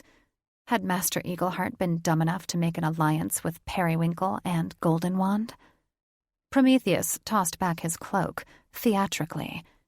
"It's time we returned to our master." Violet gasped, and Thaddeus swore. "Why do you look so shocked?" Eagleheart studied her like a hawk watching a mouse. "You know why," she snapped. Thaddeus turned as red as an overripe apple, his eyes shifting, but he didn't transform into a dragon. He likely didn't have the strength to do so. "I told you this day would come," Eagleheart sneered, inclining his head toward Thaddeus. "I told you his seed would never take root.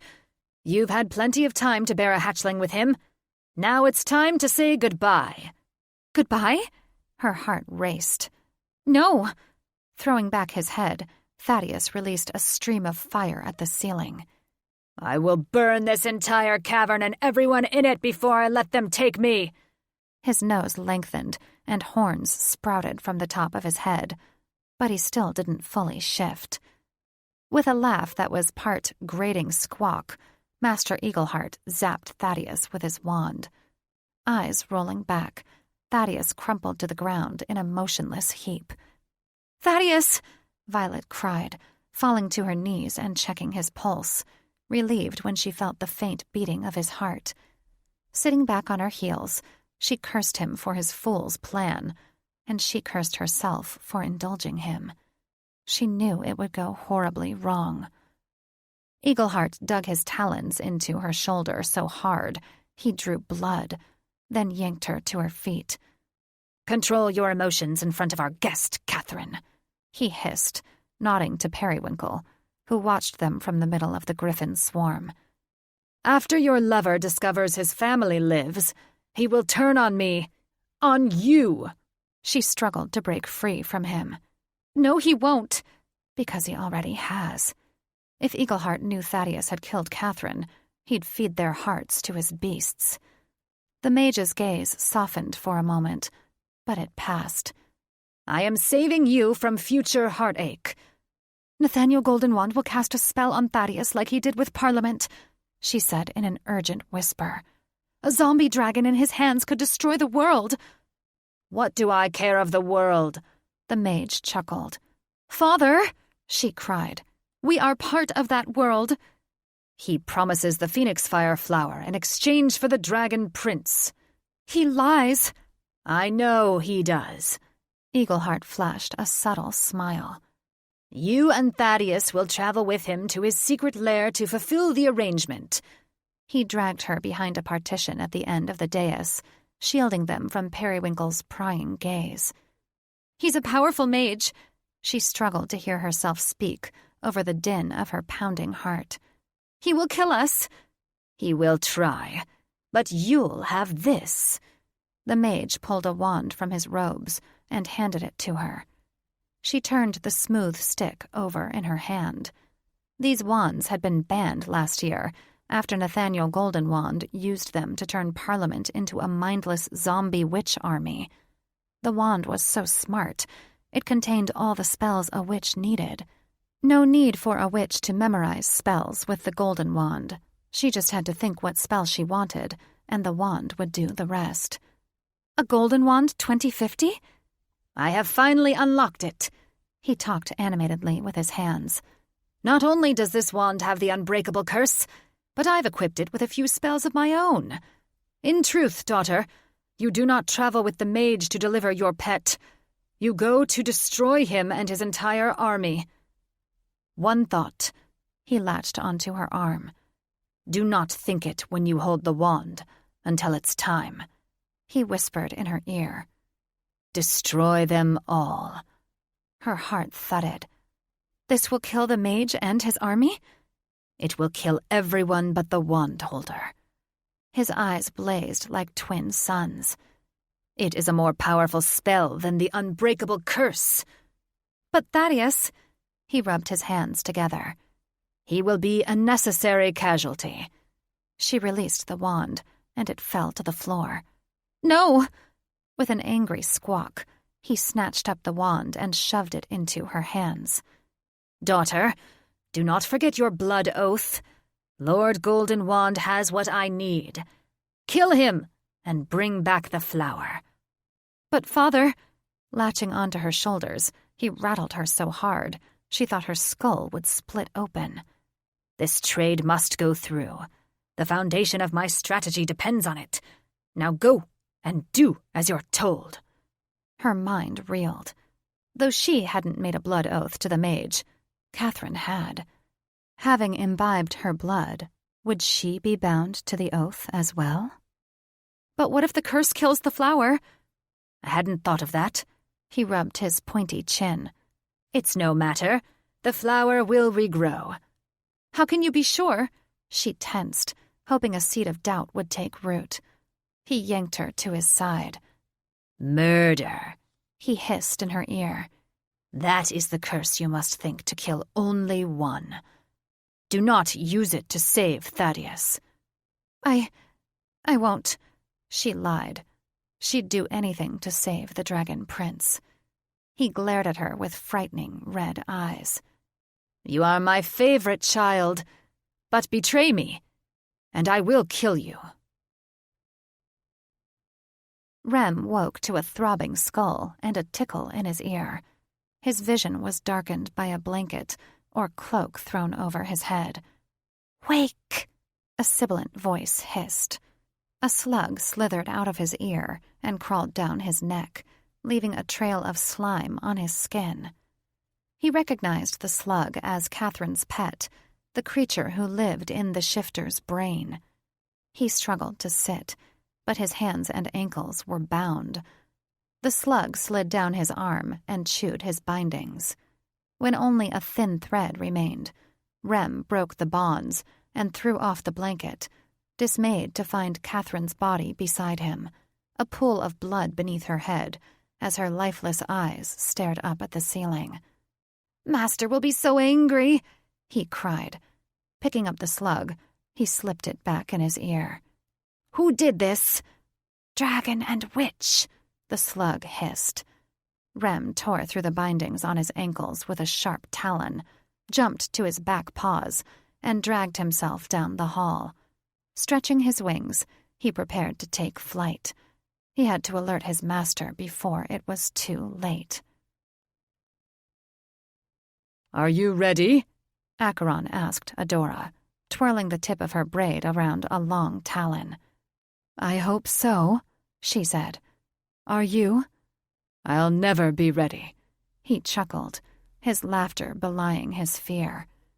She looked into his golden eyes, which were wiser and framed with more lines than when they'd met over 50 years ago. They'd been so young and carefree, without a worry save for the pimply-faced young witch who was stalking her, his obsession going so far that her mates had to finally pulverize him one night to convince young Goldenwand to leave her alone. And he had left her alone for a time, retreating to Siren's Cove for several months before he returned and pursued her with even more vigor. Again, her mates beat him. They'd foolishly thought Goldenwand would leave them alone after that. Domov secured her cloak around her neck. "Our grandsons will be displeased that we deceived them." "I don't care." She pulled the hood up and slipped into her leather gloves. "Their safety is my only concern. And they are safe in Ellison." Domov frowned. "What if we fail, and they return on the morrow?" Her heart lurched at the thought. "I've already sent a dove, telling them to stay." Acheron snorted. "As if they'll listen to a dove." "No, they won't." She rested a hand on the satchel of potions that hung from her waist. "One more reason. We can't fail tonight." Chapter 9. Their bedchamber was beyond luxurious. A combination sitting room, bedroom, walk-in wardrobe, and a bathroom fit for a queen. Sarah smoothed her fingers across the marble counters, watching her reflection in the gilded mirrors strategically placed on every wall. Disrobing, she climbed the marble steps and slid into a bathtub the size of a small pool. The water was warm, flowing like silk over her fingers. She could get used to this. She heard her mates complaining about Brain's extravagant lifestyle, and she had to disagree. It suited her perfectly, especially the tub big enough for a siren. "Let us feel the water," Felix begged. She splashed the water with her tail and spun around, eyeing her mates with her chin resting on her knuckles. "Why is a child wearing the phoenix fire flower?" Tiju asked, helping Layden unstrap the eggs. "She played with it all night. Treated it like a toy," Drake said. "She told me Alexei, my brother, gave it to her," Sarah said. "Maybe she's keeping it until he returns from his travels." "You're the eldest child," Drake pointed out. "It's yours by right." "I know that." She turned with a snarl. "So you want me to rip it off her neck?" "Ask her for it. Tell her it's yours."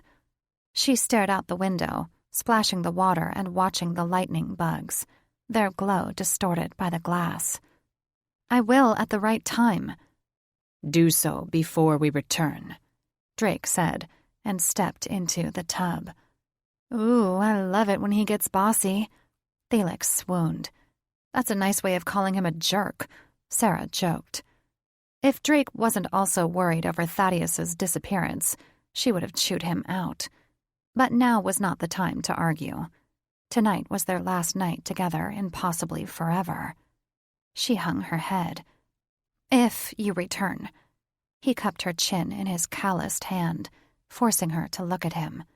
His golden eyes dazzled. "We will return to you." You can't know that. She jerked away. Shifting back into human form, she scooted on her knees to the other side of the bench. I've seen the Mad King's strength. Drake followed, pressing her against the tile wall with a growl. Wrapping a wet lock of her hair around his finger, he said in a sultry whisper, Our love for you and our eggs is stronger. You can fight with him later, Felix chided. Let him make love to us now. She wanted to fight him. At the very least, tell him he could be wrong. But when he bared his fangs and gently raked her neck, her will softened, and her siren cried out with joy. Teju swam between her legs, parting them and toying with her clit with his deft fingers. Felix purred like a kitten, and she melted into Drake's strong arms, letting her lovers play with her until she was as soft as putty. Drake alternated between nipping and kissing her neck, while Layden sat on her other side, toying with her nipples, his ministrations matching the rhythm of Teju's skilled fingers. At some point, they pulled her out of the water, drying her off, lying her down upon fluffy, soft towels, and feasting on her body. Drake nipped her ankles and rubbed her feet. Layden sucked her breasts, and Teju's forked tongue slid up and down her slick ribbon until they pushed her over the edge, her nerve endings throbbing in ecstasy. With the exception of a few low, deep moans, Felix had gone silent, a testament to Teju's experienced tongue. Teju licked up her juices with a sultry chuckle, then climbed between her legs and glided inside her. Wrapping her legs around his waist, she matched each thrust, crying out as he banged against her bundle of nerves. When she'd almost reached that pinnacle, he stilled with a roar, his cockhead releasing inside her. He kissed her tenderly, whispering soothing words into her ear, then withdrew. Felix begged him to return while he cleaned her up.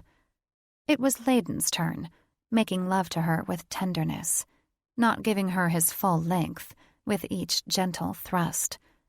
Impatient for that next orgasm, which was just out of reach, her siren took over, and she rolled over her lover. Threading her fingers through his, she bent over his broad chest and rode her dragon with ferocity until they were both panting each other's names. The orgasm that hit her was like a starburst in her chest, immobilizing her as it gripped her hard. Latching onto her hips, he slammed into her, then bathed her with several spurts of his seed. She laughed when he rolled her back over, peppering kisses across her neck before burying his face in her breasts. You're amazing, my love, he said. Running her fingers through his thick hair, she pressed her lips to his temple, unable to express her gratitude for her sweet dragon prince, who not only spoiled her with affection, but also worked tirelessly, keeping their eggs warm. You deserve it, she said, stroking his face, for all you do for our eggs. He rewarded her with a bright smile. I'm happy to do it. Hate to break up your tender moment, Drake said, and pulled them apart. But your gentle lovemaking is over. His eyes darkened, and he flashed Sarah a wicked, fanged smile. It's time for you to get fucked. A shiver coursed through her as Felix howled in delight. He bent over her, his coarse chest hair tickling her breasts, and enveloped her in his heady scent of sage, sulfur, and spice. On your knees, he growled in her ear. Do as he says, Felix squealed. She rolled over with a groan and rested her forehead against the towels. Drake dug his talons into her hips, squeezing just hard enough to leave red marks, but not pierce her. When he entered her, she gasped. He dug in deeper, anchoring himself by sliding in all the way, his balls pressing against her wet clit. He worked his magic, slamming into her, his balls rubbing against her tender, weeping flesh. Her orgasm was brutal, pain mixed with pleasure, as he fucked her hard through one climax and into another. She would have come undone, melting all over the floor, if he hadn't held up her hips. His swollen, throbbing cock triggered another fierce orgasm that held every nerve ending hostage. "Enough!" her siren cried, as Sarah's pussy convulsed and clenched, milking him with each shudder. "We surrender!" He released her and carried her to the tub. Spent and sated, she sank into the water and closed her eyes, resting her head against his chest while her mates washed her. By the time they tucked her into bed, she was so exhausted she couldn't keep her eyes open. Felix's snores echoed in the depths of her mind. She enjoyed lovemaking with her mates very much, and she prayed they'd return safely to her. Adora had a difficult time parting with Acheron. Though he was in the adjoining cavern, he felt miles away. Her other mates were just outside the cave, pretending to be out for an evening soar. Other dragons they'd rallied to their cause waited for the signal, prepared to defend them if need be. As she crossed Tormung's cavern, heart racing and knees nearly buckling with each step, she prayed she wouldn't need reinforcements, that Tormung's reign ended with her. The Dragon King was sulking at the base of a pile of treasure, his front legs crossed like a feline overlord. "What took you so long, witch?" Raising her chin, she let out a slow breath to slow her heart rate. "I am 5 minutes early." His thick whiskers dragged the ground. "It feels later." Turning her back on him, she laid out her potion bottles on the table against the wall, mixing herbs, though the deadly concoction had already been prepared. "Your mind is playing tricks on you." Willing her hands to stop shaking, she forced a casual note into her voice, praying he wouldn't sense her terror. "Do not pretend to know what is in my mind." "Did you have another dream?" she asked. "What kind of question is that? I always have dreams." Setting down her bowl of herbs, she turned around, clutching the sides of the table and working out a tick in her jaw. "Killing dreams?"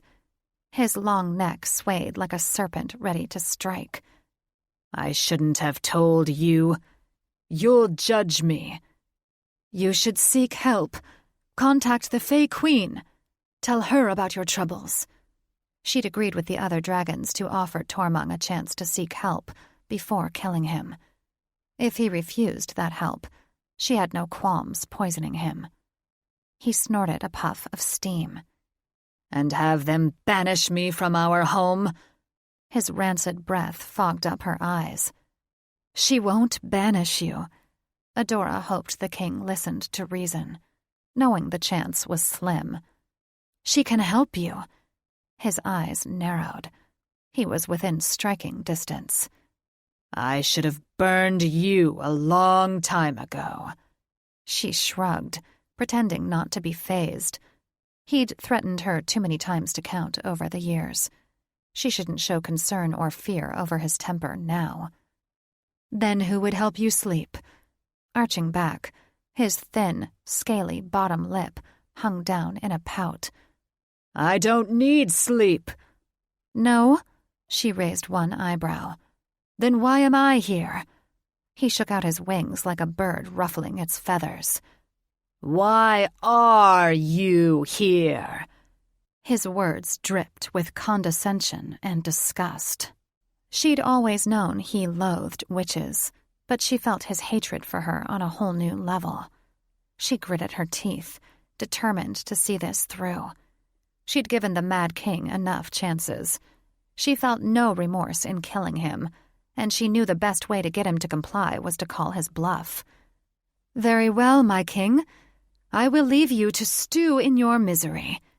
Turning on her heel, she marched to the cavern entrance, noticing for the first time that Acheron peeked around a corner, his gaze trained on the king. "I didn't give you leave to go," Tormung bellowed.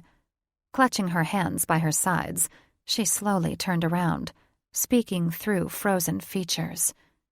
You're a very frustrating dragon." He let out a deep, sinister chuckle. "And you're an insolent witch." He arched a scaled brow. "Where are your grandsons?" Her breath hitched. Why would he ask about them unless he meant to threaten them? "They left," she answered haughtily, hoping he'd think they meant little to her, when, in fact, they meant too much. He eyed her as a cat eyes a mouse. "That was a short visit." "They don't feel safe here," she blurted, hating having to conceal the truth. There was a triumphant gleam in his eyes. "Good." Her patience was exhausted.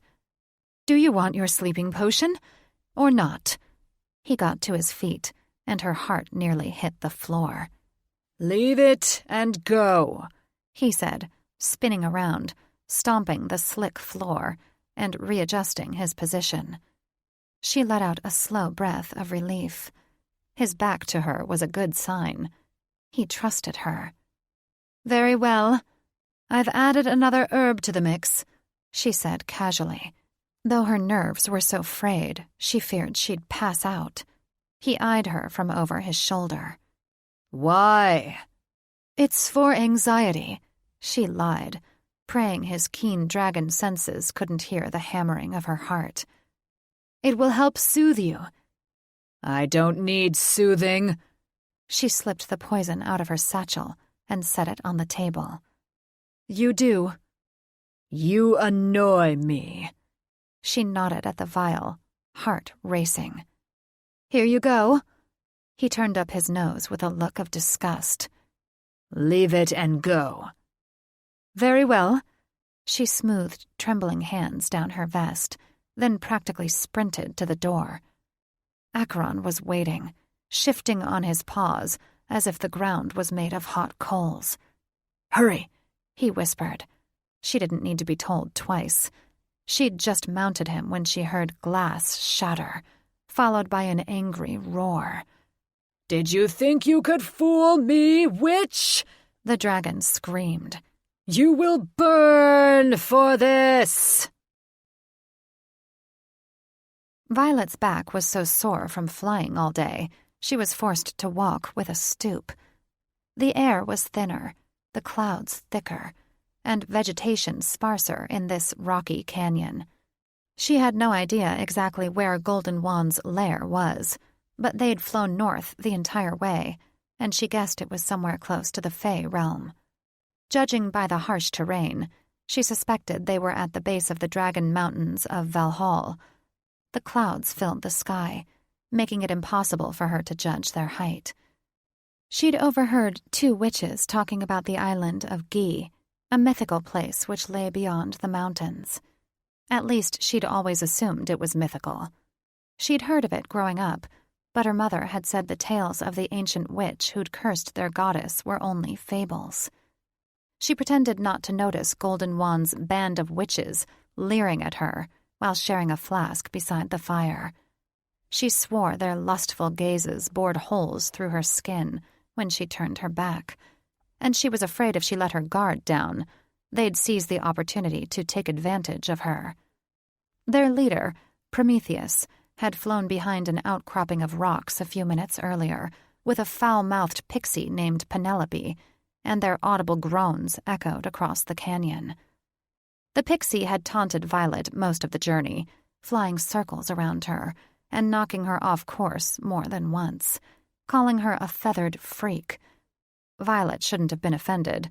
Her griffin body was temporary, but the taunts bothered her. Her quarter pixie blood and purple hair had been a constant source of bullying while growing up. She'd been teased for having too much pixie blood, or not enough, and called hurtful names. Bullies called her a wingless freak, or a purple pestilence. Now she was being teased by a pixie, perhaps a distant blood relative, and it stung. If she was forced to use the unbreakable curse on the cruel pixie, she wouldn't feel bad. She'd feel a smidgen of guilt about killing her griffin guards Eagleheart had sent with her, though. After Penelope flew too close to Violet a third time, they'd wised up and knocked the bully back, sending the squealing pixie careening off course. She hadn't bothered Violet after that. Despite knowing they'd all be sacrificed when Violet activated the curse in her wand, Mage Eagleheart had sent along a dozen griffins as guards. She stayed close to her guards at a separate campfire. Thaddeus glared at both camps. Prometheus Periwinkle had tied him up separate from everyone else and placed a tall stone around his neck, preventing him from transforming into a dragon. Not that Thaddeus had it in him to shift yet. A cross-eyed witch with a big wart on the tip of his nose carried a bowl of bean soup and a stale crust of bread to him. Seeing an opportunity to talk to Thaddeus, she hurriedly intercepted the witch and tried to take the food from him. "Let me." He jerked the bowl back, sloshing beans on his hand, which she saw was also covered in warts. "I don't think that's a good idea." "I don't give a hairy gnome's warty ass what you think," she said, inwardly smiling when he gasped at the mention of gnome warts. "Give it to me," she demanded, making a face when she yanked the bowl out of his hand and scraped a scab off a wart on his hand. It busted open, leaking blood and pus down his wrist. She'd seen this before. He had pixie pox, probably from Penelope, judging by the way she flirted with all the witches. She knew the herbs that would cure it, but she'd be damned if she'd help any of Golden Wand's cronies. Pulling his sleeve down over his hand, he cleared his throat. "Prometheus doesn't want you near the prisoner." She tossed back her head with a laugh. "Prometheus can fuck off." She'd no idea where she'd gotten the nerve to risk a scene, but it was urgent she speak to Thaddeus. She was surrounded by enemies. She had to know he was still on her side. She brushed past him with the bowl and bread. She had to make this quick, before Prometheus returned. She knelt beside him. "Here." She scooped a spoonful of beans and held it to his mouth. He turned his head away. "I don't want it." She'd seen the hurt in his eyes. Did he think she had allied with Eagleheart and Golden Wand? He was an idiot, and she'd tell him so at the first opportunity. Feeling all eyes on her, she said quietly, "You need to eat to keep up your strength." "Untie me." "I can't," she whispered. "You're not strong enough to fight these witches. And in case you haven't noticed, we're being watched. Eat, or I'll have no excuse to stay here." Again she held the spoon out, and this time he accepted it. He swallowed. "Where are they taking us?" he asked, his surly expression telling her he still didn't trust her. "Golden Wand's secret lair." She braced for his reaction. "Fuck me. You must untie me before we get there." She fed him more soup. "I have a plan." Actually, it was more a prayer, but she wasn't about to tell him that. His eyes abruptly widened. "Your face is changing." "What?" She touched her nose, which felt smaller than before. Why hadn't she noticed? "Troll turds." She reached into her pocket, uncorked the small flask of potion, and took a few swallows before slipping the bottle back in its hiding spot. Hopefully, that would get her through the night. "How much do you have left?" he asked. She fingered the bottle in her pocket. "Enough for another day? Maybe 2? His eyes widened, then narrowed. "What if you run out before you enact your plan?" She cast a surreptitious glance at the band of witches, who were licking their lips like she was a choice cut of meat. "Then we're fucked." Chapter 10. Sarah clung to Drake like a lifeline, refusing to release him as they said their goodbyes in Brain's private garden. Her other mates were finishing breakfast. "I wish you wouldn't go." Her knees weakened as his heady scent of sage, sulfur, and spice wrapped around her senses, and she was reminded of that same scent enveloping her last night when he was tunneling into her. He nuzzled her cheek. "We don't want to leave you, but our grandparents need us. The world needs us." She buried her face in his chest, releasing a shuddering breath. I'm afraid. We've battled zombie witches, he reminded her. We can handle one mad dragon king. She gazed into his golden eyes, desperately searching them for the slightest sign of concession. You underestimate his power. He ran calloused knuckles down her cheek, smirking. And you underestimate ours. He picks a hell of a time to act like an ass, Felix huffed. She couldn't have agreed more with her siren. Have I no right to worry? She jabbed him. I should be with you, helping you. We've already been through this. You need to secure the Phoenix Fire flower. She glared at him so hard, she feared her eyes would cross. What you mean to say is you need me out of your way. He brushed his lips across her temple. We have to go. I love you. Nice save, Felix said and snorted. She rolled her eyes. You sure? His smirk faded. That's unfair, Sarah. She stepped away, needing to distance herself from him and his tempting smell. Don't lecture me about fairness. He kicked at the dirt. Don't make this a bad goodbye. Damn him. As the alpha brother, it was mainly his idea to go against the Dragon King. Tormund had almost killed all of them during their last confrontation. Drake was a fool, thinking this would be easy. Emotion welled up in her chest as she turned away, unable to stand the censure in his eyes. Joining them, Teju placed a small velvet pouch in her hand, flashing a weak smile as his gaze darted between her and Drake. I was going to give this to you at Mayadramas, but you have more use for it now. What is it? She asked, opening it. A silver butterfly fluttered out. Teju gently closed a hand over the butterfly, which was attached to a leather cord. A magical illusion, no doubt. It's a remembrance necklace. He draped the cord around her neck. The butterfly fluttered against her chest and then stilled, its wings reflecting prisms of color. It's beautiful. She kissed Teju on the cheek, her lips lingering overly long as her heart nearly shattered from the thought of losing him. Break off a wing, he said. She snapped off a wing at the hinge, then laughed when it expanded into another butterfly and flew to Teju.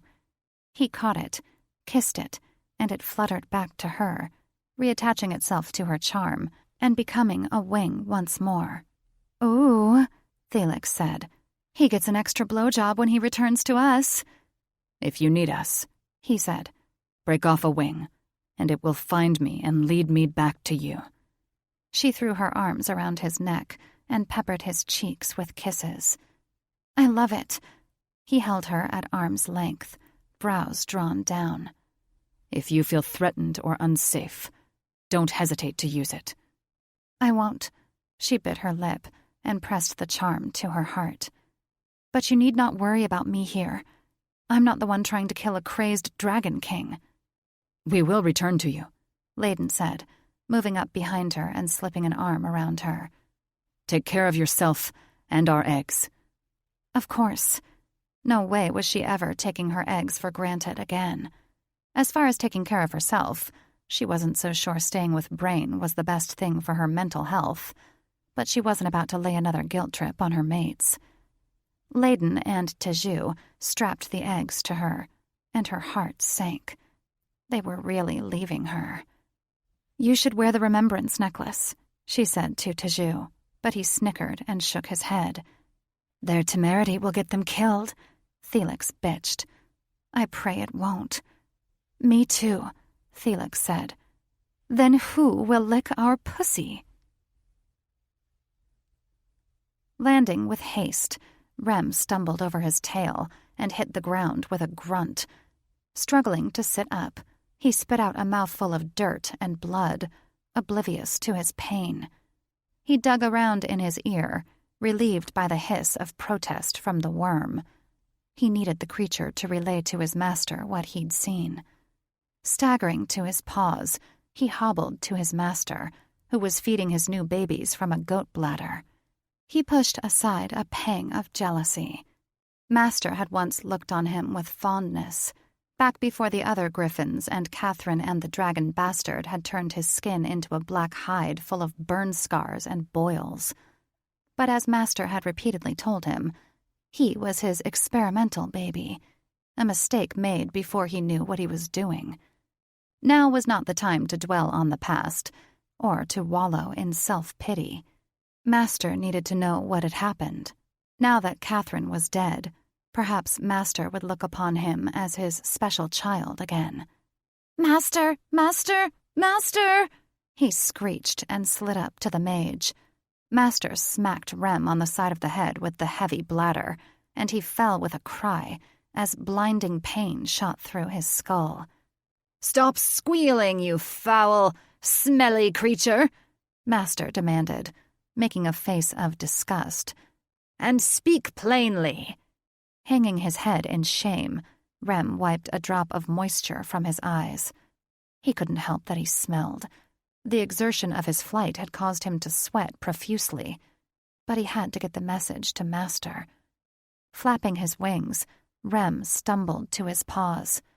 "I have come with warning, Master. Which deceived us?" Master arched a brow. "Which witch?" Rem tapped his eye. "Witch with eyes like amethysts." Master's eyes widened. "The slave?" Rem nodded eagerly. "She deceived us and escaped." "Impossible." He frowned. "She's blood-bound to Catherine." "Catherine dead," Rem said plainly, unfazed by the look of horror in his master's eyes. "No." Master clutched his chest and slowly lowered himself onto a stone bench. As if they sensed his turmoil, the other griffins buzzed away, leaving Rem and the mage alone. "It true, Master?" Rem knelt beside him and placed the worm in his hand. "He showed Rem everything." "Catherine's familiar?" He scowled at the squirming little blob in his palm. "This makes no sense." "Dragon Man kill Catherine and hide body," Rem said, working hard to look sad, hoping to please his master. "Witch drink potion with Catherine's blood to make her look like Catherine. She and Dragon Man escape." Eyes turning as red as the lava on Mount Alion, the mage stared straight ahead while crushing the worm in his grip. Rem jumped back, pointing at the dripping goo. "Master kill worm!" "Why not?" He shook his hand. "It's useless to me now." Rem trembled. The crushed worm was a grim reminder of his master's cruelty, even toward those who were most loyal. He feared his master would do the same to him one day. "What we do?" Master let out an enraged squawk so powerful it shook the dagger-like rock formations hanging above them. "Assemble my army!" Drake was troubled. He and his brothers flew in half-dragon, half-human form toward the golden gates of Ellison.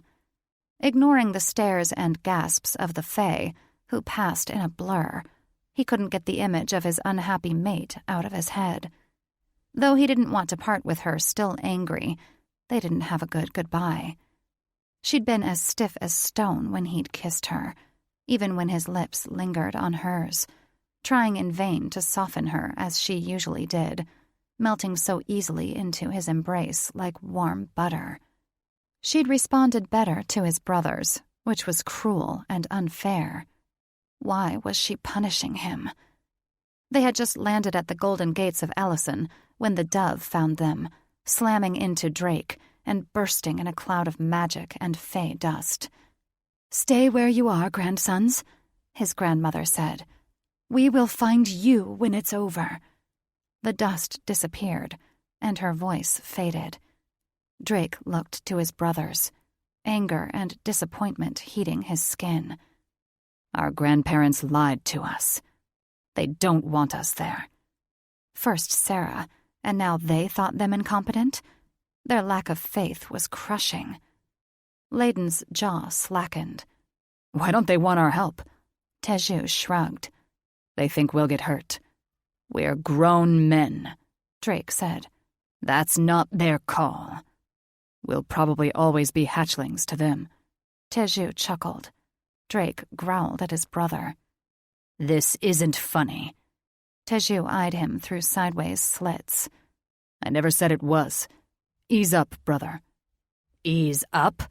Snarling at his brother, Drake balled up his fists, frustration and rage blaring a siren in his skull. Yeah. Teju looked pointedly at Drake's fists.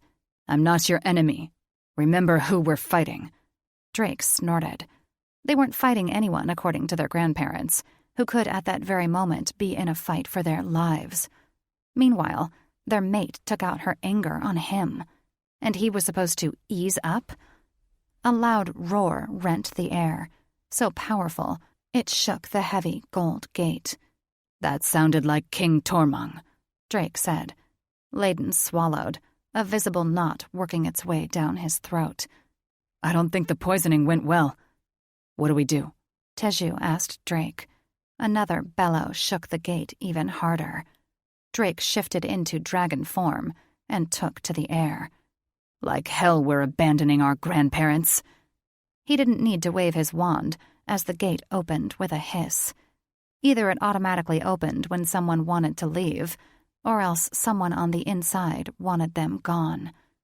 The thought didn't settle well with Drake, and he fought the urge to turn back as he thought about Sarah and the eggs alone with her father. Then he shook his head, inwardly chastising himself for his paranoia. The cowardly Fae wouldn't dare harm them and risk the dragon's wrath. Chapter 11. Sarah sat at the garden table across from Lily, who was too busy licking cookie icing off her fingers to pay her any attention.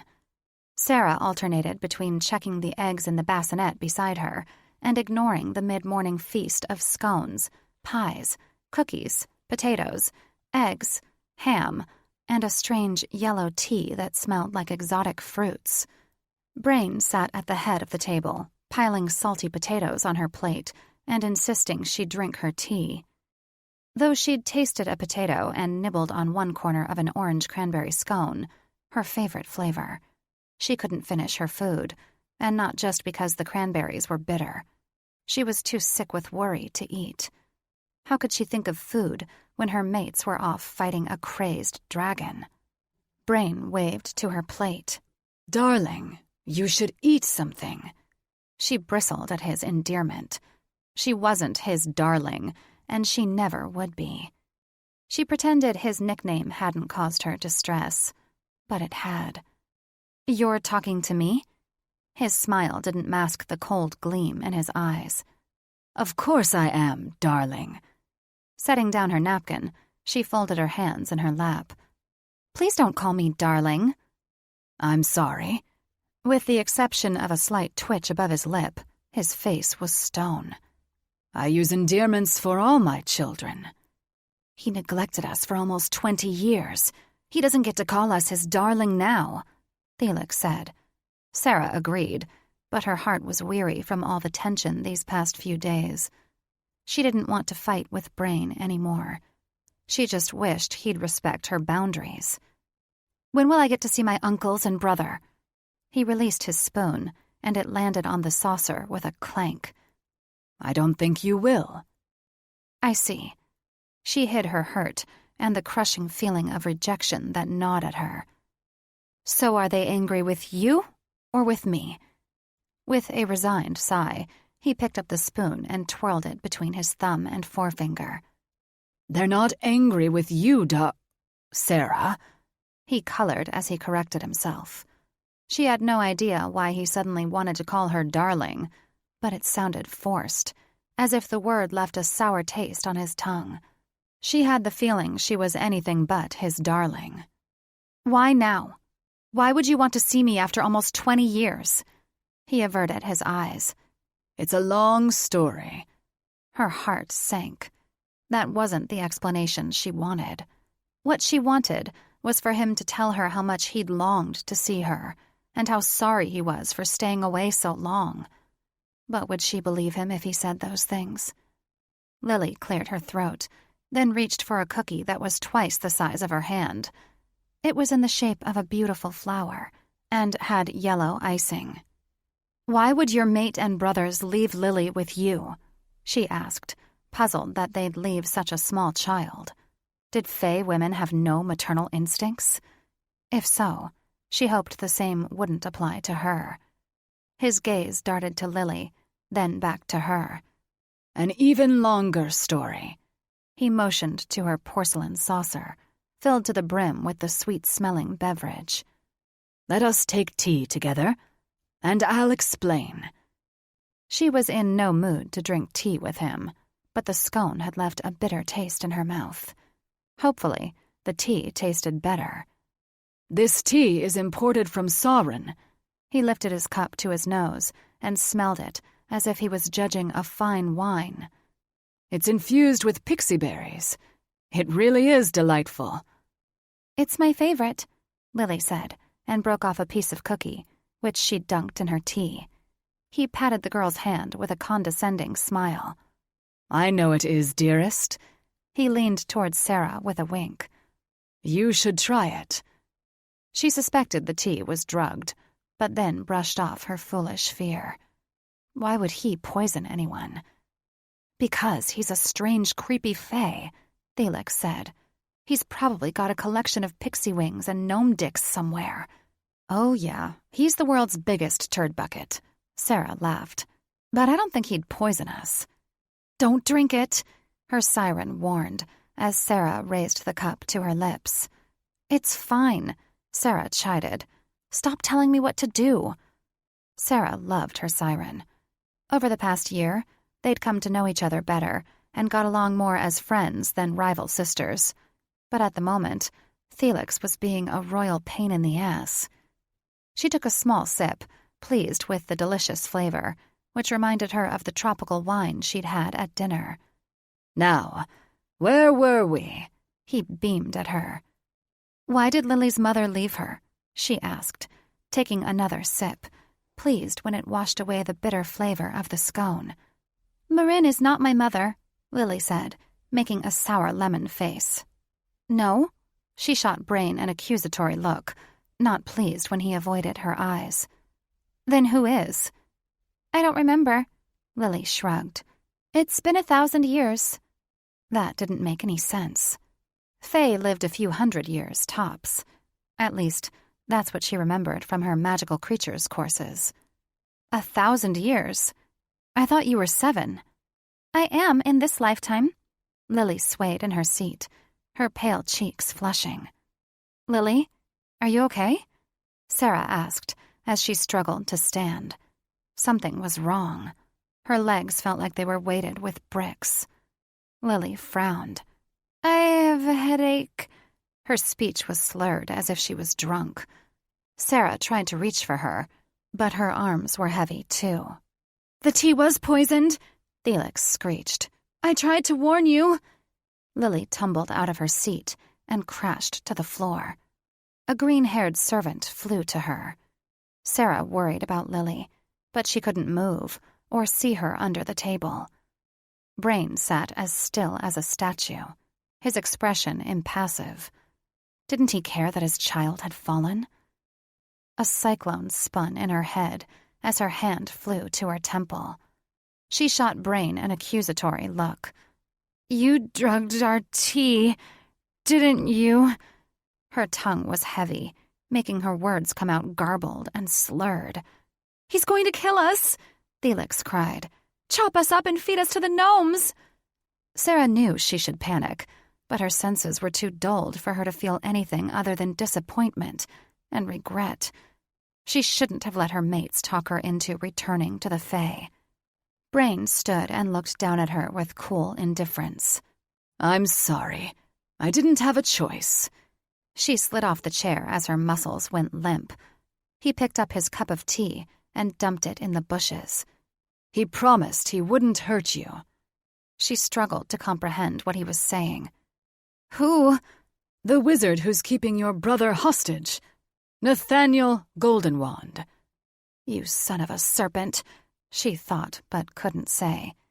"Your butterfly charm," Thelix said, Break off the wing! She'd landed with one hand on her neck, and though her strength was fading, and her fingers were going numb, she thought she felt the cool metal of the charm under her palm. Pouring all of her energy into that small effort, she squeezed and heard a snapping sound. As she stared longingly at the wooden bassinet which held her eggs, she thought she saw a butterfly fluttering away. "My eggs!" she cried as her wicked father reached for them. Her world darkened. Teju and his brothers had just broken through the clouds when they saw a massive inferno in the sky. The Mad King and his followers blew huge gusts of fire while dive-bombing a giant translucent bubble on a mountain ledge. Inside it were his grandparents, all in human form and clutching their wands. The ledge wasn't big enough to support a full-sized dragon. His grandfather Jaqwa's robes billowed behind him as he held the bubble together with his wand, flinching each time they were assaulted by another wave of fire. That bubble wouldn't hold out much longer. And then what? Drake hovered in the air. "Brother, we need your magic," he said to Teju. Teju shifted into human form and floated down onto Layden's back. Drake emitted a powerful roar. "Over here, you fools!" he called to Tormung. The Mad Dragon King spun around and shot a huge ball of flame out of his mouth in their direction. Teju easily deflected it, sending it spinning back to Tormung. The king's eyes lit with fire. "Kill them!" When his army advanced on them, Drake and Layden were smart enough to fly away, diving into a narrow canyon with at least a dozen dragons on their tails. Teju hit the dragons with thunderbolts, smiling when they dropped like flies. They were no match for his magic. Though he didn't use the unbreakable curse, he used enough energy to disable them. If the fall didn't kill them, they'd be injured enough that they wouldn't pose a threat for a long while. By the time Drake and Layden circled back, there were only 5 dragons pursuing them. The Dragon King joined in the chase, advancing fast on Layden's tail, his eyes glowing red like the pits of hell. Balling up magic at the tip of his wand, Teju flung it at the king, shocked when the dragon absorbed the magic and then breathed out a bolt of lightning. "What the fuck?" "Ouch!" Layden roared, curling up his tail. "What the hell was that?" "Tormung." Teju's heart raced. Never before had he seen a creature unaffected by his magic, let alone transform magic into thunderbolts. "Did you know he could do that?" Layden cried, his tail smoking and raw at the tip, the scales having melted. "No." Teju clung to his brother as Tormung advanced again, the air around them crackling with static as blue bolts poured from the king's mouth. "Hang on," Drake called to them before making a nosedive through a dense cloud. The air whooshed from Teju's lungs as Layden flew after their brother. Closing his eyes tight, he clung to Layden, his heart in his throat when they abruptly pulled up and soared through a narrow mountain pass, tipping and turning and making it harder for him to hold on. Teju looked around for the Mad King. The clouds were so thick above them, he had no way of knowing if they were still being pursued. Holding his wand at the ready, he racked his brain to think of any curse that could immobilize a dragon and not result in empowering Tormung with thunderbolts. Out of nowhere, Tormung descended on them like a hawk landing on a mouse. Without time to think, Teju flung a curse at the king he hoped wouldn't backfire. A freezing curse that would hopefully immobilize the king. The Mad King flinched and shuddered. Teju caught his breath, waiting for icicles to form on Tormung's wings. Instead, the king blew back a curtain of ice, freezing the end of Layden's battered tail. Teju clutched his wand with white knuckles. "Damn that mad bastard!" He watched with horror as Layden slowed, ice creeping up his scales. "Layden!" Drake shot away, abandoning them. Layden dove for a narrow cliff and skidded to a stop. Teju tumbled to the ground, choking on a mouthful of dust. Layden transformed into a human, curling into a fetal ball and shivering, icicles clinging to his legs. Keeping an eye on the foggy sky, Teju waved his wand over Layden's legs, chanting a warming spell. Layden's teeth stopped chattering, which was a good sign, but tremors still racked him. Teju smoothed a hand across Layden's brow, his blood running cold with fear. "You okay, brother?" A roar resounded in the sky above them, shaking their precarious ledge with such force, Teju feared the structure would crumble beneath them. He heard beating wings, and a pair of red, glowing eyes broke through the fog. Tormund charged the ledge, his jowls open, as if he intended to swallow them whole. Teju stood. Sarah had been right. They were no match for the Dragon King, and now it was too late. They'd die before their eggs hatched. He racked his brain for a spell that wouldn't backfire. Tormund was almost upon them when Drake fell from the sky, landing on top of the Dragon King with such force, the king grunted and faltered. The two dragons grappled, then spiraled out of sight, head over tail, wings frantically flapping, clawing at each other like two warring eagles. Teju ran to the ledge, but they had dropped into the fog. "Drake!" Shifting, he dove after his brother. They were falling like a comet in a death spiral. Tormund's talons wrapped around Drake's throat. Landing on the king's back, he dug his talons into his wings, screaming when an electric current shot up his legs. He refused to let go, tearing through a wing until the king roared in pain. Tormund released Drake and vanished behind the fog. Teju turned to his brother, who was coughing up blood. "We need to get Layden and go." Drake nodded, and they returned to the ledge, where Layden was curled up on his side. Scooping him into his mouth, Teju scanned the sky for threats and checked behind him to make sure Drake was still following. The flight back to their grandparents seemed to take forever, but they made it without incident. His grandfather's bubble had held, and King Tormund and his minions were no longer in sight. Grandfather Jagua let down his shield long enough for them to go inside. When Teju released Layden, Grandmother raced to his side. "Oh, Layden," she cried, looking up at Teju with dismay. "What happened?" "How can that maniac throw my spells back at me?" he asked. "Every dragon in Tormund's lineage has the power to deflect spells," she answered. "How else do you think he is still king?" Drake said, "Why did nobody tell us?" "You weren't supposed to be here." Grandmother dug a jar out of her pocket, then applied a paste to Layden's legs. "I sent a dove to tell you to stay with the Fae." Drake crossed his arms. "Too late. We were already on our way when we heard his roars. Did you think we'd just leave you to fight him alone?" "The king and his army are gone." Acheron scanned the skies, then turned to Teju and Drake, rubbing his white beard. "Were either of you able to injure him?" "I ripped through one wing," Teju said, feeling a small sense of victory that he'd managed to inflict even that slight injury to such a powerful dragon. Acheron frowned. "Then he'll be back soon." "Here he comes!" Grandfather Damov cried. Acheron turned to Jagua. "Shield up!" Jagua lifted his wand, and the shield opened like a giant glass umbrella. Teju studied it. It had too many weak spots, areas where the bubble warped and looked penetrable. Pulling out his wand, he added an extra layer to the bubble, making it so thick it appeared to be made of frosted glass. His grandfather gave him a grateful look. "Impressive bubble, grandson."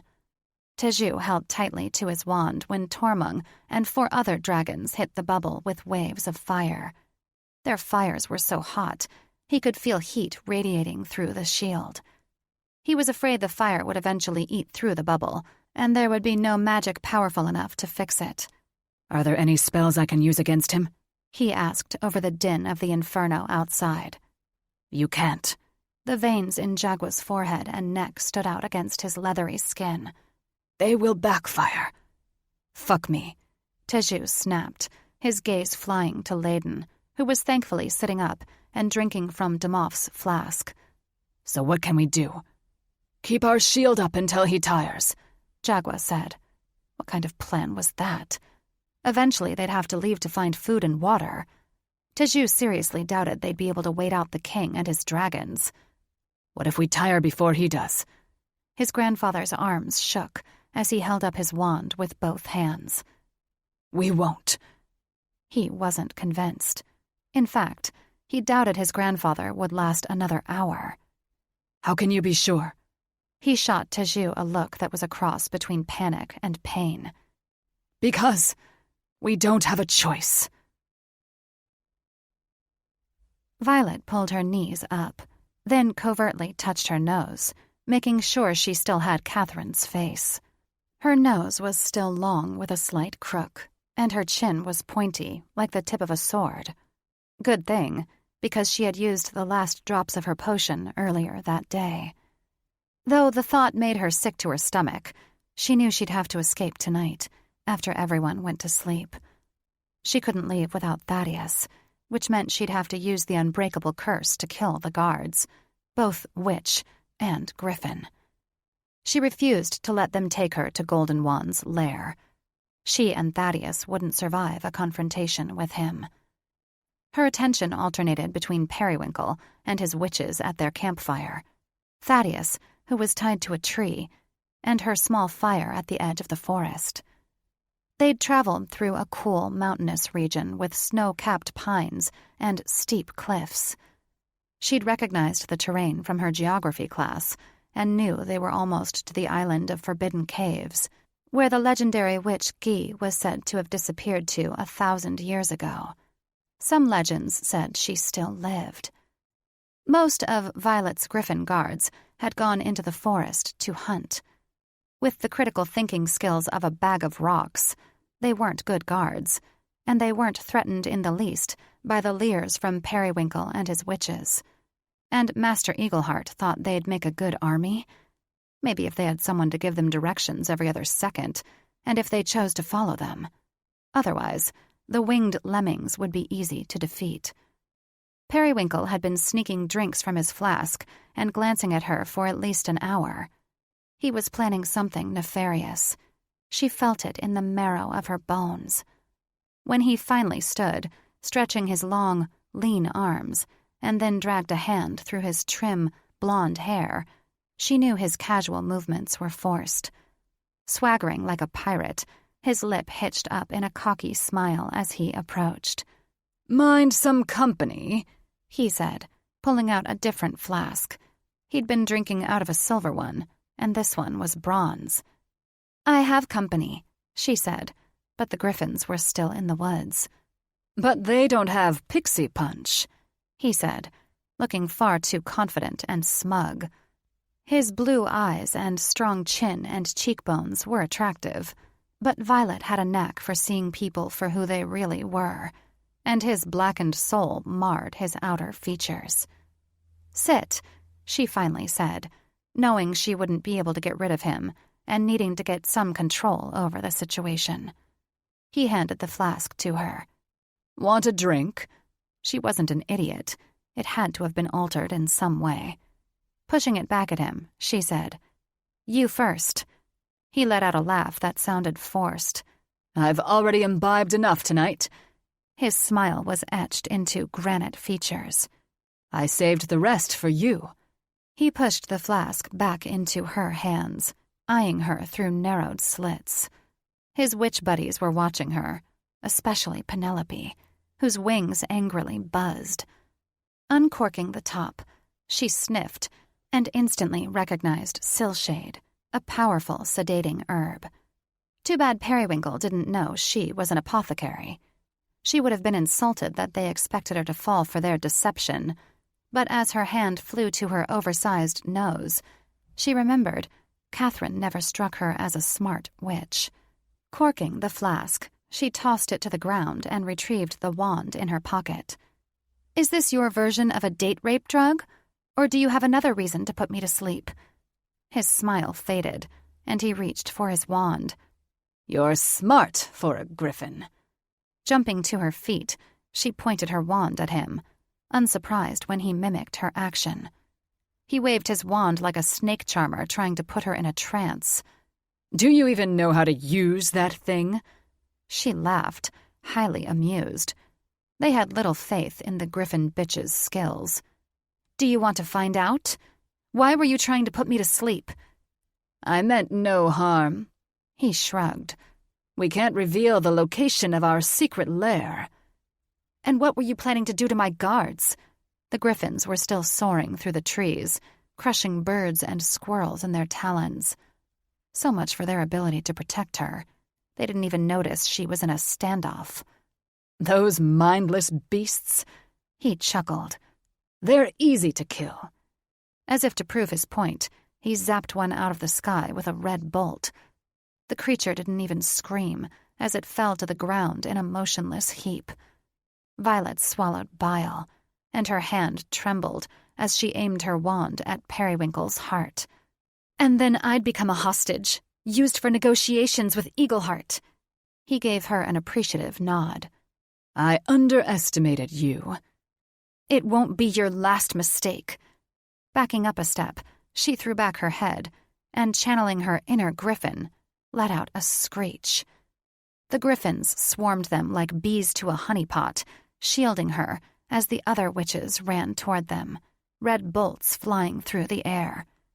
Standing in the center of the griffin whirlwind, she threw bolts faster than Periwinkle and his cronies. Knowing she was fighting for her life, she used the unbreakable curse without hesitation. To hell with the law. She refused to die after finally escaping her imprisonment. The first witch she struck was Penelope, who dropped without a sound. Her translucent wings fanned around her like a halo. Violet had never killed anyone before, and she knew this battle would forever leave scars on her psyche. Her griffin shields dropped around her, absorbing the curses meant for her, and even a few of her curses when they were foolish enough to fly in front of her wand. She thought she heard Thaddeus roar, but she didn't have the option of letting him distract her. Panting, she wiped sweat and blood off her brow, not knowing if the blood was hers or the griffin's. She flung herself behind a tree stump when her bodyguards dwindled to only a handful, throwing bolts until Periwinkle was the only witch left standing. She zapped Periwinkle's wand out of his hand. Cursing, he hunched over, cradling his hand. With a flick of her wrist, she shattered his wand into 1,000,000 pieces. Shaking his smoking fingers, he said, "You're good with a wand for a shifter." Stepping over bodies of witches and griffins, she kept her wand aimed at his chest. "I'm not a shifter." Even as she said the words, she felt her nose shrinking. "I'm a witch." And learning how to be fast with a wand was a necessity when growing up with bullies. He broke into a wide grin. "So you are. Where's the real griffin bitch?" "Thaddeus killed her." She cast a glance over her shoulder, relieved to see he was unharmed. He fought his bindings, giving her a look that would melt lead. Aiming her wand at his hands, she zapped his chains, then turned back to Periwinkle, poking him with her wand when he tried to advance. "Don't come any closer. I used the unbreakable curse on your friends, and I'm not afraid to use it on you." Thaddeus walked over, rubbing his wrists, which were raw from his bindings. Slipping off the tall stone, he threw it on the ground and stomped on it. His tanned cheeks flushed crimson as he roared with each stomp. "You're a clever witch," Periwinkle said to her as he backed away from Thaddeus. "We could use you in the arcane army." She laughed. "No thanks." "You should reconsider." He eyed her coolly. "I don't want to have to kill a fellow witch." Wow, this cocky bastard was delusional. Crossing her arms, she leveled him with a glare. "Kind of hard for you to kill me when you don't have a wand." "Tie him up," she said to Thaddeus. But he wasn't listening. He was too busy engaging in a stare-down with Periwinkle. "How about I burn him to ash?" he asked. She held out a staying hand. "No, he needs to stand trial. Besides," He knows where Golden Wand is. Periwinkle's lip curled. I'll never tell. Thaddeus walked a slow circle around him, gazing at him with derision. You're the bastard who hit me with the unbreakable curse. I am. Periwinkle gazed at Thaddeus as if he were no more significant than the mold growing under his boot. Shame it didn't kill you. Thaddeus went toe-to-toe with him, smiling when the witch trembled and turned his face away. It takes a lot more than a curse to kill a dragon, and I'm going to have so much fun making you talk. Violet's libido picked a hell of a time to spring to life, but Thaddeus's low growl made her tingle in all the right places. What kind of wonderful things could he do to her with that forked tongue? She picked up the flask of Silshade and thrust it toward Thaddeus. Make him drink this. It will put him to sleep. I won't drink it, Periwinkle said adamantly. That's okay, Thaddeus said. I know how to put you to sleep. He punched Periwinkle so hard, the crack of the witch's jaw resonated like a thunderclap. After Periwinkle dropped to the ground like a rag doll, Thaddeus turned to her with a smirk. He's right. You're skilled with a wand. She shrugged off his compliment and looked around at the remnants of the bloody battle. Griffin wings and tails were scattered across the clearing, and witches were gazing up at the night sky with lifeless eyes, blood coming out of their mouths. It suddenly hit her that she'd almost died, and she'd broken the law 10 times over by using the unbreakable curse. In the process of saving herself and Thaddeus, she'd committed hanging offenses. What would happen to her once the magic marshals discovered what she'd done? Would she be sentenced to a slow and painful death? The thought made her head spin and her gut roil. Thaddeus grabbed her elbow. Violet, are you okay? She didn't know how to answer him. No, she wasn't okay. She'd been forced to kill, and now she was so fucked. She opened her mouth to tell him as much. Instead, she vomited on his shoes. Chapter 12. Teju had just thrown another layer around their protective bubble when the Dragon King gave up. He and his 4 companions circled above them, no doubt recharging. This was the 3rd time. Each one lasted a bit longer, giving Teju's grandfather time to recover. Teju, on the other hand, could not rest, even though his glasses were cracked and his arms ached from holding up the wand. Someone had to keep the bubble intact in case the Dragon King dove toward them. Jagua sat on a boulder, letting Adora rub his shoulders while he drank the energy potion she'd brewed. The poultice on Layden's leg had dried, and he was able to walk again. Here, brother, drink. He held a flask to Teju's mouth. Keep up your strength. He drank, making a face as the bitter liquid raced down his throat like fire. What the hell is that shit? Grandmother gave it to me. Whatever it was, he felt instantly energized, as if he'd drunk a pot of coffee. Switching hands, he shook out each arm as electricity flowed through his veins. Thank the goddess his grandmother was good with potions. Do you want me to hold it? Drake asked, nodding at his wand. I'm fine. Drake scowled. You think I'm incapable? I've seen your bubbles, Drake. Teju didn't bother masking his bitterness, as he recalled Drake's last attempt at a bubble had been a wad of gum stuck to the end of his wand. Drake had always fucked off in school, saying he didn't need to be good at spells when they had Teju. Now, he was single-handedly keeping the Dragon King at bay, and he couldn't help feeling resentment that it had all fallen on his shoulders. I won't be making a new one. Drake wiggled his fingers impatiently. I'll be keeping yours intact. It takes magic to maintain the bubble, Teju said derisively. Why the hell do you think I get angry when you don't pay attention in class? Drake blinked. I'm willing to pay attention now. It's a little late. Drake's cheeks reddened. What the hell do you want me to do? The Dragon King was still circling above their shield. I didn't ask you to do anything. Drake kicked a rock at the bubble. It cracked when it hit the shield and disintegrated into powder. I don't like feeling helpless. I'm not here to stroke your ego. I'm trying to keep us alive. If you want to help, stay the hell out of my way." Drake balled his hands. "You can be a real prick, you know that?" Teju laughed in his face, as if Drake would be foolish enough to punch him when he was the only reason the dragons hadn't been able to breach the barrier. "Boys!" Grandmother stepped between them, wagging a finger in their faces. "Don't forget who your real enemy is. He's watching you even now." Teju turned from his brother, keeping his elbow locked and focusing on his wand. Ignorance was also their enemy, and Drake had stupidity in spades. Why Layden looked to Drake as the alpha was beyond him. Okay, he was the toughest of the three, but strategy won battles, and taking down the Dragon King required a whole lot of cunning. Drake stomped away. Good. He didn't want him near.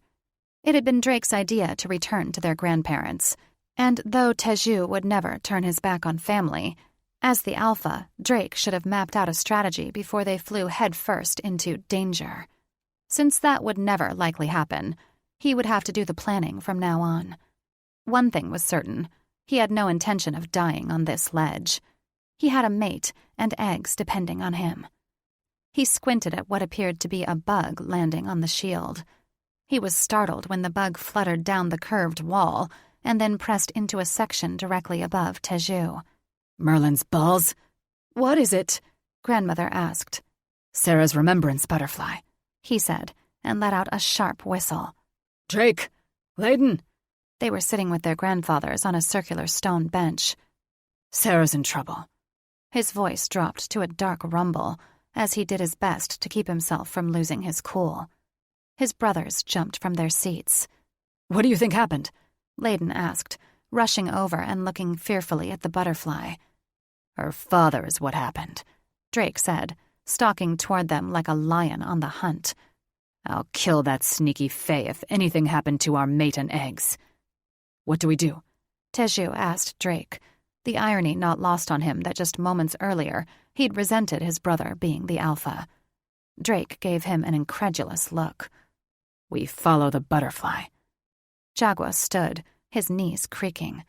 Just the act of him pulling his wand out of his coat was painful to watch, but he managed and held it up, his magic shooting out at the bubble. "Grandpa," Teju cried. "You can't hold the shield by yourself." "I can and I will," he growled, his lips twisting as he pulled back his wand, and the bubble snapped with a pop. "Go save your mate." He glanced at King Tormung in the clouds above them. "Now, before he attacks again." Without a second thought, Teju shifted and jumped into the sky, his brothers at his heels. He followed the butterfly as it dipped and fell, sunlight glinting off its wings. Casting a glance over his shoulder, he saw his grandfather rebuild the shield seconds before Tormung descended. As if the butterfly sensed their urgency, it changed shape into an arrowhead and dove into the clouds below. Drake and Layden followed, flying blindly in some spots through fog so thick, Teju could barely make out his snout. Teju looked behind him again to see Tormung cutting through the clouds, chasing after them. "Behind you," he said, alerting his brothers. Drake flipped around and landed on top of Tormung in a surprisingly acrobatic maneuver. The king howled and tried to shake Drake off, but not before Drake tore into his injured wing. Another dragon joined the fray, digging his rear talons into Drake's back. Drake launched off Tormung and spun, grabbing the other dragon's tail and sending him careening into the flat face of a mountain. With a cry of anguish, it slid down the rock onto a small ledge, going limp. The Dragon King tilted, then dipped, his injured wing bent like a broken kite. He struggled to catch air pockets with his good wing, but the broken one worked against him. He dropped into the clouds and disappeared. It was then Teju realized why Drake was the alpha. Brute strength was critical in warfare, and there was no doubt Drake was strong, brave, and tenacious, required qualities in a leader. But he didn't regret berating him. Drake needed to take his studies more seriously. They flew through another thick patch of clouds into clear sky. Teju swallowed bile when he saw how precariously close they flew to mountaintops. They could have easily slammed into one. He searched for Tormung, but didn't see him. Could he have fallen to his death? He rarely wished for the death of another, but he prayed this was the case. His grandparents would be able to escape, thanks to his brother's bravery. He located the butterfly. The little arrow was a short distance away ahead. It was flying away from the Fey Kingdom, which made Teju's veins solidify with fear. Why wasn't Sarah with the Fey? Who had her, and where were they taking her? He had a sinking feeling her tricky father was behind her abduction. Why had they been foolish enough to trust him? He looked back, and his heart faltered.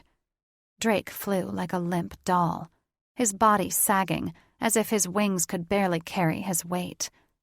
Blood flowed from his shoulders and down his arms, dripping off his talons in 2 steady streams. "Brother," he cried.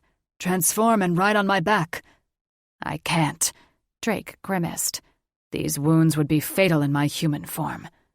Teju's heart slammed against his ribcage. "We must find a place to land." "Never mind me." Steam poured from his snout.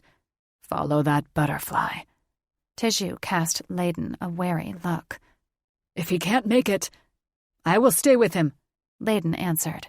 "Like hell you will," Drake bellowed. "You will both go after Sarah and our eggs. They need you more than I do." Decision made.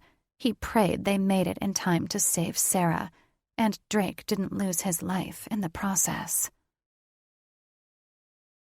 Violet had never been more miserable in her life, and she'd just escaped slavery to a sadistic witch, so that was saying a lot. She hugged her knees while Thaddeus stoked the fire. After Thaddeus had dumped the bodies in a ditch, they had retreated to a cave big enough to be a dragon's den, with hidden alcoves and even a shallow pool. They decided to camp in front of the cave, close to the opening, where they could easily see with the light of the moon and watch the sky for threats. Thaddeus had dumped Periwinkle in a darkened corner on the opposite end of the cave. Not wishing to see Periwinkle's stupid, smug face, he'd gladly honored her request and tied a sack over his head after she'd made him drink the entire flask of Silshade. She took a bath in the pool to wash the blood off and changed into a robe she'd found in a dead witch's backpack. When it had been Thaddeus's turn to bathe, she couldn't help but sneak a few peeks. Sure, she'd seen him naked before when she'd walked in on him in bed, but she didn't look for too long for fear Catherine would catch her. But now she got a chance to admire his broad back, leading to a tapered waist and perfectly round butt. How badly she wanted to squeeze it. Actually, she wanted to run her hands over every inch of his gorgeous, hard body. The color had returned to his skin, too. He was no longer ashen, but a beautiful golden brown, a sign he was recovering. She had been sorely tempted to activate an invisibility spell on herself when Thaddeus had cleaned the vomit off his shoes and left them to dry by the fire. So much for those fantasies about her high school crushes. She imagined Thaddeus telling his brothers all about the awkward witch who puked on his shoes. Not that it mattered what they thought of her. She'd probably be sentenced to death soon anyway. He sat across from her, the fire's flames casting shadows across his features. She swallowed back a lump of regret. "I'm sorry about your shoes," pity reflected in his large, brown eyes, making her feel even more ashamed. "I already told you not to worry. Catherine gave me those. I planned to burn them when I returned home. Can I get you anything?" "No." Choking back tears, she hung her head. "Just leave me." "What's wrong?" Her heart pounded uncontrollably when he moved to sit beside her and took her hand in his. He was strikingly handsome, with high cheekbones and luminous, large eyes, with thick, dark lashes. She'd love feeling his full lips pressed against hers. She was almost positive he didn't recognize her from school. She'd changed quite a bit since her freshman year. If only they'd met under better circumstances. If only she hadn't broken the law to save their lives. She might have had a chance with Thaddeus and his brothers. "I used the unbreakable curse," she said, throat parched and tongue feeling twice its size. "I'm going to be executed." Her voice cracked and splintered like shattered glass. Looking away, she bit her knuckles to keep from crying out. Life was so unfair. "Like hell you will." "But I broke the law." Feeling he needed comfort, she squeezed his arm. She pulled away when she felt the spark. She wondered if he felt it too. He smoothed back a strand of her purple hair in a surprising act of affection. His touch sent a zing down her spine, straight to her lady bits.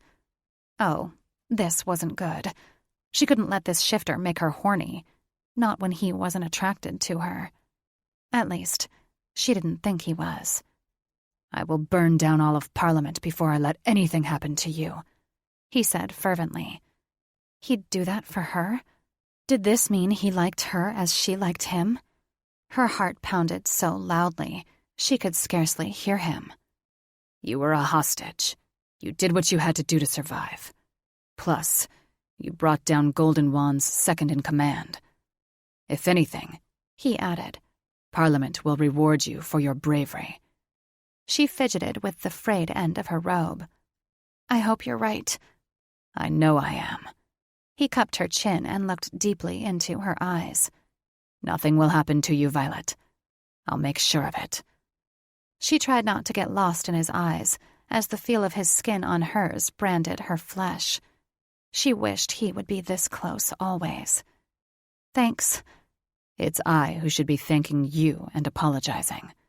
He released her. "I should have listened to you and escaped when we had the chance." "But you didn't," she said, trying to sound upbeat. "And now we have Periwinkle."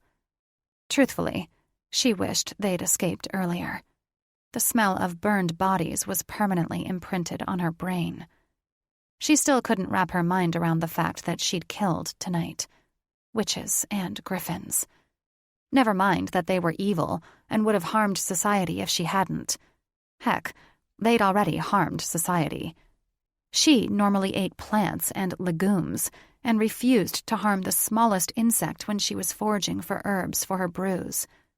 But for the past 2 nights, she'd had to forgo her vegan diet and eat whatever her companions killed. This was not who she was. Violet was no killer.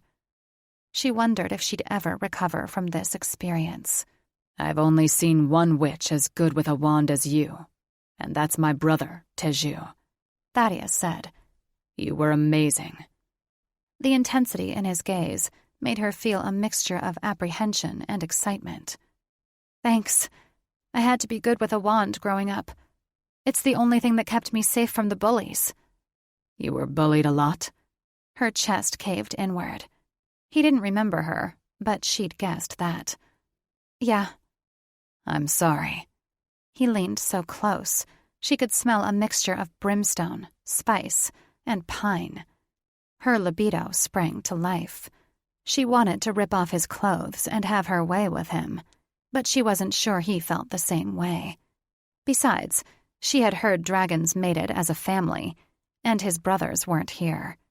But, oh, she'd have no problems sleeping with all 3 of them if they were. She forced herself to put some distance between them. "Don't be sorry." Wrapping her arms around herself, she tried thinking about anything other than Thaddeus Firebreath's devastatingly good looks. "I'm stronger because of it. If not, I probably wouldn't have survived Catherine." "Where did you go to school?" Crossing his ankles, he leaned back against a flat stone jutting from the ground, looking far too comfortable and sure of himself, considering he was still recovering from being poisoned for a year. She'd been hoping he wouldn't ask about her past. "You don't remember?" "No. Should I?" "My freshman year." She swallowed nervously. "You and your brothers were seniors.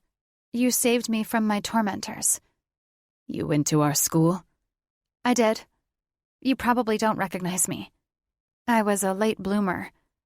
That was an understatement. She'd gone from a skinny, freckly broomstick to the curves of a siren and then some. Some of those curves could be attributed to her love of blueberry scones and cherry tarts. Not that she'd had any of those luxuries in a year. With the exception of the twin cauldrons attached to her chest, she was probably on the emaciated side. Slavery would do that to a witch, but she knew her dear mother would remedy that as soon as they were reunited. "What did you do to get sent to Dame Doublewarts?" he asked, looking at her as if seeing her for the first time. "I shrank Lanilla Longmire's tits," she said matter-of-factly. Shrinking tits was no big deal after being forced to use the unbreakable curse. His jaw dropped. "You did what?" "She was at my secondary school. Another bully. She made fun of my breasts, so I shrank hers." Looking back on it now, she had no regrets. If she hadn't been sent to Doublewarts, she never would have met the Firesbreath brothers. Actually, it wasn't a meeting. More like a brief encounter. But she'd developed a crush that had lasted 9 years, spoiling her for other men. Now, here she was, with the brother she'd always considered the sweetest of them all. "What's wrong with your chest?" he asked, blatantly staring at her tits, as if he was trying to determine her bra size. She crossed her arms as if she could hide her boulders. But she wanted Thaddeus to do more than just stare at them through the robe. She wanted him to take each breast in his mouth and suck them like a newborn babe trying to draw milk. "My tits were small," she said, her cheeks flaming when he kept staring. "They were?" As if things couldn't get more awkward. "I hadn't gone through puberty yet." "Oh, because your tits look nice to me," he blurted. He dragged a hand down his face with a groan. "I'm sorry. I haven't had to act civilized in a while." Her cheeks burned so hot, she swore she was about to combust. "It's okay, Thaddeus," she chuckled. "I'm not offended." "Okay, good. Because you're really beautiful." "Oh?" She froze like a gnome caught in a trapper's net. Thaddeus Firesbreath thought she was beautiful? Either he was mistaken, or he was desperate to get laid, and she was the only fuck available. He chewed his lower lip. "Was that offensive?" He had been through a lot. They both had. His mind was muddled after their ordeal. "No, Thaddeus. But I think you need to get your eyes examined." "My eyes are fine." He moved closer to her. "Why don't you believe me?"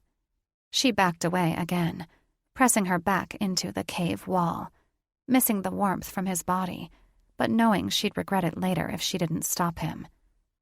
"I haven't looked in a mirror in a long time. I don't feel beautiful." "But you are." He caressed her cheek. Great goddess, she loved his touch.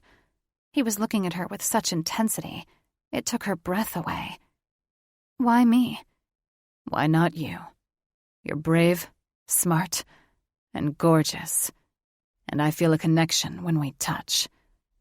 As if to emphasize the point, he traced her jaw and stroked her lip with his thumb. Oh, she stammered, unable to say more. She wanted to melt into his arms. Just one touch, and she was on fire. She could only imagine how wonderful making love to him would be. "You feel it too, don't you?" he asked in a sultry whisper. Yes, she felt it. She'd thought the zing when they touched was simply her reaction to a long-time crush. She moaned softly when he tenderly kissed her neck, his lips leaving a trail of heat all the way to her collarbone. This was really happening. She'd had no idea how many times she'd dreamt of making love to the Firesbreath brothers, and now he was seducing her. "Thaddeus!" She pressed a hand against him in a feeble attempt to push him away. "I don't want you straining your heart." "Maybe you're just what my heart needs," he murmured and nibbled her earlobe. She grasped his shoulders and melted against him. "Thaddeus, are you sure?" More than sure. Cupping his face, she kissed him, and not with the tenderness of love's first bloom, but the desperation of unbridled desire. He laid her down on her bedroll and untied her robe. I need to be inside you. Yes, Thaddeus, she said, and tore off his shirt, revealing a beautiful tanned chest with a smidgen of dark hair, thick, rippling muscles, and an angry, circular scar where his heart monitor had been. Leaning up, she feathered her lips across it. Make love to me. Pushing open her robe, he took her breast in his mouth, devouring it like he was inhaling a scoop of ice cream, sucking before licking the tip and then repeating the motion with the other one. She raked her nails down his back and pressed his head into her. He released her nipple and trailed kisses down to her navel. She'd never made love before, and the first time might hurt, but she didn't care. She needed Thaddeus so badly. Her breath hitched when he traced hot kisses down to her mound. She was thankful she'd bathed, but this still felt strange and awkward. What was she supposed to do? He gently pressed her thighs. Open to me, Violet. She obeyed, letting her legs fall apart. Like that? He nuzzled her heat, then dragged his forked tongue across her most private area. Oh, Thaddeus! She nearly flew to the ceiling as pleasure burst through her. He continued licking her while swirling his finger around the tender spot outside her labia. A sea of ecstasy swept her under, and she was powerless to do anything but say his name. She came hard and fast, exploding like a firework in his mouth. He laughed, licking her as if her essence was mana from Ellison. By the time she floated back to Earth, she was as limp as a wet noodle. He climbed between her legs. Did you enjoy that? You know I did. I've never felt anything so magical. He brushed his lips across her brow. Here's to many more magical nights. She swooned, not caring if he perceived her as weak. She was too caught up in the pleasure of his kisses and his touch to care. At some point, he'd removed his pants, and his thick cock pushed against her mound, probing the entrance. With a shudder, she opened her legs, welcoming him. He leaned over her and kissed her. She tasted her essence and opened her mouth when he probed deeper. She gasped when his cockhead slipped inside her, stretching her tight entrance. Relax, he said. Let me love you. I've never, she whispered against his mouth. It's okay. He placed delicate kisses across her jaw. I'll be gentle. The pleasure was exquisite, more intense than his tongue gliding across her clit. Wrapping her arms around him, she quivered when he surged all the way in, still kissing her tenderly. Am I hurting you? Raising her hips, she ground against him. No, please don't stop. Please. He moved, sliding in and out of her, brushing her sweet spot and building her need to reach that pinnacle with each gentle thrust. Chest heaving, she clawed his back, crying his name between each shallow breath. It felt so wickedly wonderful being filled by him. His solid chest pressed against her breasts, rubbing her nipples into hard peaks. His lips claimed hers. His cock was buried deep inside her, filling her completely, making her his in every way. She'd always belonged to him. She'd known it since her freshman year of high school. Now, he knew it too. I won't be able to hold back for long, he said. I'm going to come again? She dug her fingers into the tight globes of his round ass. Let's come together, my love, he said while panting. Yes. Oh, yes. The orgasm swept through her, squeezing her sheath with pulsing contractions. He claimed her lips in a heat-searing kiss, moaning into her mouth while he pulsed deep inside her. Overwhelmed with love for him, she locked her legs around his waist and stroked his back. This magical moment made her captivity worthwhile. Anything that brought her closer to this remarkable shifter was worth the hardship. He rolled her over, holding her in his strong arms, peppering kisses across her face and forehead. "That was amazing," he whispered. "Totally." She was too spent and sated to say more. "Thank you," he murmured against her ear. "Until this night, I thought I'd forgotten how to love." Placing a hand on his heart, she tenderly kissed his nose. "You certainly haven't forgotten." His gaze softened. "I mean with my heart, not just with my body." Her chest warmed at his admission. Did this mean he loved her as she loved him? She hoped so. Not knowing how to answer him, she kissed him, long and hard, pleased when he returned the kiss with equal passion. They held each other for several heartbeats, kissing and stroking and working each other into a frenzy until she was primed and ready for more. Rolling her back over, he rocked into her, banging that sensitive place between her legs until she was singing his name, surrendering herself to him, body and soul. Chapter 13. "Merlin's balls!" The muffled voice echoed through the cavern. "You two could wake the dead." "Damn." Thaddeus chuckled, his face buried in Violet's generous cleavage. "We should have muzzled him."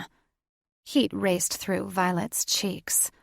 She shouldn't have cared what Periwinkle thought of her, but she was still mortified that anyone listened to their lovemaking. "I gave him the entire flask of Silshade." "Can someone untie me?" Periwinkle called. "Guess it wasn't enough." Thaddeus got up on his elbows and tapped her nose. "Not everyone brews potions as well as you. You should have let me turn him to ash." She rolled her eyes when Periwinkle started sobbing. "He has valuable information." She sat up, grabbed her robe, and wrapped it around her. "Besides, you need to save your strength." His ashen cheeks reddened. "You don't think I can do it, do you?" She thought about what to say next so she wouldn't sound patronizing. "I didn't say that. Can you shift?" "I don't know." He hung his head, his long dark hair falling over his eyes. "The last time I tried, it didn't work." She ached for him. Catherine and her father had brought this once powerful dragon low, and she loathed herself for helping them. Now that she was free, she'd do everything in her power to help him recover and shift again. She squeezed his hand, smiling when she felt the familiar spark. Could he be her fated mate? If so, did that mean his brothers were, too? The thought sent a trill through her. "You only need some time." Periwinkle hollered for help, and Thaddeus pulled away. "Until then, I'm useless." She gave him a soft smile. "Not to me." He'd given her too many orgasms to count, not to mention he made her feel so alive. Leaning into him, she said, "You're everything to me, Thaddeus." He touched noses with her. "And you're everything to me." "Really?" She could hardly believe how quickly their relationship was escalating. Not that she'd do anything to stop it. Thaddeus and his brothers had been her dream for many years. "Violet," he asked hesitantly, "you understand my mate will also be my brother's mate." "I know." A swarm of butterflies fluttered in her stomach at the thought. What if his brothers didn't like her? Would she lose Thaddeus then? "I want you to be ours," he said, stroking her lower lip and making her libido spring back to life. "I'm already yours." Draping her arms over his shoulders, she looked into his deep, brown eyes, wanting to lose herself in him forever. "But what if your brothers have already found someone else?" "They haven't," he said confidently. "How do you know?" "I just do." He nibbled her ear. "They will love you as much as I do. I know it." Her heart hammered so hard, it was practically doing backflips. "You love me?" He nuzzled her before pulling back, looking into her eyes. "With all my heart," he grimaced. "Whatever's left of it." She wanted to tell him she loved him, too, but guilt washed over her when she remembered her role in weakening his heart. Why hadn't she fought the blood bond sooner? Why had it taken her so long to finally confess to Thaddeus? She recalled how often she'd found him and Catherine tangled in bed together. Sometimes she'd accidentally walked in on them fucking, Catherine roaring like a lion and riding her shifter like he was a bucking broom. He had been so wrapped around Catherine's claws, Violet thought he wouldn't listen if she tried to warn him. And she would have been tortured by the blood oath for nothing. She would have also risked Catherine punishing, or even killing her. "What's wrong, Violet?" She bowed her head in shame, tears stinging her eyes. "I'm so sorry." "For what?" "For poisoning you." He sat up and forced her to look at him. "You have no reason to feel ashamed. You were blood-bound to that bitch. If you hadn't risked your life to fight the blood oath, I'd probably be Golden Wand's prisoner by now, or worse." Her throat was so constricted, it hurt to speak. "So, you didn't love her?" "Love Catherine?" He snorted. "What we had was far from love.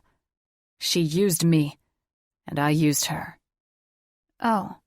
She looked away, the memory of their loud and violent fucking permanently engraved in her mind. She wished she could forget those images. "How do you feel?"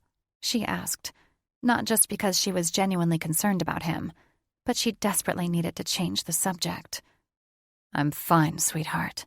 He brushed his lips across her collarbone. "Making love to you, establishing our bond, was just what I needed." A trill raced through her, making her swell with need. After their long lovemaking, how could she be ready for more? She'd no idea she'd love sex so much. She wouldn't mind being mated to 3 virile shifters who could feed her newly awakened, voracious sexual appetite. Hopefully, his brothers would want her too. "When I return to my apothecary," she said, shaking her head and trying to clear her head from lust's fog. "I can make potions that will help heal you faster." He made a face. "No more medicine." He could have stabbed her in the chest with a blade, and it would have had the same effect. But she didn't blame him for losing trust in her after what she'd done to him. "I won't hurt you. I promise." Threading his fingers through hers, he raised her knuckles to his lips and brushed them with a soft kiss. "I know you won't." They jumped at the sound of a loud snap outside. Her eyes widened. "What was that?" Periwinkle must have gotten loose. He jumped to his feet and slipped on his jeans with surprising alacrity. "Stay here." "No way!" She reached for her wand. "I don't want anything to happen to you." Grabbing her shoulders, he squeezed her too hard while searching her face with a desperate look in his eyes. "You mean too much to me." She shook off his grip. "And you think you don't mean everything to me, Thaddeus? I've already proven I'm good with a wand." Refusing to back down, she turned up her chin. "I'm coming." His eyes narrowed. "Stay behind me." Knowing they didn't have time to argue, she nodded. If there was danger, she wouldn't hesitate to push Thaddeus out of the way to protect them both. Periwinkle was still tied up, a big, wet bullseye on his crotch. Thaddeus ripped off the witch's hood and flashed a fanged grin. "Couldn't hold it?" "Fuck you!" Periwinkle struggled to sit up. Thaddeus took great pleasure in kicking the witch's head so hard, blood splattered the wall behind him. The sound of his jaw cracking was loud in the morning quiet. The witch fell, unconscious. A shame. Thaddeus wanted him awake, so he could relish the witch's suffering. "Don't kill him," Violet admonished. "He has valuable information." "So you keep saying." Thaddeus drawled as he secured the hood back over the witch's head. When they heard another loud noise outside, Thaddeus instinctively shielded Violet, ignoring her protests as he crept to the cave entrance and peered over the ledge. Below, a man was building a fire. A peculiar golden carriage was nearby, drawn by 2 restless, winged horses who fought against their ropes, their silver manes glowing in the moonlight. "Easy," the man said to his horses, and dragged the limp body of a woman out of the carriage. "Who is he?" Thaddeus whispered. She narrowed her eyes. "He's Faye." The man laid the woman face down beside the fire, next to a small child. Why weren't they moving? Were they dead? The man set a basket beside the fire. There appeared to be 3 grapefruit-sized eggs in it, nestled in a blanket. Thaddeus tensed when the Fae stumbled, nearly dropping the basket in the fire. "Those look like dragon eggs." Though he'd been just a boy when his younger brothers had hatched, he remembered their shiny, bronze shells. They looked like the eggs the man carried. "What's he doing with them?" Violet asked. "I can't tell." The Fae went back to the woman and flipped her on her back, tucking her long, auburn hair behind her. "Forgive me, my child," he sniffled, wiping his eyes. "I have no other choice." He stood, whistling a happy tune, as if he had not a care in the world. Violet sat up, risking exposure. "Great goddess," she hissed. "I recognize her from the papers." "Who is she?" Thaddeus asked, though he suspected he already knew. She looked like the Goldenwand heiress he and his brothers had once tried to kidnap. "Sarah Goldenwand," she said on a rush of air. "Nathaniel Goldenwand's granddaughter." "The Goldenwand heiress? Why's she with a Fae?" "No idea," she said. "She's your younger brother's mate." Thaddeus's heart stuttered. "They're mated to a Goldenwand? Impossible." His brothers would never betray his family. There was bad blood between Nathaniel Goldenwand and their grandparents, because the former tried to eradicate the shifter race. "Her grandfather tried to have her killed last year and framed your brothers," she said. "They saved her, and then she saved the entire shifter race by disabling Goldenwand's army with her siren voice." She squinted at the wicker basket. "Do you think those eggs are theirs?" Time slowed to a near stop as Thaddeus processed what Violet had just told him. If the Goldenwand heiress was indeed his brother's mate, then those eggs were his family. "Who else could they belong to?" he said through a low growl as his inner dragon came to life, his roar stronger than he'd heard since before he'd been struck by the curse. Something's not right. Not caring if he was seen, he stood and scanned the sky. "Where are my brothers?" But there was no sign of them. The Fae went behind a bush to relieve himself. Violet stood and pointed at the girl. "Her wrists are bound, and she has a toss stone around her neck." His fangs and claws extended. "Son of a siren. I'll kill him." "Wait!" She grabbed his arm, trying to pull him back as his dragon clawed at his skin. "Fae magic is more powerful than ours. You can't attack him." "Like hell I can't. He's not hurting my family." He shifted, feeling reborn as he broke through his mortal skin. He leaped off the ledge and pounced on the Fae as he pissed, flattening him to the ground with a heavy paw. "Please don't kill me," the man cried, voice muffled as he struggled under Thaddeus's weight. The Pegasus horses neighed and fought their restraints, rising a few feet into the air, but their carriage was anchored to the ground, and it kept them from flying too far. "Why do you have my brother's mate and their eggs and a girl child?" Thaddeus demanded, lifting his paw a couple of inches to give the Fae room to answer, but not turn over so he could aim his magic at Thaddeus. Fae didn't need wands. Their magic flowed easily through their hands. Fae were tricky by nature, and this one had to be even more so, to kidnap innocent girls. The Fae pressed his palms into the ground, his hair matted and caked with dirt. "I mean them no harm. They're my daughters." Thaddeus looked at the girls. One had hair as red as fire, and the other's was copper-colored. Nothing like the Fae's pale curtain. His attention snapped back to the Fae, who was trying to wriggle out from under Thaddeus's talons. "Then why are they unconscious? And why does the heiress have a toss stone around her neck?" I had no choice, the Fae cried. Golden Wand has my son. Thaddeus pressed his talon into the Fae's back, thinking how easy it would be to kill him. You'd give your daughters and the eggs to that madman? He won't harm them, the Fae panted while trying to break free. He's Sarah's grandfather. Flaming gnome turds. What kind of sick, narcissistic troll was this guy? He's already tried to kill her, Thaddeus growled, his patience a thin thread that was ready to snap. He promised he wouldn't kill her, the Fae sniffled, his voice rising several octaves. Thaddeus would just as soon let a leprechaun watch his gold than trust Golden Wand's promise. And you believed him? He didn't try to mask his disgust. The Fae wriggled like a worm on a hook. He has my son! Fire raced through Thaddeus's lungs as his vision tunneled. And their lives are worth less than his? Well, yes, the Fae stammered. Thaddeus leaned down and blew hot smoke across the man's back. I will burn you to a crisp.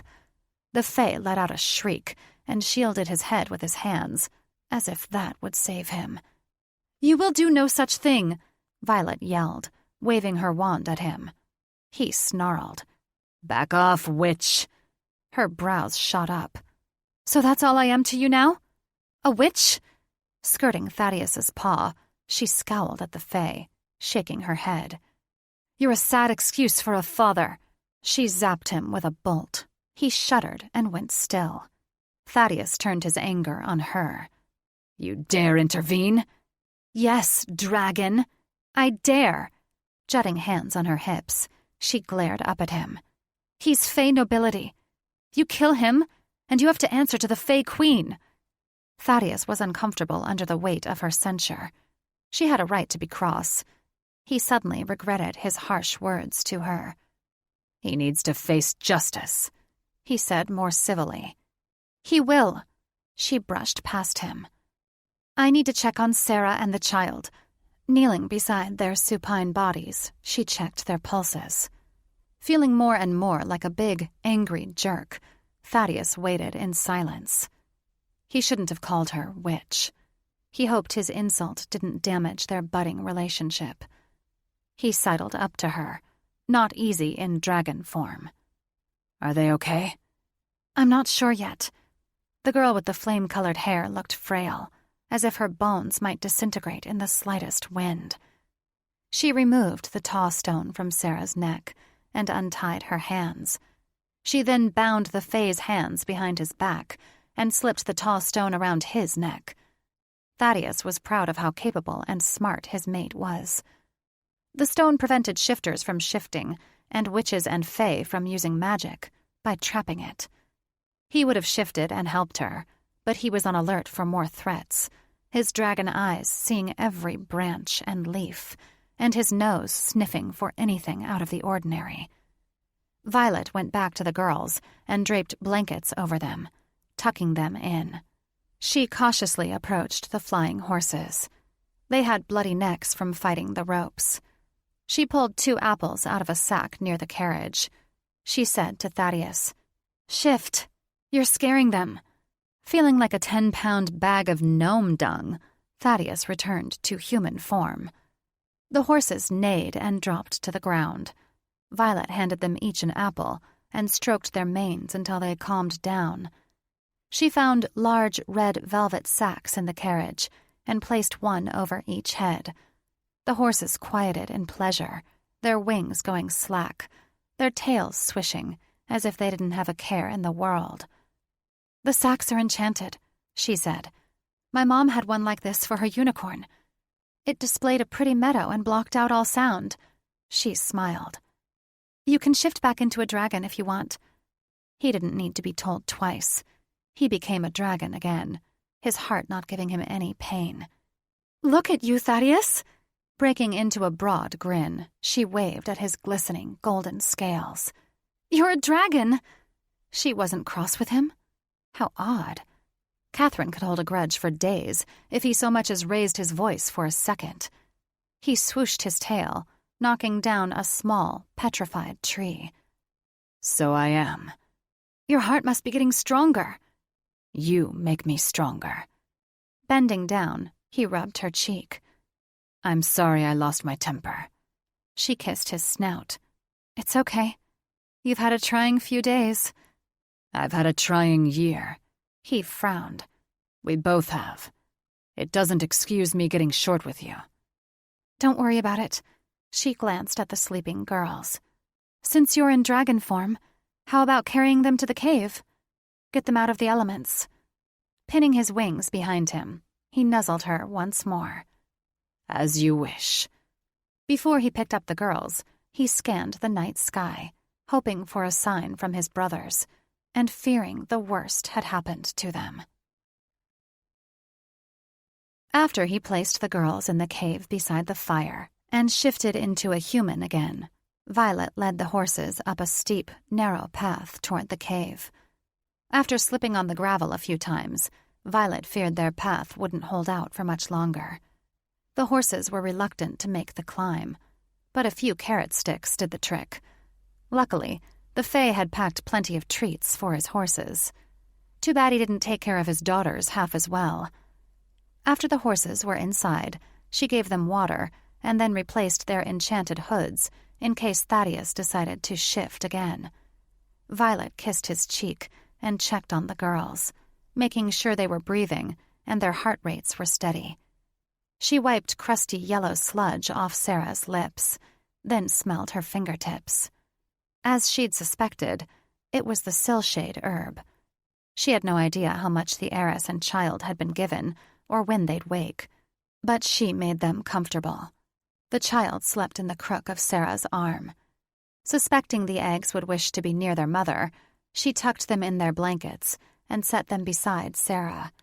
She pressed a hand to each bronze shell, pleased at the warmth within, and feeling a mixture of wonderment and jealousy. She wondered if she'd ever conceive dragon eggs with Thaddeus and his brothers. She secretly hoped so. A glint of silver caught her attention, and she opened her mouth in surprise as a shiny butterfly fluttered into the cavern, landed on Sarah, and attached itself to the charm around her neck. A remembrance necklace? "Someone's coming for Sarah." Thaddeus, who'd been stoking the fire, arched a brow. "Friend or foe?" Two distinct roars were heard outside. Violet bent over, shielding the fragile eggs, and expecting the entire cave to collapse on their heads when she heard the pings of sliding rocks. Thaddeus shifted into dragon form and protected them with his wing, which was large enough to cover even the horses. Having a dragon boyfriend sure was convenient. "Your brothers?" He flashed a fanged smile. "Yep." Then he let out a roar of his own, triggering another wave of rocks. She looked over at the horses, who seemed oblivious to the dragon roars with their hoods in place.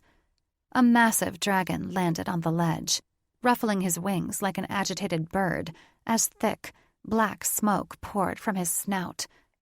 A robed witch with long, dark hair tied back in a queue, tanned skin, and cracked, round spectacles jumped off the dragon, brandishing a wand. "Thaddeus?" he asked, moving toward them. Thaddeus shifted back into a sexy, shirtless stud, dusting debris off his arms. "Yes, Teju. It's me." He gestured at Sarah and Violet. "And your mate and eggs are safe.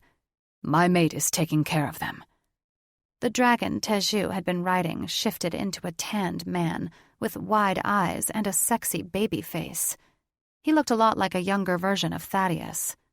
"Thaddeus, is it really you?" Thaddeus smiled. "It's me, Layden." Teju and Layden rushed to their mate and eggs, kneeling beside them. "They are well.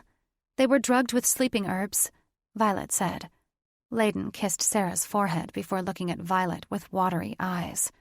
"Thank you." Violet shrugged, suddenly self-conscious under the weight of their stares. Thaddeus hooked a thumb at the Fae, who was bound and gagged and propped up beside Periwinkle. "We took care of the sneaky Fae claiming to be her father." Teju crossed to their prisoners and removed their hoods. Both were unconscious. Periwinkle's jaw was swollen and crusted with blood. Prometheus Periwinkle? Teju asked. Thaddeus said, "Long story." Teju rubbed his chin and spit on them, then turned to Thaddeus with a wide grin. "Well done." He chuckled. "A dragon's work is never done." Jumping to his feet, Layden rushed Thaddeus, nearly knocking him down as he gripped him in a tight hug. "Thank you," he said. "We thought we'd lost our mate. And you." Thaddeus looked alarmed at first, but he returned his brother's hug. "I thought I'd lost myself." Teju looked at Violet as if sizing up her worth. "I didn't know my older brothers had a mate." An awkward feeling twisted a knot in her gut, and she was overcome with nervous laughter. "Neither do they," she winked at Thaddeus. "With the exception of him."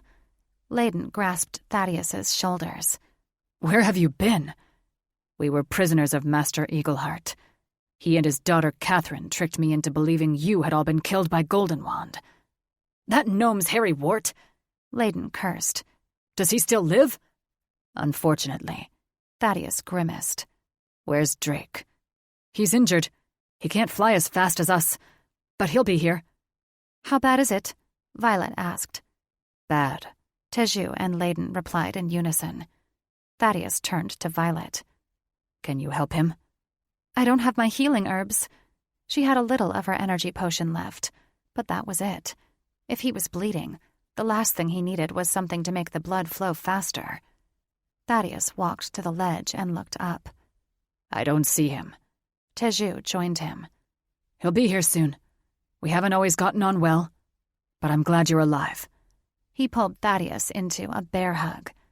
This time, Thaddeus didn't respond as awkwardly as he hugged his younger brother back. "My hatchling brothers and I have never treated our younger brothers as well as we should. We ran around with the resistance and disobeyed our parents. We didn't realize the importance of family." "We've all made mistakes," Teju said. "We've given our parents and older brothers plenty of grief, too." Violet's heart warmed when they hugged again. Her mother had been older than average when she'd had her, and she had no brothers or sisters. She was envious of her dragon mate's large family. "They are here," a tiny voice said. The child was sitting up, her eyes glowing red and orange, like they were swirling with fire. She knelt beside the girl, stunned by her eye color. Was she a shifter? No. She looked too ethereal, thin, with long arms and legs. She was built like a fae, but fae were hardy, stronger than witches. "It's okay," she patted the child's shoulder, frightened at how insubstantial she felt. "You were dreaming. You're safe." She turned a wan face to her. "None of us are safe. They are here." Teju knelt beside them. "Who's here, Lily?" Lily. The name suited her. She looked like a pale, delicate flower. Lily rubbed her eyes, yawning. "Bird creatures with lion tails." The blood in Violet's veins turned to ice. "Griffins?" Lily nodded.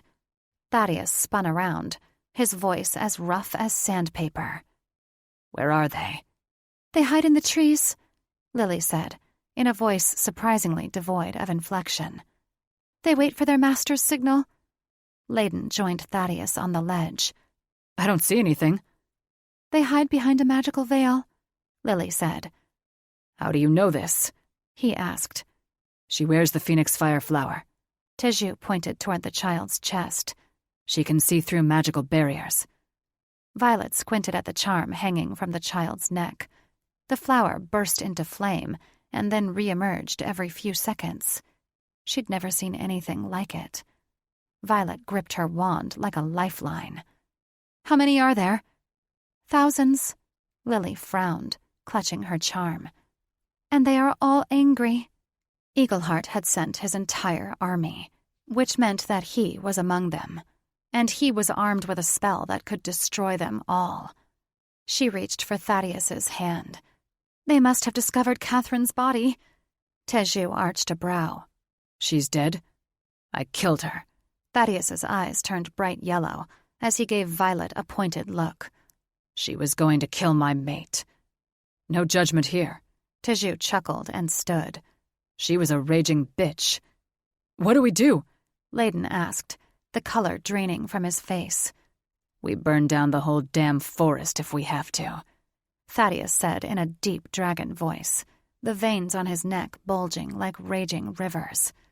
Violet's hands flew to her mouth. No, Thaddeus. Innocent animals will perish. They've already fled, or been eaten, Lily said, her red eyes a stark contrast to her pale skin. They fear the griffins. Where are they? Thaddeus asked. The child came to her knees and pointed outside. Just behind that first line of trees, and up the hill behind them. Though her legs felt like two wet noodles, Violet followed Thaddeus and his brothers to the cave entrance.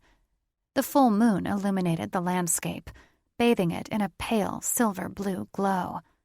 No sound came from the forest, not a bird, not anything. Everything was as still as a postcard. Too still. Violet swallowed back a lump of fear. Something was definitely amiss. Teju turned to Lily. Do you mind if I wear the necklace so I can see the threat? She clutched the charm like a dragon guarding its treasure. Only I can see. Why is that? Thaddeus asked. Lily's brows scrunched together. You have to be a phoenix fire. Teju looked wistfully at Sarah. If only she would wake.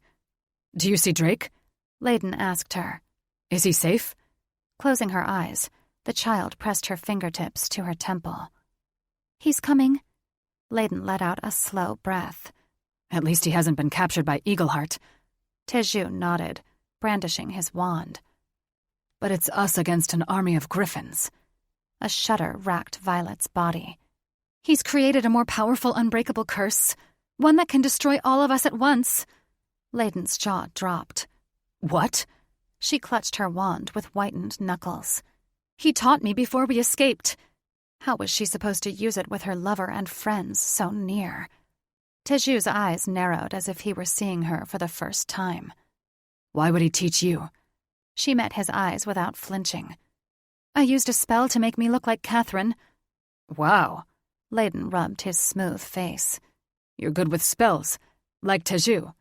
Teju's brows dipped. I don't know this shifting spell. Violet acted as if it was no big deal. You need blood from the person you're impersonating. She grimaced, too ashamed to look in Thaddeus's direction when she remembered what she'd had to do to transform. Do you think he'll use the curse on us? Layden asked, his cheeks turning an alarming shade of gray. His griffins will die if he uses it, she said, praying Eagleheart valued them enough not to use the curse. It kills everyone except the wand holder. Thaddeus crossed his arms. But he can employ the old curse to pick us off one by one. Not if I get him first. She held up her wand, a sense of urgency making her heart pound. He's unlocked the curse on my wand. Are you good with it? Teju asked. She's very good, Thaddeus said, wrapping an arm around her shoulders and pulling her close. She took down 6 arcane army witches. Teju let out a low whistle. I had griffin shields. Violet shrugged, feeling 10 shades of embarrassed for Thaddeus's confidence in her abilities. She didn't want to tell him that the more faith he had in her, the less faith she had in herself. I won't have shields this time. I can make you one, Teju said. You'll have to step out of it to fire your wand, though. Holy troll shit. This was really happening. Violet was going up against Master Eagleheart. I can do that.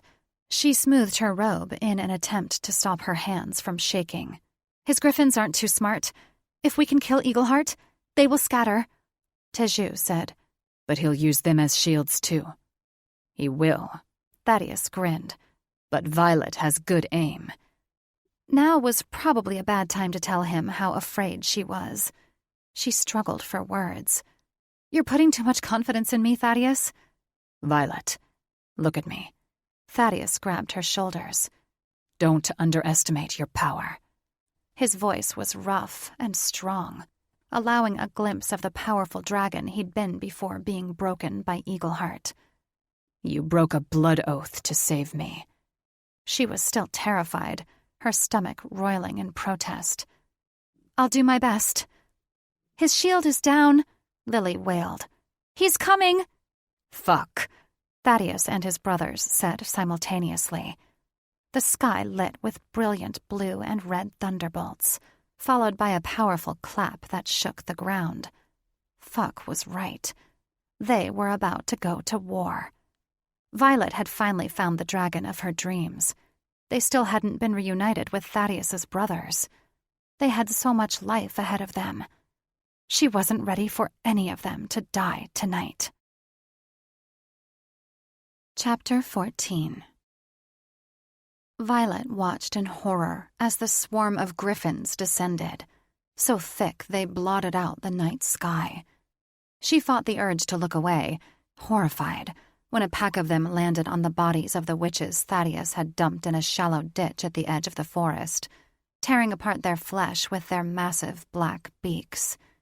Choking back bile, she had no time to worry about Thaddeus, who was discussing strategy with Layden, when a red bolt flew past her head, nearly clipping her ear. Teju threw up a clear shield that spanned the cave entrance, holding it in place with an outstretched arm, as if he was single-handedly holding up a dam against a flood. The shield lit up as griffins bounced off it with ear-piercing screeches. They fell to the ground with sickening thuds, like bugs electrocuted by a zapper. Teju's barrier certainly was strong. When red bolts bounced off the barrier, Violet had an idea. "This bubble protects you from all curses?" she asked. "Yes," he answered through a clenched jaw, his face screwed up tight while he held up his wand. "Magic bounces off it." She turned to Thaddeus. "Then stay inside the shield when I activate the spell that will kill Eagleheart and his griffins." Thaddeus flashed an appreciative smile. "That just might work, but be quick before Eagleheart gets you first." "Wait!" Layden threw up his hands. "Drake may be close." There were so many griffins, she couldn't see beyond them. A roar was heard in the distance, and her heart sank. "Who is that?" she asked Thaddeus, though she already knew. "Drake!" Layden cried, grabbing her arm. "Our brother will die if you use that spell now." She nodded. "Use your telepathy to call him here." A burst of fire burned a giant hole through the griffin barrier. Winged creatures squealed so loudly, Violet's eardrums were near to bursting. A dragon flew through the opening, a horde of griffins attached to his wings and back. He faltered, then tumbled head over tail, crashing to the ground below the cave with a sickening thud. Rolling onto his back, he blew out a stream of fire while flinging griffins off. It was no use. They kept coming, peeling off his scales and ripping through his wings. The dragon couldn't survive this onslaught. "We have to save him!" Layden cried, kicking Teju's shield. The shield blinked out long enough for him to jump through and soar off the ledge, transforming into a dragon in the blink of an eye. Layden flew down to his brother, burning griffins and tearing them to shreds. Drake fell over on his back, going limp while the griffins continued to attack him. "Drake!" Teju cried, tears streaming as he watched his brother die. Thaddeus gripped Violet, searching her face with desperation. "I have to go. I love you." He captured her lips in a bruising kiss before abruptly releasing her. "No!" she cried. "Don't go!" Standing at the edge of the cavern, he grimaced as red bolts bounced off the reflective shield. "Don't worry. Teju will stay here and keep the shield up." "It's not me I'm worried about." Her stomach churned, and she wondered if she was about to vomit. "I just made you mine." A sledgehammer shattered her heart. How could fate play such a cruel trick on their love? "I'll always be yours." He stroked her cheek. "My love for you won't die with me. If I don't make it, find my brothers. They'll take care of you." "Thaddeus!" she cried as Teju dropped the barrier and he ran through without a backward glance. She never got the chance to tell him she loved him. "Lily," Teju called. "Try to wake Sarah. We need her siren voice." "How?" she asked, eyes wide with fright. Shake her. Pour water over her. I don't care how you do it, just do it. Violet remembered the energy potion she'd given Thaddeus. She still had some left. Hang on! She ran to the satchel she'd taken from her prison and tore through food supplies before finding the small, blue vial. What are you doing? Teju asked. Racing to Sarah, she fell on her knees and uncorked it. It's an energy drink. Why didn't you give it to her before? He snapped, his arms shaking under the weight of the shield as more and more griffins attacked it. She had no time to get defensive. She tilted Sarah's head and parted her lips. I didn't think of it before, she said, pouring drops into Sarah's mouth. I don't even know if it will work. It has to work. The defeated tone in his words made her forget his impatience. Those griffins will kill my brothers. Not if I can help it. She massaged Sarah's throat to make her swallow, then shook her shoulders. Sarah, wake up! The heiress mumbled something unintelligible, but did not open her eyes. Lily sat beside her, the dark shadows under her eyes making her look like an old woman. Wake, sister, she demanded, her eyes welling with tears. We need you. They heard a loud screech, and Violet looked up, crying out when she saw dozens of griffins attached to Thaddeus's wings. He flapped wildly in an attempt to shake them loose, but the tenacious creatures dug their claws through his membranes. He must have been in a great amount of pain, but he didn't give up the fight. The swirl of griffins parted, making a hole in the center of their mass like the eye of the storm in a sideways tornado. The griffin she knew to be Eagleheart emerged, bigger than the others, and with eyes that revealed a keen sense of understanding. Red bolts flew from his wand like static currents, zapping anything that got too near, including griffins. And he was flying straight to Thaddeus. Without care for her own safety, she raced to the shield. Lower it! Teju looked ready to buckle under the weight of his magic. I can't. Too many will get through. Just for a second, she begged. Please, they'll kill Thaddeus. He released the shield, shifted into a creature that looked half dragon, half human, and blew fire at squealing griffins that tried to fly into the cave. Raising her wand, she ran out on the ledge, shrieking when the shield went back up and zapped her buttocks. Ignoring the pain, she struck creatures as they flew at her, struggling to keep up with the influx of beasts. How foolish they were to fly at her wand. Didn't they know they wouldn't survive? Her reflexes quickened, and soon she was able to strike griffins flying toward the barrier, as well as those far away, especially the ones in front of Eagleheart. All she needed was one well-aimed bolt, and the mage would be dead. When a bolt nearly hit Eagleheart's head, the mage stopped advancing and changed direction, flying toward her. Her arms suddenly went numb, feeling so heavy she could hardly lift them. Her confidence faltered, and all she could do was stare at the wicked mage, like a gnome caught in a witch's high beams. Fight him! Teju cried. All moisture evaporated from her mouth, and her life played out in slow motion when the mage aimed his wand directly at her. Her dreams of mating with Thaddeus and his brothers, of having baby dragons, and of finally reuniting with her mother after a year of captivity were over. She would die tonight because she was too much of a coward to raise her wand. "Watch out, Violet!" Lily screamed. There was a roar above her, and she barely had time to roll out of the way of a massive red dragon landing on the ledge. He let out a stream of fire so powerful it lit the sky in brilliant hues of red and gold. Eagleheart fired a bolt at the dragon's heart. The dragon roared when it hit him. Then it bounced off his chest and struck Eagleheart. The mage faltered, shocked, and fell like an earth-bound comet. The griffins broke formation, darting in all directions and ricocheting off each other like bugs in a jar. Ignoring their squeals of protest, Thaddeus went after them. Her heart swelled 3 times its size. He was covered in lacerations, but nothing looked life-threatening. They were going to live. She turned to the red dragon. "I don't know who you are, But thank you. You saved us. His eyes glowing as red as the burning embers of hell, he sucked in a breath, a ball of fire racing up his neck. A strong hand yanked her back, and she fell against Teju, safely inside the cave again, as the shield went back up. She was horrified when the dragon released fire on the exact spot where she'd been standing. She blinked. What just happened?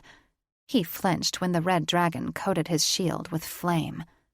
King Tormung is what happened. Magic bounces off him. The Dragon King of the Fey Realm? Why would he want to kill me? Because he's gone mad.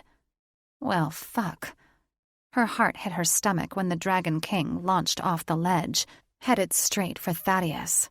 She wanted to zap him, even knowing the magic would bounce back. How do we stop him? We don't, he said. Layden and Thaddeus are our best chance. He's twice their size, she said in a shaky voice. The red dragon tore through the remaining griffins before launching at Thaddeus. They grappled mid-air like two eagles fighting for dominance. Flame engulfed them as they clawed fiercely at each other.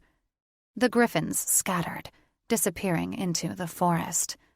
Even those mindless beasts were smart enough to know it was time to flee. Layden left Drake, who was eerily still, his wings flat on the ground. Teju's eyes misted as he continued to hold up the shield. What a burden he had to bear to helplessly watch his brother die while protecting his sleeping mate and eggs. Violet clasped her hands to her heart when Layden landed on the Dragon King, ripping through his wing. The king roared, releasing Thaddeus and spinning to the ground like a butterfly with a broken wing. Thaddeus and Layden landed in front of him, shielding their lifeless brother, when the injured king released a stream of flame. The king dragon has a thorn in his tail. Violet looked at Lily, whose pale skin looked even more translucent than before, like tissue paper stretched over bone. What did you say? Standing on bony legs, she walked over to Violet and pointed at the red dragon below. It's enchanted with a memory spell. That's why he's angry. She squinted at the king. So if I remove the thorn, he'll calm down? I think so. A memory thorn sounded far-fetched, but Lily had been right so far. Could something as simple as a thorn have driven the king to madness? How do you know this? She asked the child, a nagging voice of doubt ringing in her brain. Lily hung her head. The Phoenix Fire Flower Curse. Kneeling beside her, Violet reached for the charm, holding it in her palm and surprised by its warmth. Closing her eyes, she asked the charm to reveal its secrets to her. But there was nothing. She opened her eyes. Lily, the Phoenix Fire Flower is no curse. She sniffled and wiped her wet nose with the back of her hand. It is to me. I'm sorry you carry this burden. Violet released the charm. I'm sure when your sister wakes up, she will offer to wear the charm in your place. She cast a forlorn gaze at Sarah. It doesn't work that way, the child pouted. Nobody understands. She wanted to comfort the girl, but now was not the time. She had to get that thorn out of the Dragon King's tail. But how? A neighing horse caught her attention. She looked over at the Pegasus pair. They were getting restless. They were likely hungry and thirsty and would need nourishment soon. A thought struck her. She raced over to the horses and chose the smallest of the two, a mare who was hopefully more docile than the stallion. After untying her, Violet jumped onto her back. Do you know how to fly one of those? Lily asked. No, but I'm a fast learner. She'd ridden her mother's unicorn only once. 3 broken ribs later, she'd learned the hard way. Magical horses didn't like to be ridden. Wrapping her arm around the mare's neck, she removed the hood. The horse neighed and bucked, but she hung on. Now wasn't the time to worry about a few broken ribs. She screamed at Teju to lower the shield as the horse ran to the ledge and launched into the air. Circling the Dragon King, Thaddeus was about to unleash his fire when he saw a white-winged horse nosedive to the back of the Dragon King. Violet, who had to have gone mental, was screaming and clutching the horse's mane, only halfway on the horse. They landed on the ground with a hard crash, and Violet flew over the top of the horse and landed precariously close to the Dragon King's spiked tail. Ruffling its wings, the horse nearly stomped her head before flying back to the cave. The Dragon King spun around, snarling at Violet. Thaddeus charged, slamming into the king's chest and throwing him off balance. The red dragon staggered, then turned toward him and engaged. Thaddeus quickly retreated, meeting fire with fire, but not before he saw his crazy mate climb up the Dragon King's tail. Icy fear coursed through his veins. Did she have a death wish? Why had she left the safety of Teju's shield? The Dragon King pushed him until he nearly tripped over Drake. With nowhere left to go, he and Layden slowly surged forward, blowing fire at their opponent, sparks singeing his eyes. Blood oozed from the Dragon King's torn wing, but he showed no signs of slowing. With a snarl, he swung his head around, swishing his tail like an agitated cat. Fearing for his mate's life, Thaddeus charged again. "I found it!" she screamed, holding up what appeared to be a stubby wand. The Dragon King let out an ear-shattering howl and flung Violet off. She careened face first into the bushes. Ignoring the dark looks the king shot him, he gave him a wide berth while slowly making his way to the bushes. "Please don't let her be dead," he prayed to the goddess. The Dragon King shook his head like he was trying to clear water from his ears. "What happened?"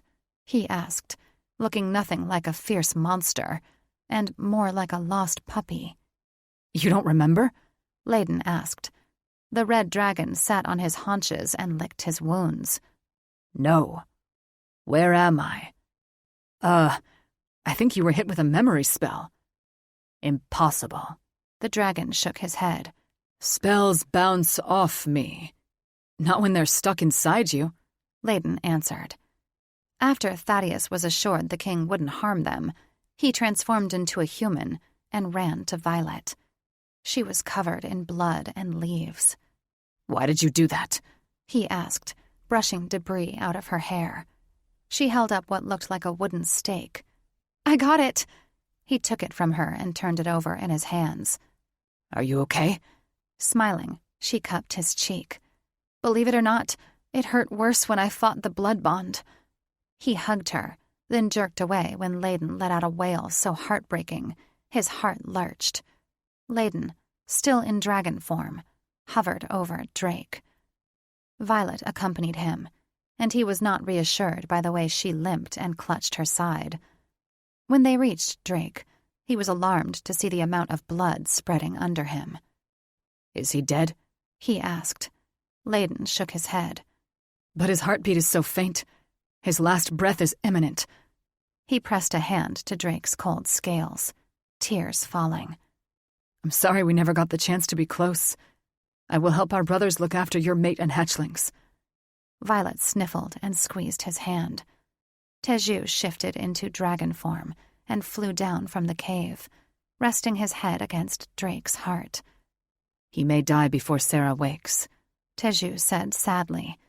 Turning his gaze to the sky, he let out a roar that shook the ground. Sarah woke with a pounding headache. Her limbs were as soft as porridge. Rolling onto her side, she blinked at the silhouette of a girl standing at what appeared to be the mouth of a cave, looking at the night sky. "What happened to us?" her siren said and groaned. "I have a better question. Where in all the hells are we?" She rubbed her eyes. "Lily?" Her sister rushed to her, wild red curls bouncing on her back. "Sarah!" She fell onto her, wrapping her arms around her neck. "You're finally awake!" She rubbed Lily's back, feeling her bones through her skin and hating it. Didn't this kid eat? She was as light as a bag of goose feathers. "Your sperm donor neglects her," Felix said. "Where are we? What's happening?"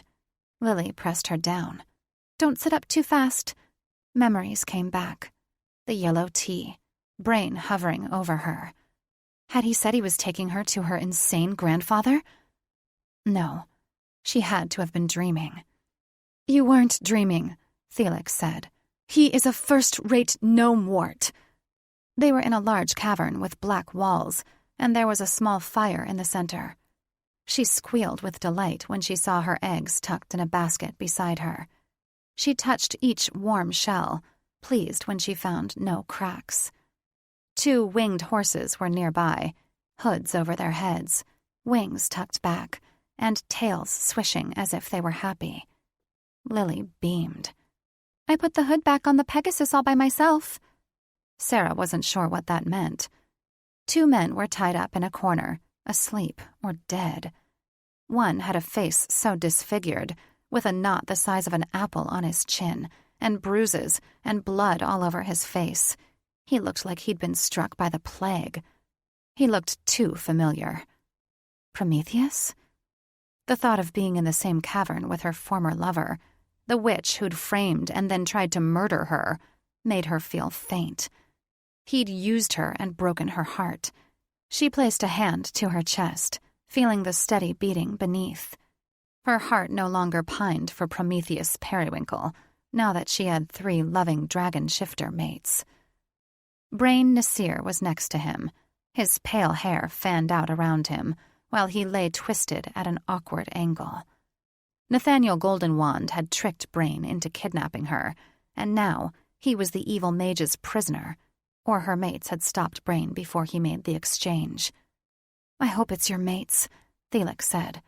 She looked at Lily again, alarm turning her brain to mush. Are we prisoners, Lily? Lily shook her head. She picked a piece of straw from her hair that had been poking her skull. Who saved us? Lily blinked. A dragon named Thaddeus. Felix gasped. Sarah was stunned. My mate's brother? He's alive? The child nodded, then kicked a pebble beneath her foot. There was a strange, somber look about her. But perhaps that was due to being kidnapped by her own father. Where is he? Lily nodded toward the cavern opening. Down the hill with your mates.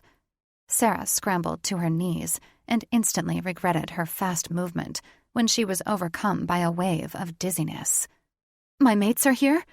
Lily's cheeks flushed, and she looked away. Yes. Something's wrong, Felix hissed. Lily, are you okay?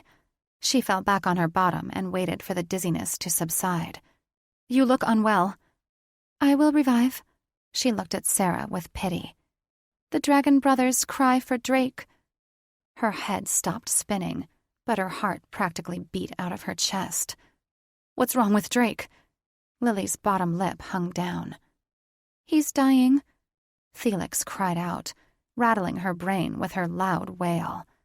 The neighs of the horses faded into the background, and her pounding heart slowed to a dull, painful thud as Sarah's vision tunneled on her sister. What? No! Where is he? Down below. Take me to him, she cried. Lily shook her head. We can't get down.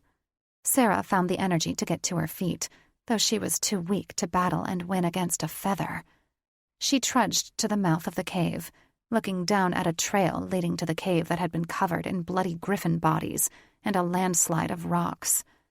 When her gaze was drawn to the bottom of the trail, the breath was stolen from her lungs. Drake was lifeless on the ground, a pool of blood big enough to fill a swimming pool beneath him.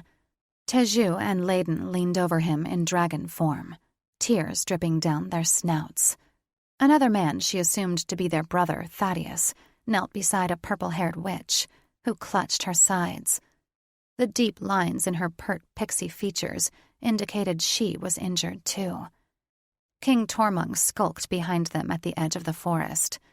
The Mad King! What is he doing here? It's okay, Lily said. The thorn with the memory curse has been removed from his tail. Sarah knew there was more to that, but at the moment it didn't matter. She had to get to Drake. Teju! Layden! Louder, Felix ordered. Neither of them moved. Had they not heard her? Clutching the side of the cave wall, she struggled to find her voice. Lily tugged on her arm. "I can heal him." "How?" The girl toyed with the charm around her neck. "I have the power to heal." "The Phoenix Fire Flower?" "Yes." Felix gasped. "Hurry, get her down there." A seed of hope took root in her chest. Could Drake be saved? What if he was already dead? He'd lost so much blood. "That takes great magic." She held down a hand. "Give me the flower and I'll do it." Though she didn't know how to activate the flower's magic, she hoped it would work for her when she put it on. If not, Lily could tell her. She didn't trust a child with the task of saving her mate's life. "You can't," the child arched back. "Only I can. I know how to heal him." She gave Sarah a look that was wise beyond her years. "Trust me." "Trust her, Sarah," Felix cried. "Just go, go, go." Sarah didn't know why, but she felt compelled to trust Lily. "Okay, Lily, please heal him, because I don't think I can go on living without him." Lily placed her fingers in her mouth and let out a whistle that was shockingly loud for one so young. Teju and Layden's heads snapped up, and Teju flew to the cave. Sarah nervously twisted her fingers while waiting for him and prayed they weren't too late. Chapter 15. Sarah jumped off Teju's back, helped Lily down, then raced to Drake, who abruptly shifted from dragon to man, lying naked in blood, his back shredded so badly most of his spine was exposed. "I can't take this," Felix cried. Then her voice faded. She'd obviously gone into hiding, which was better for Sarah. She was upset enough without the siren making things worse. Heedless of the blood, she trudged through the muck and fell on her knees beside Drake. She cradled his head in her lap, frightened when she didn't feel a pulse in his neck. She looked at Teju through tear-soaked eyes. "What's happening?" Teju knelt beside them and closed Drake's hollow eyes. He let out a strangled sob. "He's dead." "No!" It was as if her entire world had imploded. "He can't be dead!" Her chest hurt so much she could hardly breathe. Layden knelt and took her in his arms. "When a shifter dies, his animal leaves him. His dragon has departed." "No!" she wailed. How could this happen? Drake was the strongest of her mates. How could he leave her when their eggs hadn't hatched? How was she supposed to live without him? Layden held her tight, letting her sob against him, while Teju wrapped his arms around her from behind. She wanted nothing more than to sink into the muddy pool of blood and join Drake in the afterlife. "He hasn't been dead long," Lily said. "I can still bring him back." She grabbed the girl's sleeve. "Are you sure?" "Yes." Lily glanced at the witch with purple hair. "But I must heal her first." "No!" Sarah clutched Lily's collar like a lifeline. No way was she letting go. "Heal Drake before it's too late." Lily pulled away with surprising strength for one so young. "After I heal him, I won't be able to heal the witch." She plastered on a smile that looked forced. "Why?" "You will see," Lily said flatly. When Lily walked away, Sarah felt as if her sister had taken her heart with her. Sobbing, blood dripped from Sarah's fingers as she reached for Lily, who walked further and further away. Sarah's heart hurt so badly, she feared it would stop beating altogether, and she understood how people died from broken hearts. She grasped Drake's cold hand, her tears falling onto his fingers as she waited for her sister to come back. Though Lily was only with the witch a few seconds, it felt like an eternity. She knelt beside her and placed her hands on the witch's sides. The witch straightened, then jumped to her feet. Bending over, she kissed the top of Lily's head. Lily had been surprisingly calm during the healing. She returned to Sarah. Sarah was alarmed when she saw how gaunt Lily was. Had Lily been so thin, so frail? Lily fell beside Drake with a splat and placed a hand on his broken spine. After several tense heartbeats, she pulled away. His spine had miraculously become whole. He was still as a statue, though, and other than his healed spine, showed no signs of coming back to life. Lily looked far worse than before, the bones in her face sticking out sharply. Lily tugged on Layden's shirt. "Carry me to dry ground. Hurry." Layden picked her up. She clung to his neck, looking forlornly at Sarah as if she was a ghost. When he set her on her feet under a tall pine, she took 2 steps back and burst into flames. What the hell? Layden jumped back. "Lily!" Sarah screamed and stood on shaky legs, immobilized by fear. Teju waved wildly at Layden. Put her out! Layden looked stunned. How? Thaddeus raced past him with a cape, threw it on Lily, and pushed her to the ground. The flames were extinguished, but Lily was gone. In her place was a pile of ash. Chest heaving, Sarah went to Layden, distressed. She didn't understand, and then, after a moment, she did. Lily had poofed away, a pile of ash in her wake, like a phoenix. I think Lily was the phoenix fireflower." She picked up Lily's charm, the glass marred with ash and burn marks, the rope necklace gone, having disintegrated. "It's only a stupid necklace," she mumbled and dropped it. With a wail, she fell to her knees, digging through the ash for any sign of her sister. "How do we bring her back?" she asked Teju, praying that in all his wisdom he had an answer. He rubbed his chin with fingers caked in mud and blood. You don't bring phoenixes back. They return in their own time. "Do you think she will? And would it be as a little girl or as a baby?" I don't know, Teju said. Brain might, though. What the fuck? Drake staggered to his feet and gazed at the bloody mess he stood in. Drake was alive. "I'm back," Felix said. "Is Drake okay?" She ran to Drake, throwing herself in his arms. He grunted and stepped back, then wrapped his arms around her. So, you're not mad at me anymore? "Oh, Drake!" She peppered his face with kisses. "I shouldn't have gotten mad at you. I'm so sorry. Can you ever forgive me?"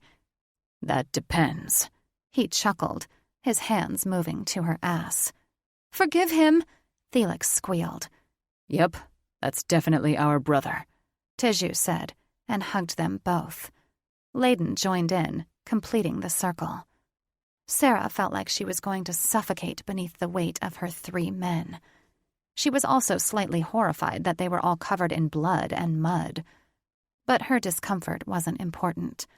All that mattered was that her family was whole again. She didn't know if she wanted to laugh or cry when she realized one family member was missing.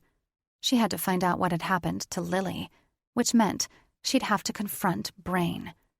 Goddess save him if he lied to her. Sarah stormed into the cave, Teju and Layden following her after Layden had deposited them on the ledge. Felix had gone quiet, giving her brain a semblance of peace. Still too disoriented to fly, Drake stayed with Thaddeus and the purple-haired witch he'd introduced as his mate, Violet. Brain was awake and afraid. Teju sliced open his gag with a talon and pulled the Fae into a sitting position. "Was my sister the Phoenix Fireflower?" she demanded. He eyed her for a long moment. Did she burst into flame? She refused to give him the satisfaction of an answer. "Tell me." Yes, she was. He showed no shame or sorrow as he looked directly into her eyes. Tomorrow you will find a baby in her ashes. Sarah choked back a sob. She would not let her sperm donor see her cry. "Is the baby my sister?" Lily is not your sister. His voice was devoid of emotion. She's a distant relative, 1,000 years old. "What the fuck?" She was cursed by the witch Gi, he said. Her power to heal drains her lifeblood. She's never matured into adulthood in 1,000 years. Sarah was sickened by his composure while he explained what, to her, had to have been a lifetime of hell. Teju and Layden growled.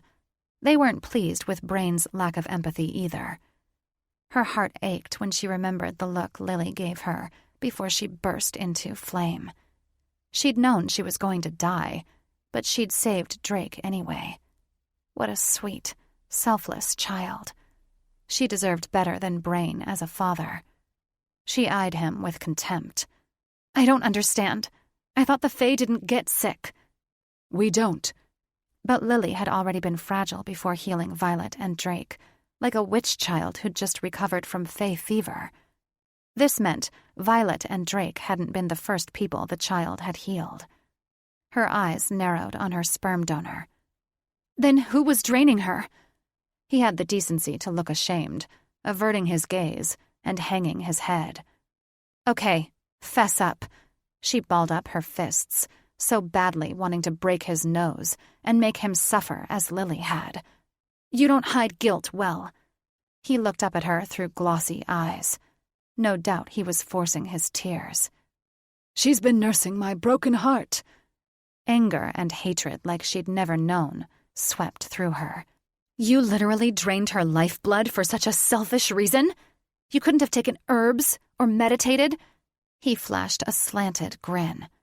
Lily was more effective. She was so angry, she saw red. You selfish prick. I've been called worse. He had the nerve to laugh. It's no big deal. She'll rejuvenate by morning. No big deal? She shrieked. She turned to Teju. Zap him, please. Flashing a wolfish grin, he raised his wand. With pleasure. No, not again. The Fae Queen will not be happy when she learns of my treatment. Brain yelled right before Teju struck him with a bolt. He slumped and fell over, his head hitting the stone floor with a satisfying crack. Tears of frustration spilled over her eyes as she turned to her mates. Take me back down. I have to sleep by Lily's ashes. I don't want her rejuvenating without me there. Layden retied Brain's gag and grabbed the basket of eggs and a few supplies. Teju wiped her tears and gave her a hug. Feeling his strength surge through her, she rested her head against him. Never before had she felt so betrayed, so used. Brain's indifference upset her even more than her grandfather's treatment, mostly because it wasn't only Sarah who'd suffered by his cruel hand. An innocent girl had been denied the opportunity to live a full life, thanks to what was most likely several generations of Fae draining her life force. Clinging tightly to Teju, she vowed that Lily would receive only compassion and love from her. She would raise the child as her own, make sure she survived into adulthood, and lived a long, full life. Violet spent most of the night collecting healing herbs while Thaddeus and his brothers reconnected. Even though she stayed close to the campfire, she felt Thaddeus's eyes on her, making sure she was safe. He had not been pleased when she left their camp in search of King Tormund. After eating his fill of griffins, the king had skulked off, preferring to sleep alone. He would not be able to fly with them in the morning because of his injured wing, and she didn't like the thought of leaving him behind. The herbs weren't as potent as those that grew in the caverns of Valhall, but they would do. After she ground them to dust with a stone, she poured the rancid bean soup out of the cauldron and brewed the herbs until they were reduced to a thick paste. The cauldron was heavy, and she was relieved when Thaddeus took it from her. You going to heal the king? I'll try, but first I'll heal you all. After Violet applied the salve to Thaddeus and asked Sarah to tend to her mate's wounds, she and Thaddeus went in search of the king. They found him in a shallow cave not too far from their campsite. This cave was at ground level, so she didn't have to scale any cliffs. She was beyond exhausted. The sun was almost up, and she hadn't slept much these past few days. The dragon glared at them, and she wondered how much of his bad attitude was due to the thorn and how much was part of his natural disposition. "Hello, King Tormund." She forced a smile. "How do you feel?" "Leave me be, witch," he snarled, resting his head on his paws like a petulant puppy. She nodded to the cauldron Thaddeus carried. "But I've made a poultice for your injuries." He sat up. "Why would you help me?" "Because I'm an apothecary. It's what I do." "Very well. Your shifter friends made a mess of my wings." "And you almost killed Drake," she said wryly. "So I guess you're even." She left out the part about Lily having to start her life over because of him. The king harumphed, but said nothing. After she climbed up his side, and Thaddeus handed her the cauldron, which had thankfully cooled, she let out a low whistle when she saw the numerous tears in his membranes. She worked quickly, not wishing to remain on his back a moment longer than she had to. The paste was sticky and would smell up her hands for hours. But when it dried, it would act as stitches and help fuse the tears back together. The king turned his long neck toward her, watching her as she worked. "I never thanked you for pulling the thorn out of my tail." "No need," she said while rubbing the last of the sticky paste into his wing. "It was either that or let you kill us all." The king bowed his head. "I am ashamed of my behavior." She paused and shared a look with Thaddeus. He looked as shocked as she felt. "Don't be. It's not your fault you were under a spell." He let out a low growl. "I will kill Golden Wand." "Get in line," she chuckled, not surprised to learn it was the evil mage who'd cursed the Dragon King. "He has a long list of enemies." Then she paused, wondering how Tormund would have let the evil mage come near without burning him on the spot. "Do you remember how he did it?" "It wasn't him." He looked at her over his shoulder again, his heavy jowls turning a frown. "It was one of his followers. I will kill them, too." For some reason, Periwinkle's smug face came to mind. Was he tall and blonde? The dragon's eyes widened. "How did you know?" So it was him. "Prometheus Periwinkle. And you can't kill him. He knows where Golden Wand's lair is. Hopefully the authorities can make him talk." He arched a scaled brow. "Is he your prisoner?" She realized she'd said too much. Thaddeus swore, crossing his arms. She swallowed back a lump of fear when the red dragon let out a low growl. "He is, and like I said, you can't kill him." "I am a king!" he bellowed, spittle flying from his jowls and spraying her. "I can do whatever I damn well please." Swearing, she wiped her face, then screamed when he jumped out of the cave and flew toward their campsite with her still on his back. The cauldron rolled off his back and hit the ground with a crack as he skimmed the treetops with his talons. Thaddeus caught up to them, and she hoped the dragons wouldn't get into another fight. Periwinkle definitely wasn't worth it. As they flew over the campfire, she could hear the others below hollering. The king landed on the ledge with a thud and stalked toward the two prisoners like a feline about to pounce on an unsuspecting mouse. Violet slipped off the dragon so fast, she tumbled to the ground, banging up her chin. "Ouch!" Thaddeus landed, a look of desperation in his eyes, as he tried to clutch the side of the ledge. He shifted back into a human, jumping onto the ledge and wildly waving his hands. "Violet, get out of there!" She had no time to process the pain in her chin or the potential danger she was in. She wasn't about to let the king ruin their one chance at capturing Golden Wand. She jumped to her feet and ran between the dragon and his potential snack. Both prisoners had their hoods removed, but they were bound and gagged. Periwinkle had a huge bloody knot on the side of his chin. She inwardly smiled. He deserved it. "Move out of the way, witch!" the king commanded. She held up her hands. "If you kill him, we won't know how to reach Golden Wand. He's the one you really want to burn." Behind her, she heard a loud gurgling sound, and then she was hit with the awful smell of rotten eggs. She cast a quick glance at Periwinkle. He looked at them with terror-filled eyes, shaking to the point that he appeared to be having a seizure. Did the witch just shit his pants? Tormund wrinkled his snout. Well, I can't eat you now. Guess I'll have to burn you. Violet, Thaddeus directed. move! Periwinkle flopped like a fish out of water, crying into his gag.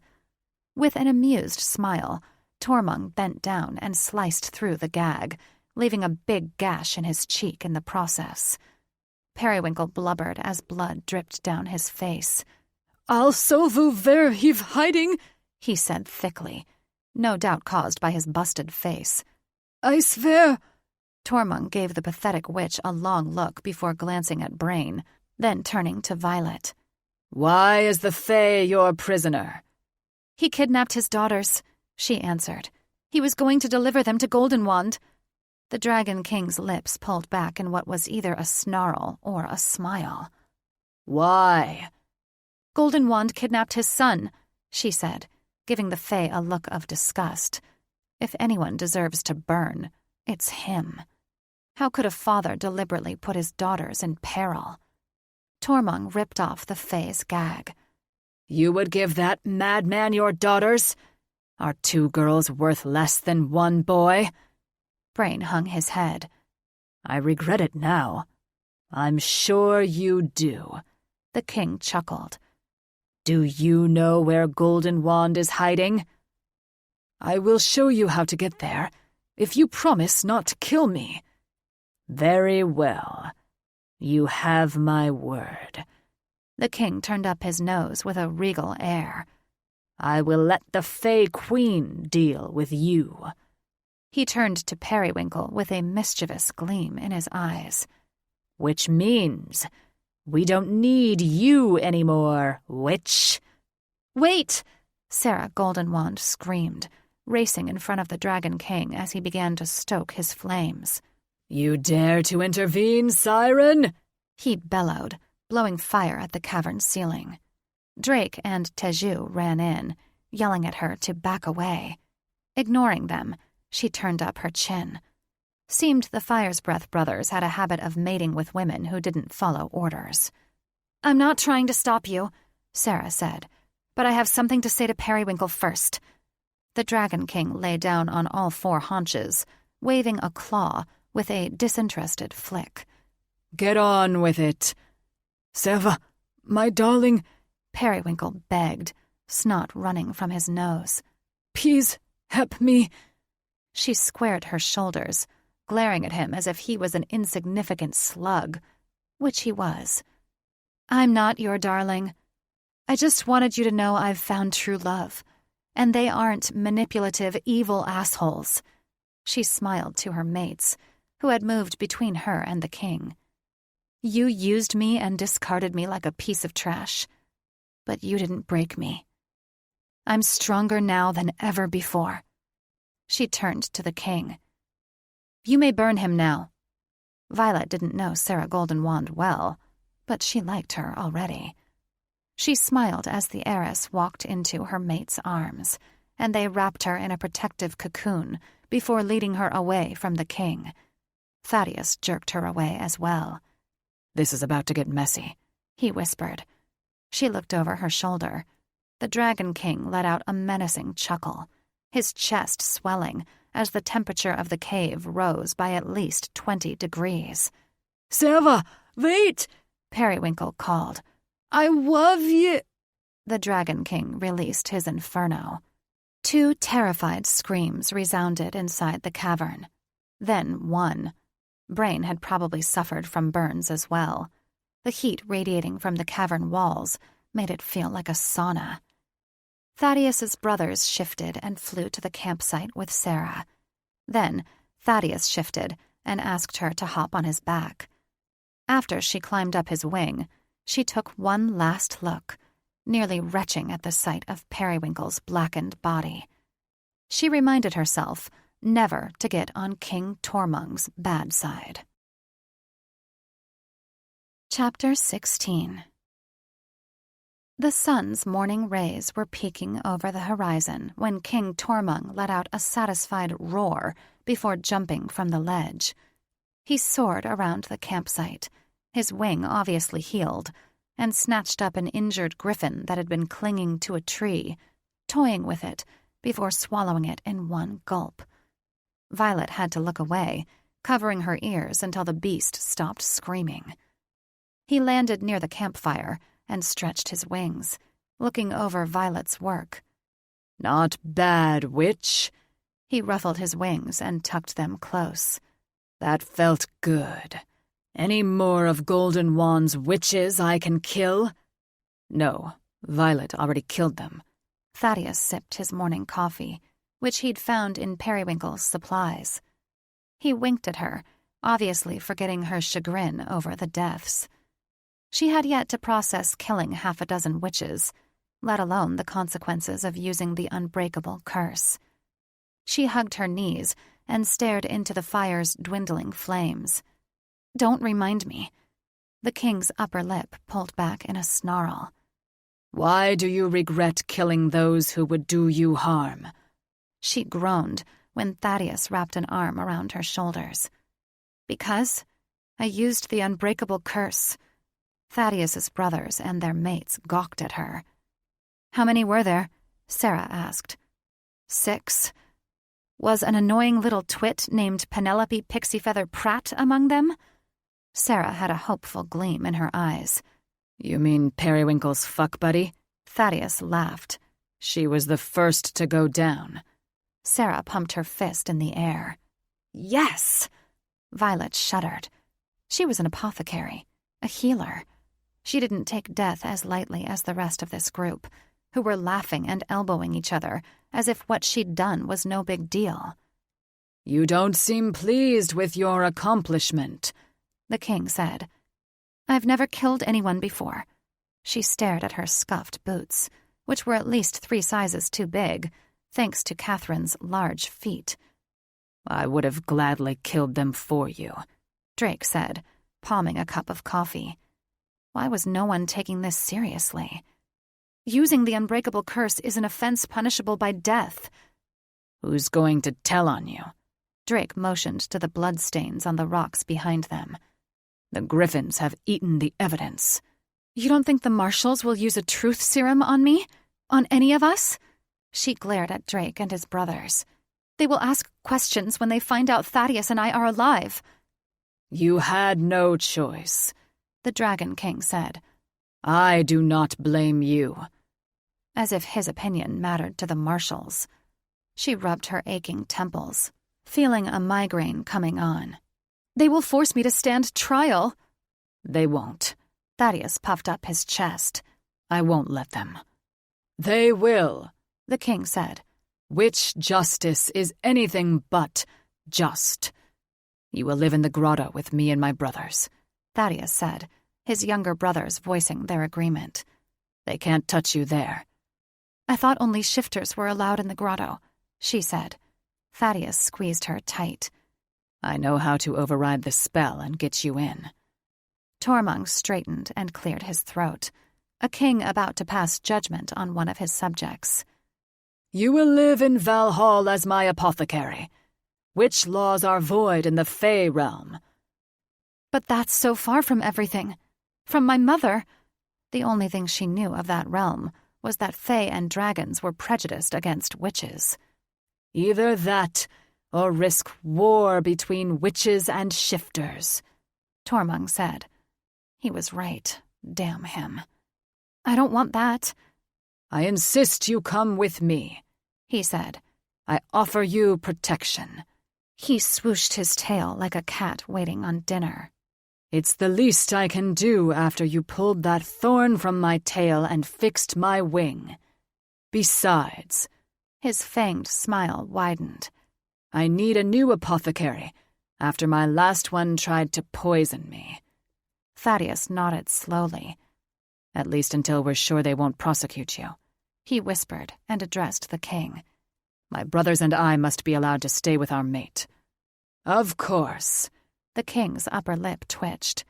"I've tolerated your grandparents. I can tolerate you, too. So long as you don't try to kill me.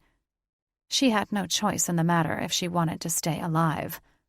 We wouldn't dream of it, King Tormung. As long as you don't try to kill us. Teju followed Thaddeus, stepping over the bloody, butchered carcasses of forest animals left by the griffins, until they were a safe distance from camp. Do you have it? I do, Thaddeus said. Did you find the other one? No, Teju grimaced. I found only ash where Eagleheart had been. I believe Tormung incinerated the wand along with the wizard. Let us pray that is the case, Thaddeus said. A wand like that in the wrong hands will send the world into chaos. Teju impatiently held out a hand. Which is why we should destroy this one. Thaddeus's jaw hardened. You can't destroy it. You must give it to our parents. They can decide what to do with it. Thaddeus, that's a bad idea. It's not for us to decide. Our parents are the dragon rulers. Think of how angry they will be if they found out we had a wand with such power and didn't turn it over to them. Teju cringed at the thought. They would be furious. Very well, but let us pray they do the right thing and burn it. Thaddeus gave it to Teju. If Violet asks, tell her we incinerated it. You'd start your relationship with a lie? I don't want her to worry, he said, averting his eyes. Teju decided not to press his brother on the matter. He thought it was a mistake to lie to Violet, but he wouldn't interfere with their relationship when he had enough to deal with. He wrapped it in cloth and stuck it in his pocket. Then he marched back to the campsite, trying to put it out of his mind. His heart was heavy enough after watching Lily sacrifice her life and almost losing Sarah and Drake. But how could he not obsess over it? If a dark witch discovered that wand, they would all die. Sarah had been fighting sleep all night. Now that the sun was peeking over the horizon, she should have been preparing to leave, but she refused to budge from her spot until Lily rose from the ashes. She'd slept all day yesterday, thanks to Brain's potion. She shouldn't have been so tired, but she was exhausted. Probably the side effects of the sleeping drug. One more reason to hate Brain. Resting her head against Drake's shoulder, she'd shut her eyes for only a few minutes when she heard the sound of a baby crying. A pale, naked baby, with tufts of flame-red hair, kicked and wailed on the cold ground. She knelt beside her, suddenly realizing she'd never held an infant before.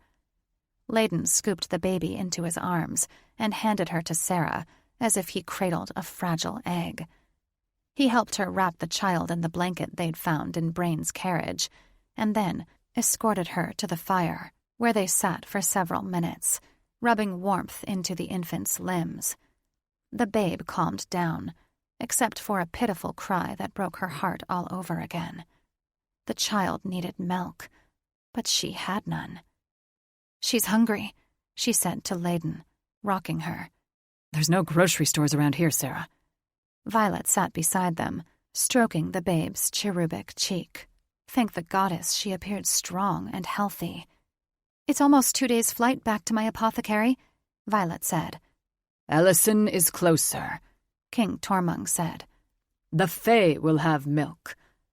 Sarah thought of Brain's big, empty house and decided that's where she would take the baby. Brain wouldn't be needing it, since King Tormung had promised to take him to the Fae Council.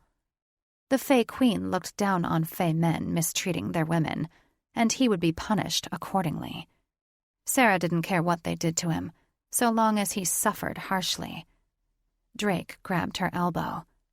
"King Tormung is right. The Fae realm is much closer." "I know. I'm okay with it, as long as Lily gets food." She smiled at the child, whose cries had become a fitful whimper. Layden stood, brushing dirt off his pants. "We need to hurry." He held out his arms. "Do you want me to carry her for you?" She shrank back. clutching her sister tighter. "No." "Okay," Layden said, smirking. "give me a minute. I'll make a sling for her." He fashioned one out of a blanket. Then Sarah put the baby inside. "You're going to make a great mother. You know that?" He kissed her cheek. "Layden, I am her mother," she said, cooing to the baby. "I'm the eldest Phoenix Fire. I must take care of her. But it means I won't be able to finish school." "We'll work something out," Teju said, and helped Drake put out the fire. "We can use fosters until you finish." She wasn't leaving her baby sister with foster parents. What if they didn't treat her well? She twirled a tuft of red hair around her finger. "So they can take advantage of her powers too? You heard Brain. She hasn't made it to adulthood in 1,000 years. "We can give her to our parents, or grandparents," Layden said, rubbing her back. As if a back rub would make her give in. "They will look after her. You only have 1 semester left." Sarah shrugged. "What do I care about high school? I'm an heiress. I don't need the diploma, and it's not like I need a job." She would never leave Lily unprotected. What if Golden Wand attacked the school again, killing her and leaving Lily an orphan? She wouldn't take that chance. Drake gave her a severe look. "You can finish, and you will. I learned the hard way the importance of a good education. It can mean the difference between life and death." "I'm glad to hear you say it," Teju said, returning from his trek with Thaddeus in the forest. Considering all they'd done was relieve themselves, they were gone a long time. Drake patted Teju on the back so hard, he lurched forward. "I'm sorry. I didn't listen to you in class." Teju smiled and hugged him fiercely. "I'm sorry I was hard on you. I'm not. You were right. From now on, I'm paying attention in class." He gave Sarah a pointed look. "You need to as well, Sarah." She protested, rocking the baby when she let out a wail. "No excuses," Drake said, sounding too much like a professor with his patronizing tone. "You owe it to yourself and our children to complete your education." She didn't know if she had the strength to give up Lily, even temporarily. Drake tugged on her sleeve. "Let's go." The carriage had been made ready, and the Pegasus horses waited impatiently. "We need to get that milk." She didn't argue as she let her mates help her and the baby inside. But this debate was far from over. Chapter 17. King Tormung left Violet and Thaddeus in their grandparents' home. It was a massive cavern with several smaller, but still huge adjoining caves, each with openings wide enough to fit a dragon. The bedroom was separate from a bathroom with a clawfoot tub and a pipe contraption connected to it that she assumed led to a cistern. There was also a primitive kitchen and an herb room. Violet had wanted to sleep for the next century, but Thaddeus had other ideas. She'd tried to push him off, considering the large feather bed they were sleeping in belonged to his grandparents, and it not only felt weird, but wrong on so many levels. He continued teasing her to a sweet burn until she no longer cared where she was. She needed him now. At least Thaddeus had changed the blankets. They enjoyed a vigorous round of lovemaking, and then another, this one long and slow and sweet. She held him as he gently thrust into her, whispering words of love in her ears. Oh, how much she loved him. She'd told him so over and over. After their marathon lovemaking, she was somehow left wide awake while he snored like a dragon. She went through his grandmother's herbs and potions, amazed to find everything she'd need. There was even an inventory of plants she thought had gone extinct. She found a bag of Pegasus feather wands and pocketed one for safekeeping, since Thaddeus and Teju had destroyed the cursed wand Eagleheart had given her. At least, she prayed they destroyed it. She discovered her favorite sleeping herb, Torengni root, which was not as strong as Silshade, but a mild sedative used for anxiety. Goddess knew she was anxious. After brewing it into a tea, she sipped it sitting on the ledge, making a wish as a falling star streaked across the night sky. Inhaling a deep breath of mountain air, she slowly released it. She loved it here in Valhall. It certainly beat the sulfuric, stagnant air she'd been forced to breathe as Catherine's slave. After disrobing, she crawled into bed beside Thaddeus, snuggling naked against him, loving the feel of his warm skin pressed against hers. If his brothers liked her too, she would enjoy 3 times the warmth. This life wasn't the one she'd planned, but it didn't matter as long as she had Thaddeus. Violet Mystique and Thaddeus Firesbreath. She sat up with a start, pulling the blanket over her breasts. Yes? How long had she been sleeping? And who were these men standing in her bedroom? The morning sun spilled in from the main cavern, illuminating their ugly faces. Dressed in black, chains hung from their belts, and they carried wands the size of clubs. These weren't ordinary witches. They were mercenaries. You have been summoned by Sir Goblin Gout, said the largest one, who had a long, scraggly black beard and an eye patch that made him look like a pirate. You are to come with us.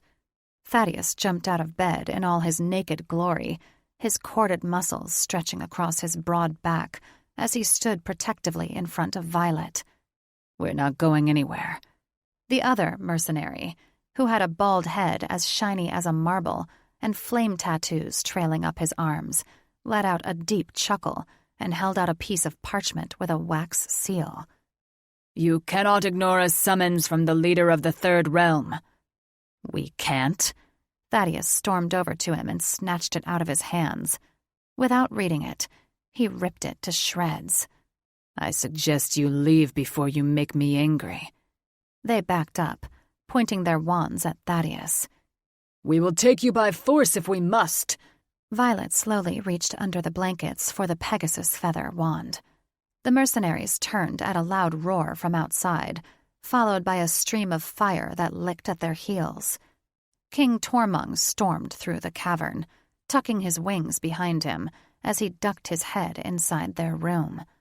What is the meaning of this? He glared at the mercenaries, who aimed their wands at him.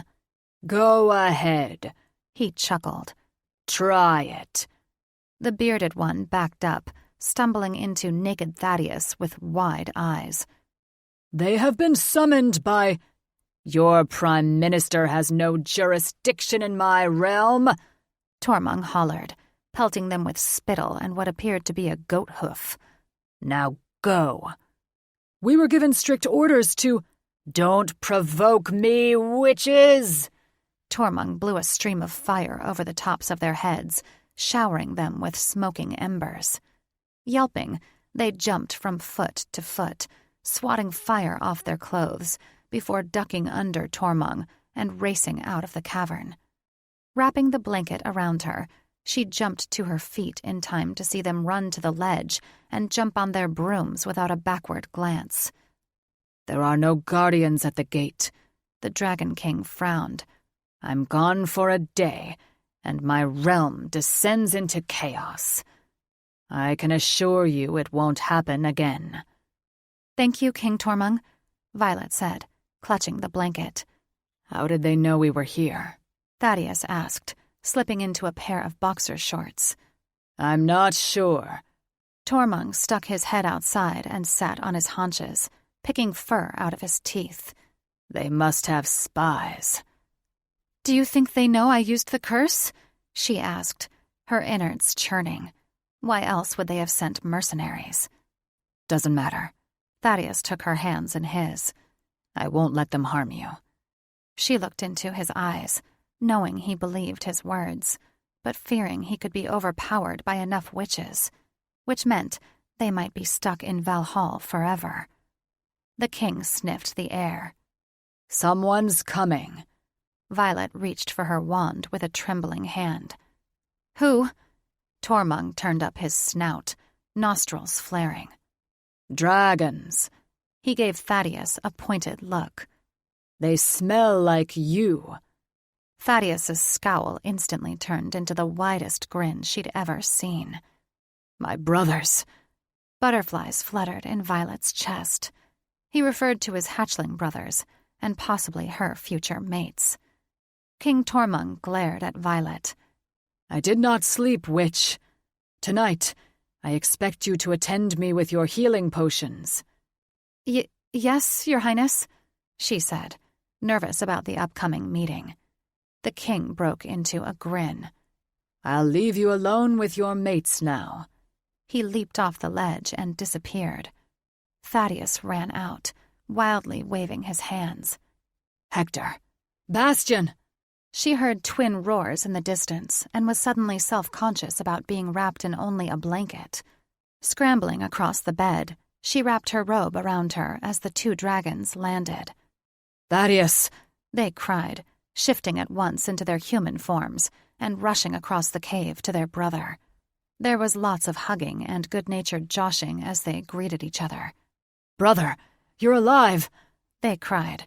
You're really alive! Violet sat on the edge of the bed, awkwardly watching their reunion. Witnessing their love for one another was a beautiful thing. If she'd had a sister growing up, she would have loved her like this. The tallest one was the alpha. Hector had changed a lot since high school, filling out more in the chest and shoulders, and growing a thick but well-trimmed beard to match his shoulder-length, dark hair. He was still devastatingly sexy, even more so with the facial hair. We need to explain why we left you, he said.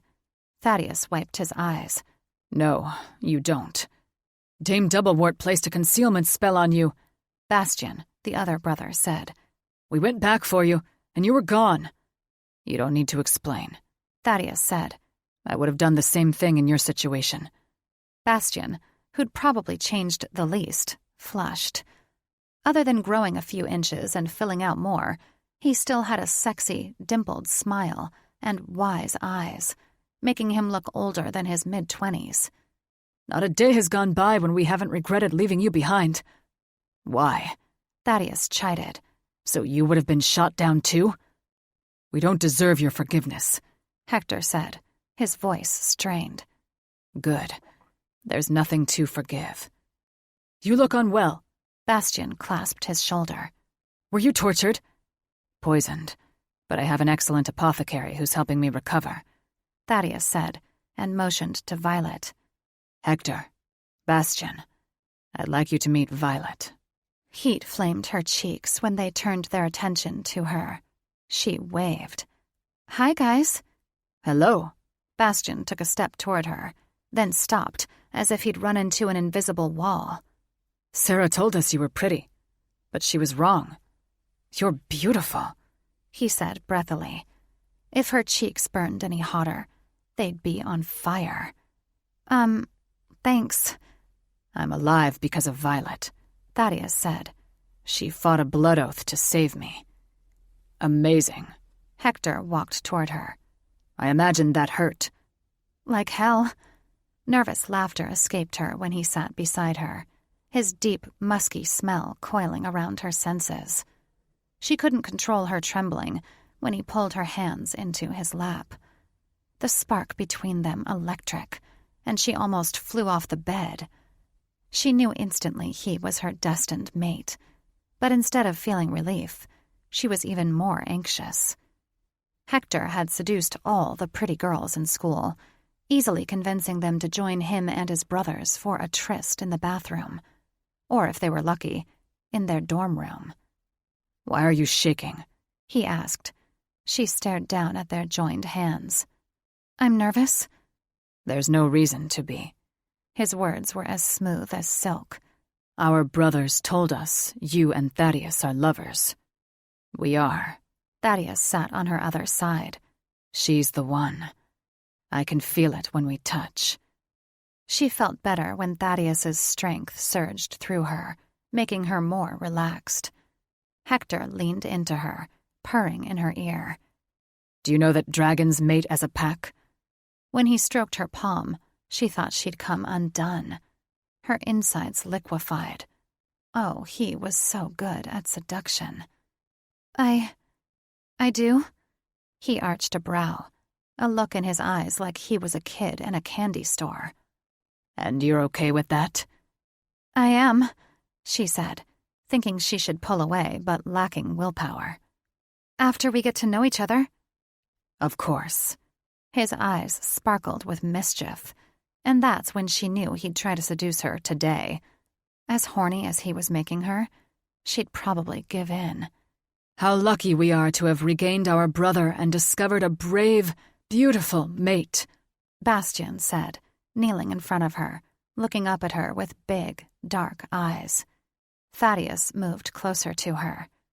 Plus, she's wicked fast with a wand, and she can brew anything. Not anything, she corrected, afraid her head would swell to 3 times its size if they kept up their praise. He nuzzled her neck. Don't be modest. When Hector's hand disappeared under her robe, she jumped up, nearly tripping over Bastian, who scooted out of the way. This was moving too fast. She and Thaddeus had known each other for almost a year before they slept together. She'd been a tortured slave, and he a poisoned prisoner, but they'd become accustomed to each other. She knew Thaddeus liked a 12-egg omelet with extra peppers for breakfast. She knew his smell, his walk, his touch. She knew everything about him. All she knew about his brothers were that they'd once saved her from a bully. They were her fated mates, and they made her horny. Very horny. I need to get acquainted with your grandmother's herbs if I'm to treat Tormund tonight. She smoothed imaginary wrinkles from her robe. Thaddeus, you need to spend time with your brothers. We both need to spend time with my brothers. She pulled away when he reached for her. I don't want to get in the way. You won't be in the way, Violet, Hector said, making her name sound like warm honey. She made the fatal mistake of looking into his eyes and seeing the flame burning hot there, and knew she was about to lose this battle. Are you sure? Absolutely. He reached for her hand. We'd like to get to know you better. Bastian crossed his legs at the ankles, looking too casual as he smiled up at her. How about a welcome home party? Hector said. Teju taught Bastian how to make a party bubble. What's that? She asked. Bastian jumped to his feet. You'll see. She followed him hesitantly, suspecting they'd be doing more than partying in that bubble. Sarah was sitting on the floor in the Fey Queen's throne room. Flanked by Drake and Layden, with Teju behind her, Sarah was comforted by her mate's presence, but she was still anxious. She was about to meet the Fey Queen, and Sarah had no idea if she'd be as prejudiced as other Fey, or welcome a siren. Layden was caring for their eggs, but Sarah kept her newborn baby sister close to her heart. After devouring 2 bottles of ambrosia milk prepared by Brain's pixies, she was sleeping peacefully. Sarah made it a point not to look at the prisoner sitting on the floor in front of her, with his hands bound behind his back. Covered in grime, his hair and clothes charred from dragon fire, Brain looked like a homeless witch begging on the street for coin. He'd craned his neck several times and tried to talk to her, until Drake knocked him across the back of the head. Brain turned around again, and Drake shook his head, as if he had water in his ears. He'd done that a few times since they'd been reunited, and she wondered if Lily hadn't been able to completely heal him. She'd implored him to see a healer, but he'd told her it was nothing. The wait in the Fey Queen's throne room felt interminable. She'd had no idea it would take this long, or she would have asked Layden to pack extra diapers and bottles. Bored and agitated, she looked around, feeling as if she was drowning in a sea of purple. The room was hung with purple velvet drapes and tapestries depicting various scenes of Fae at leisure. The throne's cushions were purple, and the chandeliers gave off a soft lavender glow. Even the food and drink on the buffet table beside the throne were purple. Hey, Layden elbowed her. do you think the Queen likes purple? The sound of Felix's laughter echoed in her brain. She buried her head against his arm, laughing. She didn't know why his lame joke was so funny. Maybe it was just her nerves. Straighten up, you two. Leaning over her shoulder, Teju spoke in a hushed whisper. I think she's coming. There was a commotion in the hall. A tall, slender fae with dark skin, wearing a purple velvet robe and matching purple hat that resembled a sailboat, a ridiculous, ginormous lavender feather in place of the sails, walked to the front of the room and blew a loud horn. All bow to Queen Rhea, he hollered. Lily let out a wail, her chubby fists waving in protest. Sarah heard the swish of skirts behind her and stood when a hand lifted her elbow. She looked into the eyes of the most beautiful woman she'd ever seen. She had skin the color of mahogany, long, black hair, and sparkling lavender eyes that matched the jewels on her crown. Queen Rhea touched Lily's forehead with an amethyst-tipped staff, and she instantly stopped crying. There, little one, she cooed, stroking the baby's cheek. No need to cry. Sarah smiled. Thank you. The Queen gave her a long look, not a kind or hateful one, but an indifferent one. She walked up steps padded with a purple velvet rug and sat on her throne. I'm out of here, Felix said. I don't like the bitch already.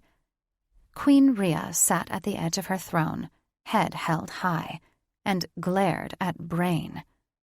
Lord Phoenixfire, serious charges have been made against you, including abduction and endangerment. How do you answer them? Brain sobbed like a child who'd skinned its knee. With a huff, the Queen stood and stormed down the stairs, then banged him on the head with her scepter. Answer! Ow! He looked at her fearfully. I had no choice. Golden Wand made my son his hostage. She pulled back her shoulders, her entire body rigid. You had a choice. You always have a choice. For instance, you could have come to your queen. He said he'd kill Alexei if I told you. And you trust anything that comes out of his mouth? Your son is probably long dead. Brain let out a wail that could have shattered purple glass. Half-blood. She pointed her scepter at Sarah. Step forward. Half-blood? She mumbled, thinking the Queen wasn't so pretty after all. She stepped forward, her mates following her as if they were one body. Queen Rhea arched a brow. I didn't ask for you, dragon shifters. She's our mate. Drake puffed up his chest. We go where she goes. Though she didn't want them getting in trouble with the Fae Queen, she was relieved to have their support. But she hoped the Queen didn't use her scepter to shrink their balls. Very well, Rhea said, with a disinterested flick of the wrist. Is that the Phoenixfire flower you carry?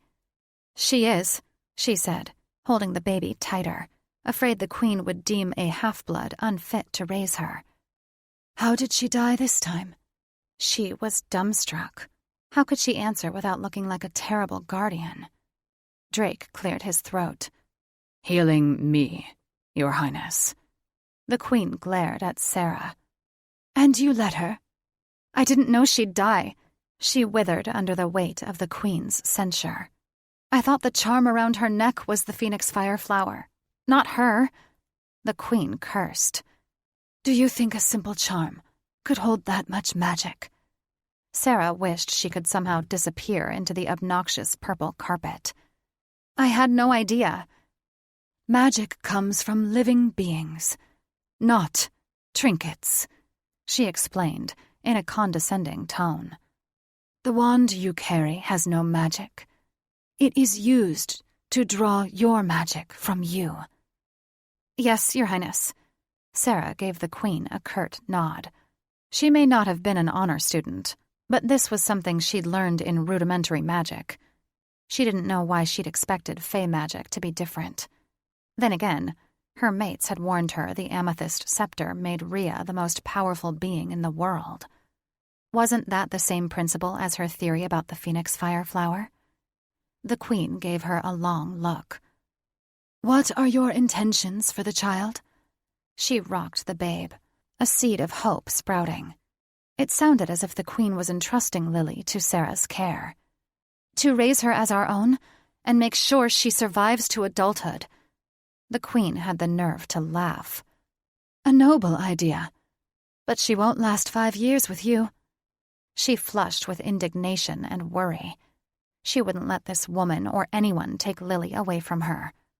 "She will last longer, because we know better than to take advantage of a child." Queen Rhea gave her another long look. "We shall see." Sarah's heart soared, and she momentarily forgot that the queen was a condescending, frigid bitch. All that mattered was keeping Lily. She beamed at Layden, who reassured her with a hug. Rhea turned her attention to Brain. "Where are your brothers and mate?" Tears streaked Brain's face. "They left me." "I see." Her lips twisted into a deep scowl, as if she'd just sucked on a sour lemon. "Am I supposed to feel sorry for you?"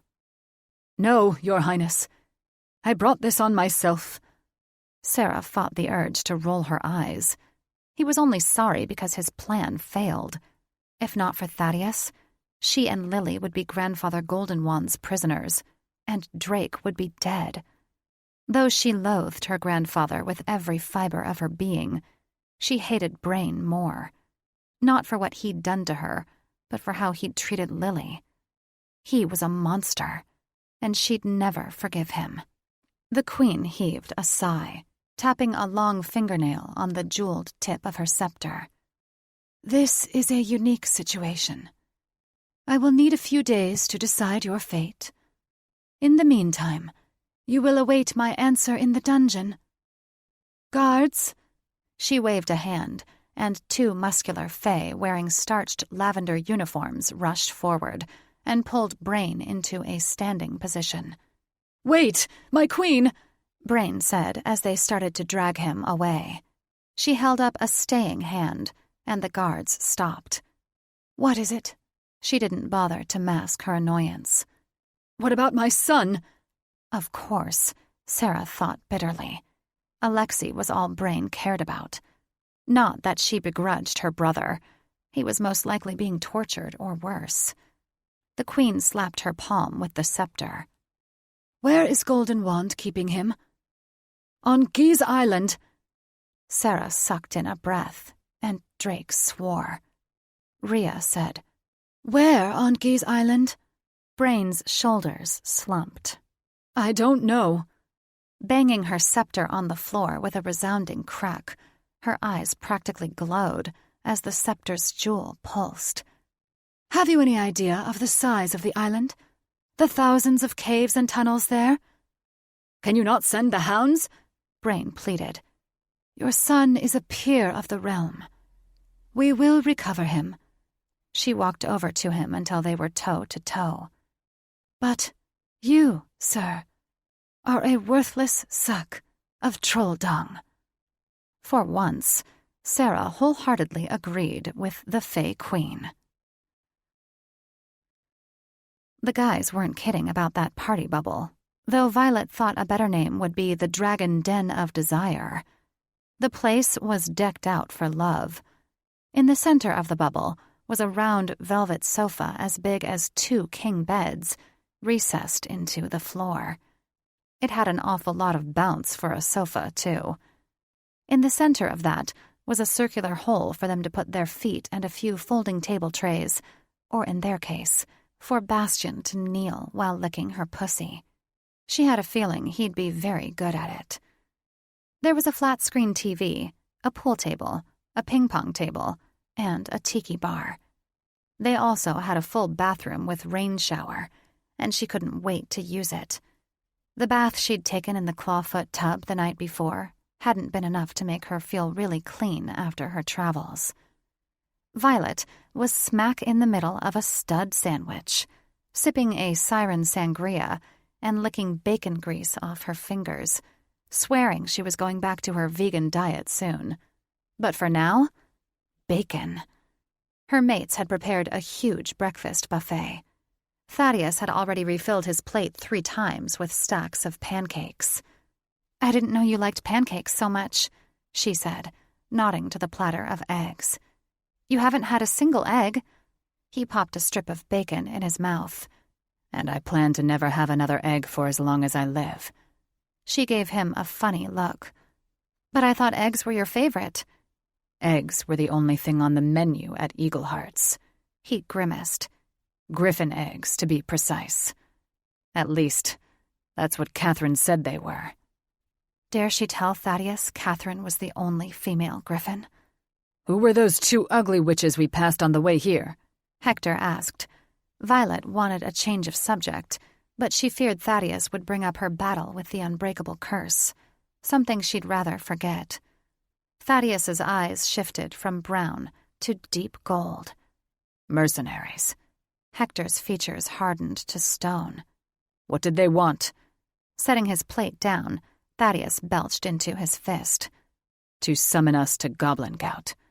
Bastian raised a brow. "What does the Prime Minister want?" Thaddeus pursed his lips. "I don't know." Yes, he did.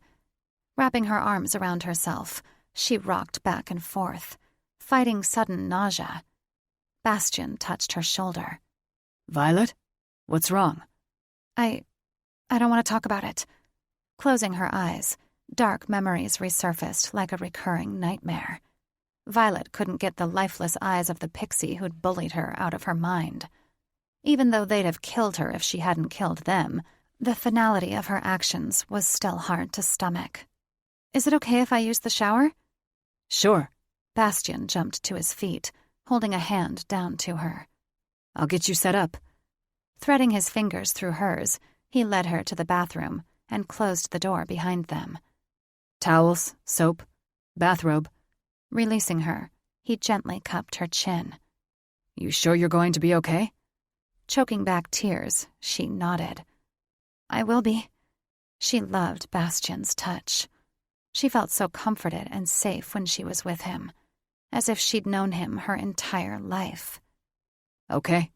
He moved his hands to her shoulders. "If you need anything, I'll be right outside." She fought the urge to swoon in his arms. She could still hardly believe these amazing dragon shifters were her mates. How did she get so lucky? "You don't have to wait on me." Biting her lip, she focused her gaze on the shower tiles, embarrassed at the attention he was giving her. She wasn't used to being so loved, at least not from anyone other than her mother. "I'll be fine." "I know." His smile was tender. "I'll be outside." "Thanks." Leaning up on her toes, she kissed his warm cheek, her lips lingering. But she couldn't help herself. He was amazing. When she pulled away, his hand flew to his cheek, and he blushed deep crimson. He was too cute for words.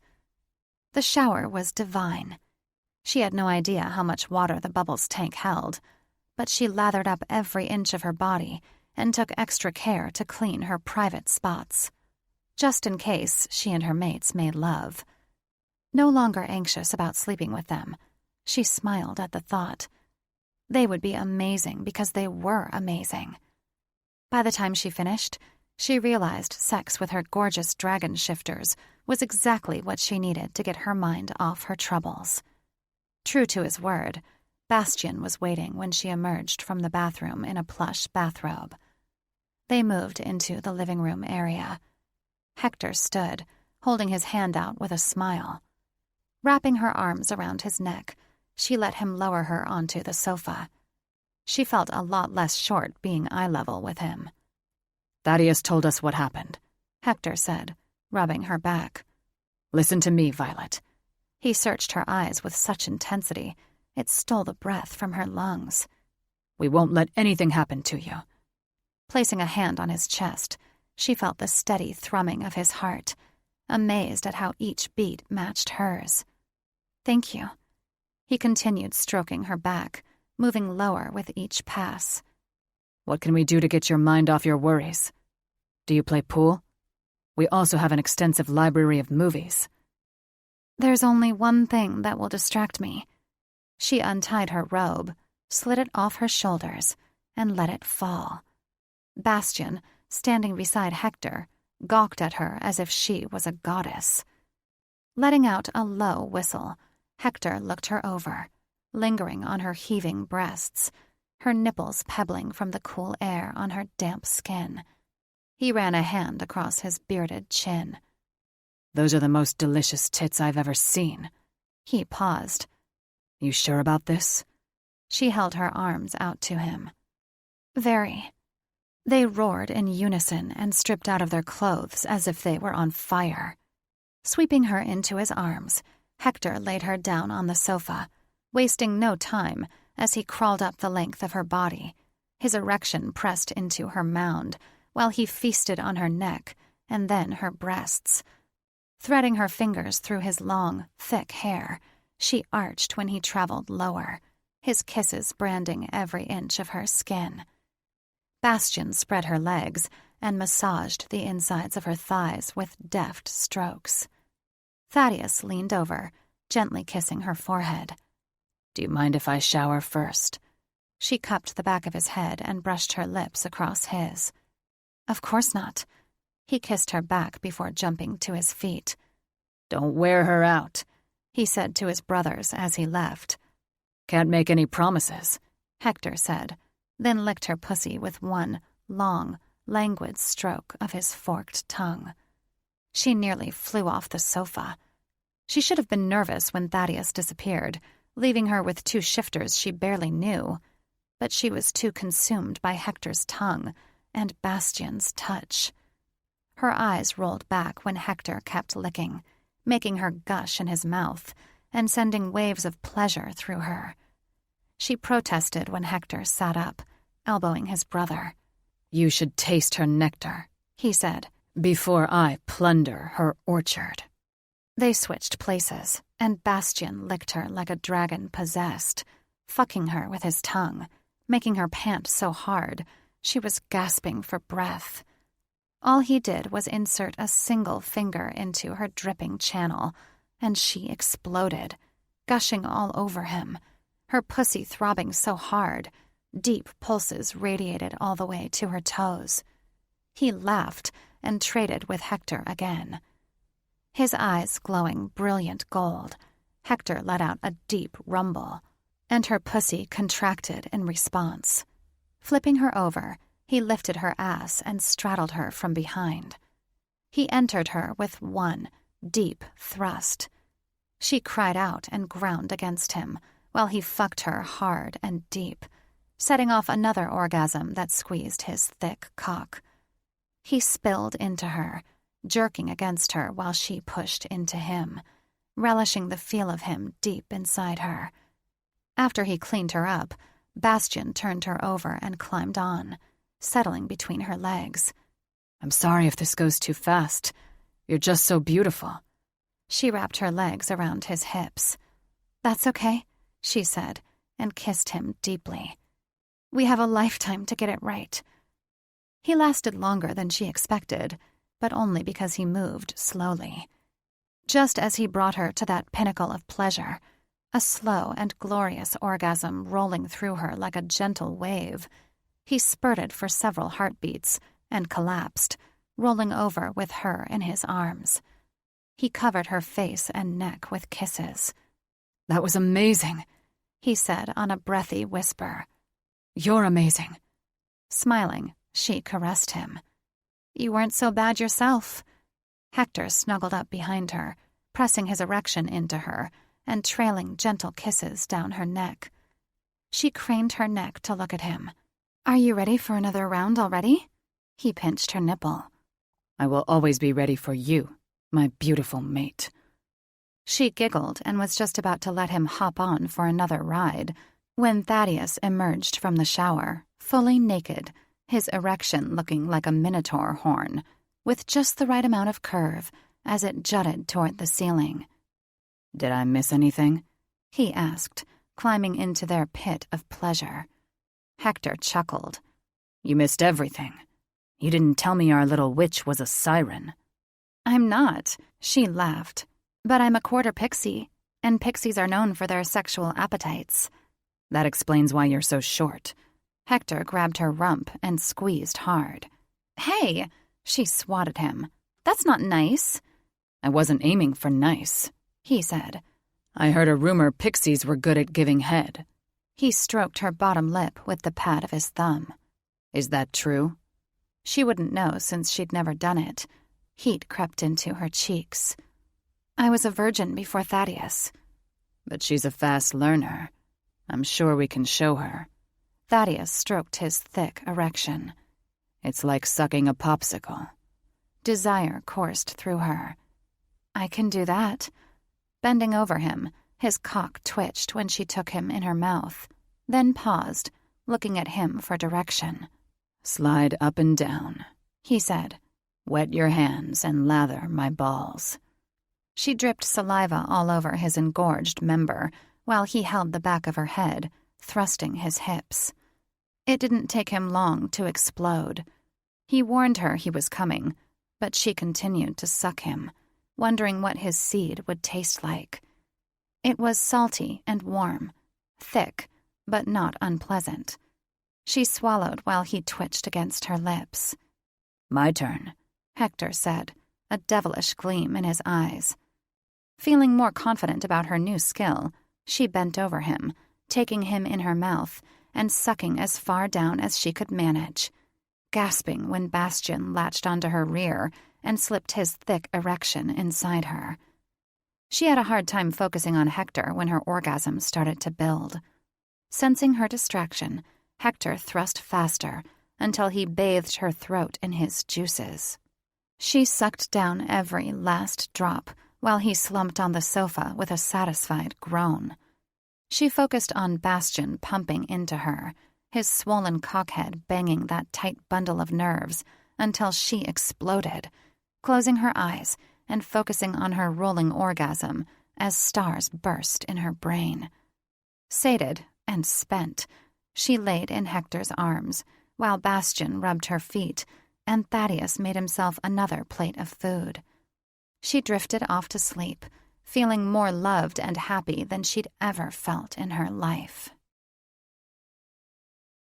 Chapter 18. Sarah was relieved to finally be in the grotto with her mates. Though Thaddeus wasn't there to celebrate with them, their parents had turned the throne room into a party palace with food, punch, and entertainment. The "Welcome Home, Thaddeus" poster looked odd, considering he'd gone to Valhall with Violet. But Sarah wasn't about to tell anyone that, especially not her mates' parents, who were so happy as they gathered around the punch bowl in human form. A welcome party for the grandparents would have been more fitting, but the old people looked out of place, hanging out in the shadows while only a few people greeted them. Sarah backed up a step when she saw them approach, an eager look in Grandmother Adora's eyes as she focused on the baby in Sarah's arms. The old dragons are coming for her, Felix warned. They will make her eat prunes and listen to boring stories. Hush, she scolded her siren. She clutched Lily to her heart, backing up a step when her mate's Grandmother Adora held out her hands. Just let me hold her, Adora pleaded. Sarah's gaze shot to her mates, who gave her approving nods. She knew what this was about. They were trying to take the baby from her. Our children don't want us interfering with their rule, and I don't think our subjects missed us, Adora said, motioning to the rest of the partygoers. Our fault for running from Golden Wand instead of fighting him and ending this nightmare 10 years ago. Grandfather Acheron sipped a cup of punch. We feel so useless, Grandfather Demolf said, his smile reminding her too much of Layden's.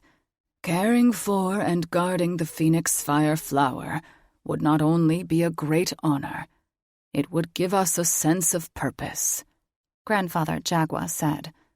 No doubt her mates had planned this with their grandparents. She should have been angry with them, but she was too tired after staying up with a fussy Lily most of the night. She wouldn't have slept at all if Grandfather Jaguar hadn't relieved her and Layden, letting them sleep while he soothed the baby. He'd already proven himself to be a good babysitter. But would he and his mates make good guardians? Of course they would, Felix said. And Teju can't lick our pussy when you're always holding a baby. Please stop talking, she begged, and try to think about something other than pussy licking, for goddess' sake. Fine, Felix said with a huff. I'm leaving, but we're getting our pussy licked tonight. Sarah frowned at the sleeping child, her throat tightening with emotion at the thought of something bad happening to her in her absence. I have a hard time parting from her. You can visit her on weekends and holidays, Adora said. The school isn't that far away. Imagine having to give up all your children and grandchildren for 10 years, like we had to. She gave Sarah a smile that reeked of a guilt trip, but Sarah didn't feel bad. They'd chosen to run from their adversary instead of fight. Golden Wand could have been defeated years ago. Maybe he wouldn't have caused so much destruction and heartache if he'd been denied the chance to increase his wealth and power. We will love her as our own daughter and guard her with our lives. We swear. Jaguar's eyes crinkled as he grasped Adora's hand, giving her a loving look. No one will abuse her powers. Drake laid a hand on her arm. One more semester, sweetheart. You can do this. My grandparents will take good care of her. She realized her mate's grandparents had plenty of experience with children. More importantly, Lily would be safest in the grotto. When Teju and Layden also gave her expectant looks, she finally relented, handing the baby to Jaguar. Thank you. Fighting back tears, those 2 words were all she could manage. Jaguar rocked the baby and hummed a familiar lullaby. Thank you, he said, for trusting us with this beautiful child. The grandparents sat in a corner with Lily, doting on her as if she was their own child. When Drake took Sarah in his arms and kissed her, she heaved a sigh. Careful, he whispered. If you pine over her too long, our eggs will hatch. Really? She blinked. I thought it took at least 3 years. I have heard of them hatching sooner, Teju said, rubbing her back. Though it's rare. Drake cupped her chin, smiling down at her. And we need to finish school. She released a shaky breath, afraid to look at their grandparents sitting behind her. You're right. Of course I am. Drake chuckled, then banged his ear again. Worried, she said, Maybe you can ask Adora to examine you. I'm fine. Come. He pulled on her hand. We have something to show you. She reluctantly followed them to their private bedchamber. Drake wasn't going to brush her off so easily. Tomorrow, she'd enlist Layden and Teju's help to figure out what was wrong with him. Layden unstrapped the sling of eggs from his chest and laid them in a bassinet beside their bed, then joined them on the rug before the blazing fire. When Teju handed her a goblet of wine, she sipped, feeling warm and safe. She was lucky to have them here with her, all alive. We were going to wait until Maya Dramas to do this. Drake pulled her into his lap. She clung to him. Do what? Pulling out a small blade, he handed it to Teju. The bonding ceremony. Her breath hitched. Though she'd been afraid of bonding before, she wanted nothing more after nearly losing her mates. Are you sure? Positive. Layden knelt, taking her hands in his. If you're ready. She nodded eagerly. I am. But this means I'll be in your thoughts, right? And we'll be in yours, Drake said. Oh, Drake. She tightened her hold around his neck. You already are in my thoughts every moment. And I'll teach you how to control which thoughts are projected to us and which are kept secret, Teju added. She cupped his cheek. Thanks. I know I'm not always the best student, but you're an excellent teacher. He kissed her palm. You don't know how much it means to me to hear you say that. Hey, don't I get a say? Felix hissed. Fuck, you picked a hell of a time to come back. Clearing her throat, she twisted her fingers in her lap. I need to warn you about my siren. She's mouthy, and she insists on having a say. Teju leaned into her, licking his lips with a forked tongue. Tell your siren if she agrees. I'll be sure to reward her. Felix swooned. I agree. Sarah chuckled. She's going to hold you to it. He laid a hand across his heart. I'm a dragon of my word. Hurry and get this ceremony over with, Felix urged. Drake beamed. Let's get started. He took the blade from Teju and pricked his thumb, then dunked it in Sarah's goblet of wine. His brothers did the same. Just a small prick, sweetheart, he said. She looked away and flinched when she felt a sharp sting, followed by a trickle of blood. The cool wine on her cut felt good. Teju waved his wand over the goblet. Fair goddess, we ask you to bond us in spirit and soul, 4 hearts beating as one, 4 lives forever entwined. Glowing red sparks shot from the goblet and cascaded over Teju's hand as he drank, then passed the goblet on. When it was her turn, she eagerly drank her mate's blood. A funny tingling sensation originated in her gut and spread through her entire body, giving her renewed energy. Can you hear me? Drake's voice was in her head. Before she could answer, Felix interrupted. Hurry up and lick our pussy. Sarah's hand flew to her mouth. Sorry about my siren.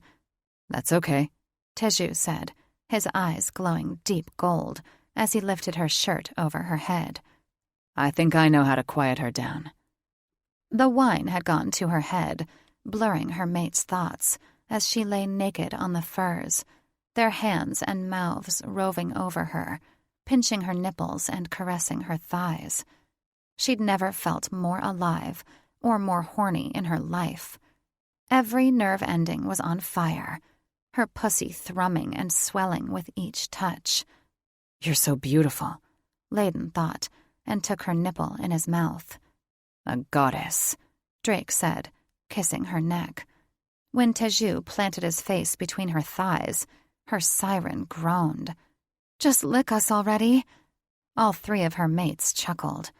You're right, she is mouthy, Drake said. Damn right, Felix giggled. Who do you think taught Sarah how to use her mouth? And we appreciate all you taught her, Drake answered. Ooh, Felix cooed. I think I'm going to like being in their heads more than yours. Look what you started, Sarah groaned. Teju kissed her inner thigh, swirling his tongue up her leg until he found her sweet, dripping center. He licked, and Felix finally shut up. Sarah sank into the soft fur rug, legs spread wide, while Teju suckled and fingered her clit until her pussy swelled so much she was near to bursting. Felix gasped and groaned, but otherwise said not a word as Teju licked until her world spun, and she fell over the edge, her orgasm thrumming every nerve ending. By the time she finally floated back to earth, her mates were stroking her legs and neck, making her hum with delight. Drake inserted his finger in her mouth. What was Felix saying about your mouth? We will show you, Felix purred. Sarah and Drake switched places. Taking his cock in her hand, she slurped up and down, teasing the sensitive spot with her tongue, and then taking him deep down until he filled her mouth with his seed. After swallowing, she turned to his brothers. Who's next? They both held up hands. Crawling over to them, she took turns sucking one hard, glistening cock, then the other. Teju was the first to lose control, pulling out and pumping his cock until he spilled his seed over her breasts. After wiping up his mess, he kissed her tenderly and fell on the carpet.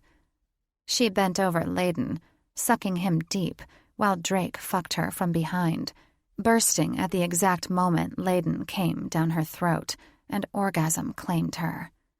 After rinsing her mouth with several gulps of wine, she straddled Layden, and he toyed with her breasts, twisting and pinching her nipples until she panted with desire.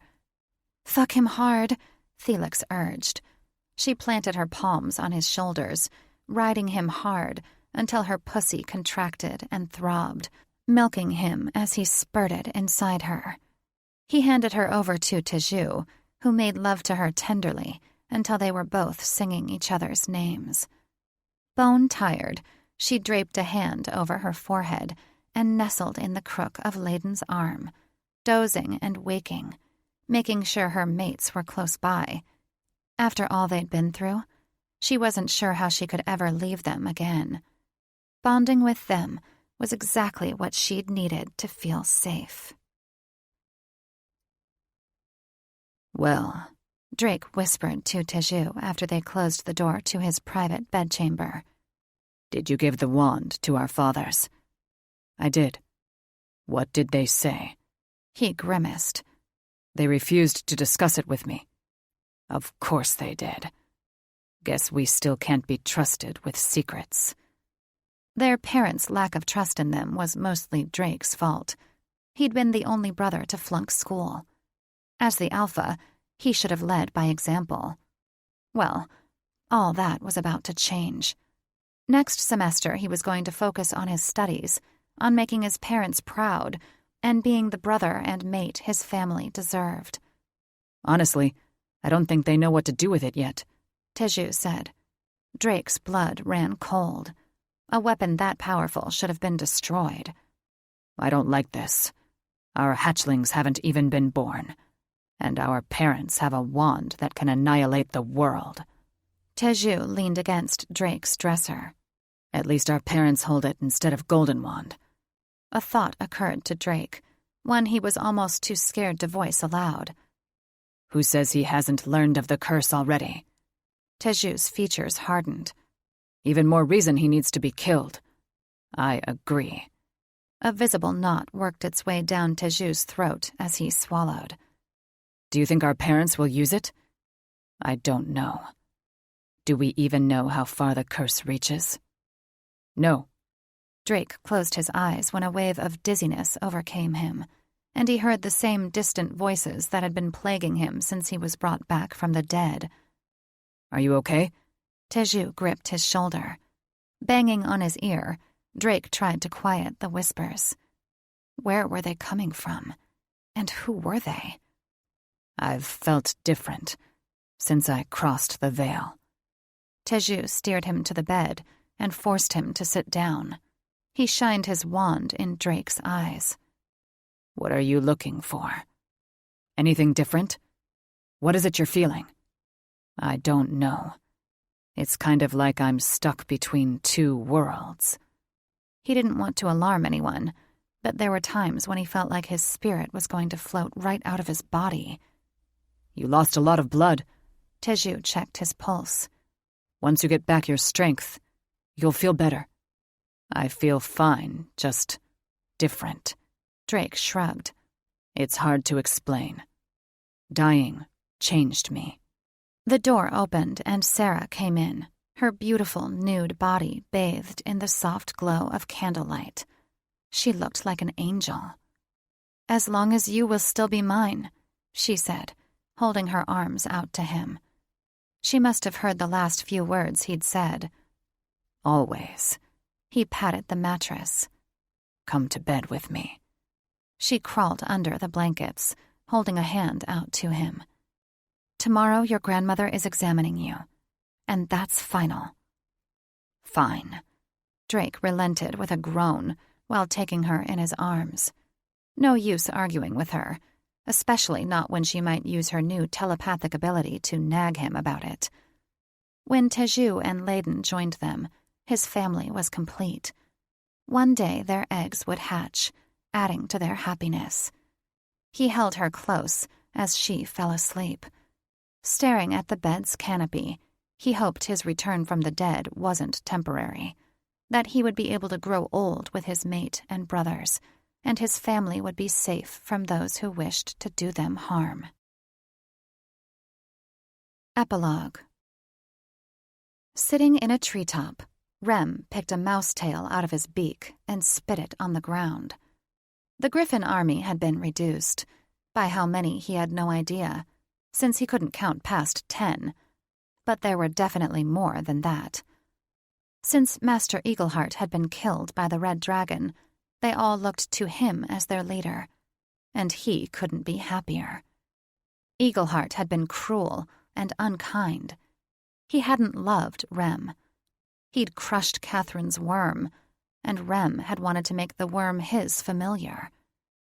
Raising his talons, he waited until the griffins stopped squawking, and then began his speech. He had no idea what to say to them, but it didn't matter. They were dumb and would agree with anything he said. "Griffin family," he said. They broke into a cacophony of noise, rattling the tree branches, some of them even falling out, hitting several branches on the way to their death, too stupid to flap their wings. He raised his talons higher, and they eventually quieted. "Red Dragon killed Master," they screeched louder, wailing and banging their beaks against tree trunks. More griffins fell to their deaths. Rem was glad his master was dead, but he dared not tell the griffins that. He'd already forced a tear, pretending to be sad over his death. "Rem know you scared," he said, hissing until they quieted again. "But Rem will be new master. Rem will fly to place where we soar free and eat many foods." They shrieked so loudly he could barely hear himself breathe. "And then," he added, slipping Master's charred wand from under his paw and slashing it through the air as if he was slicing open the Red Dragon's heart, "we grow strong and plan revenge against dragons and witches." The roar of the griffins was deafening, and Rem's heart soared. They were cheering for him. They loved him. He loved being loved, and he would not let them down. He would give his last dying breath to make sure they took revenge on all dragons and witches. And he had the wand to do it. This concludes School for Stolen Secrets by Tara West. Narrated by Stephanie Rose. Copyright 2020 by Tara West. This unabridged audiobook is published by arrangement with Tara West and was produced in the year 2020 by Tantor Media Incorporated, a division of Recorded Books, which holds the copyright thereto. Please visit tantor.com for more information on our growing library of unabridged audiobooks.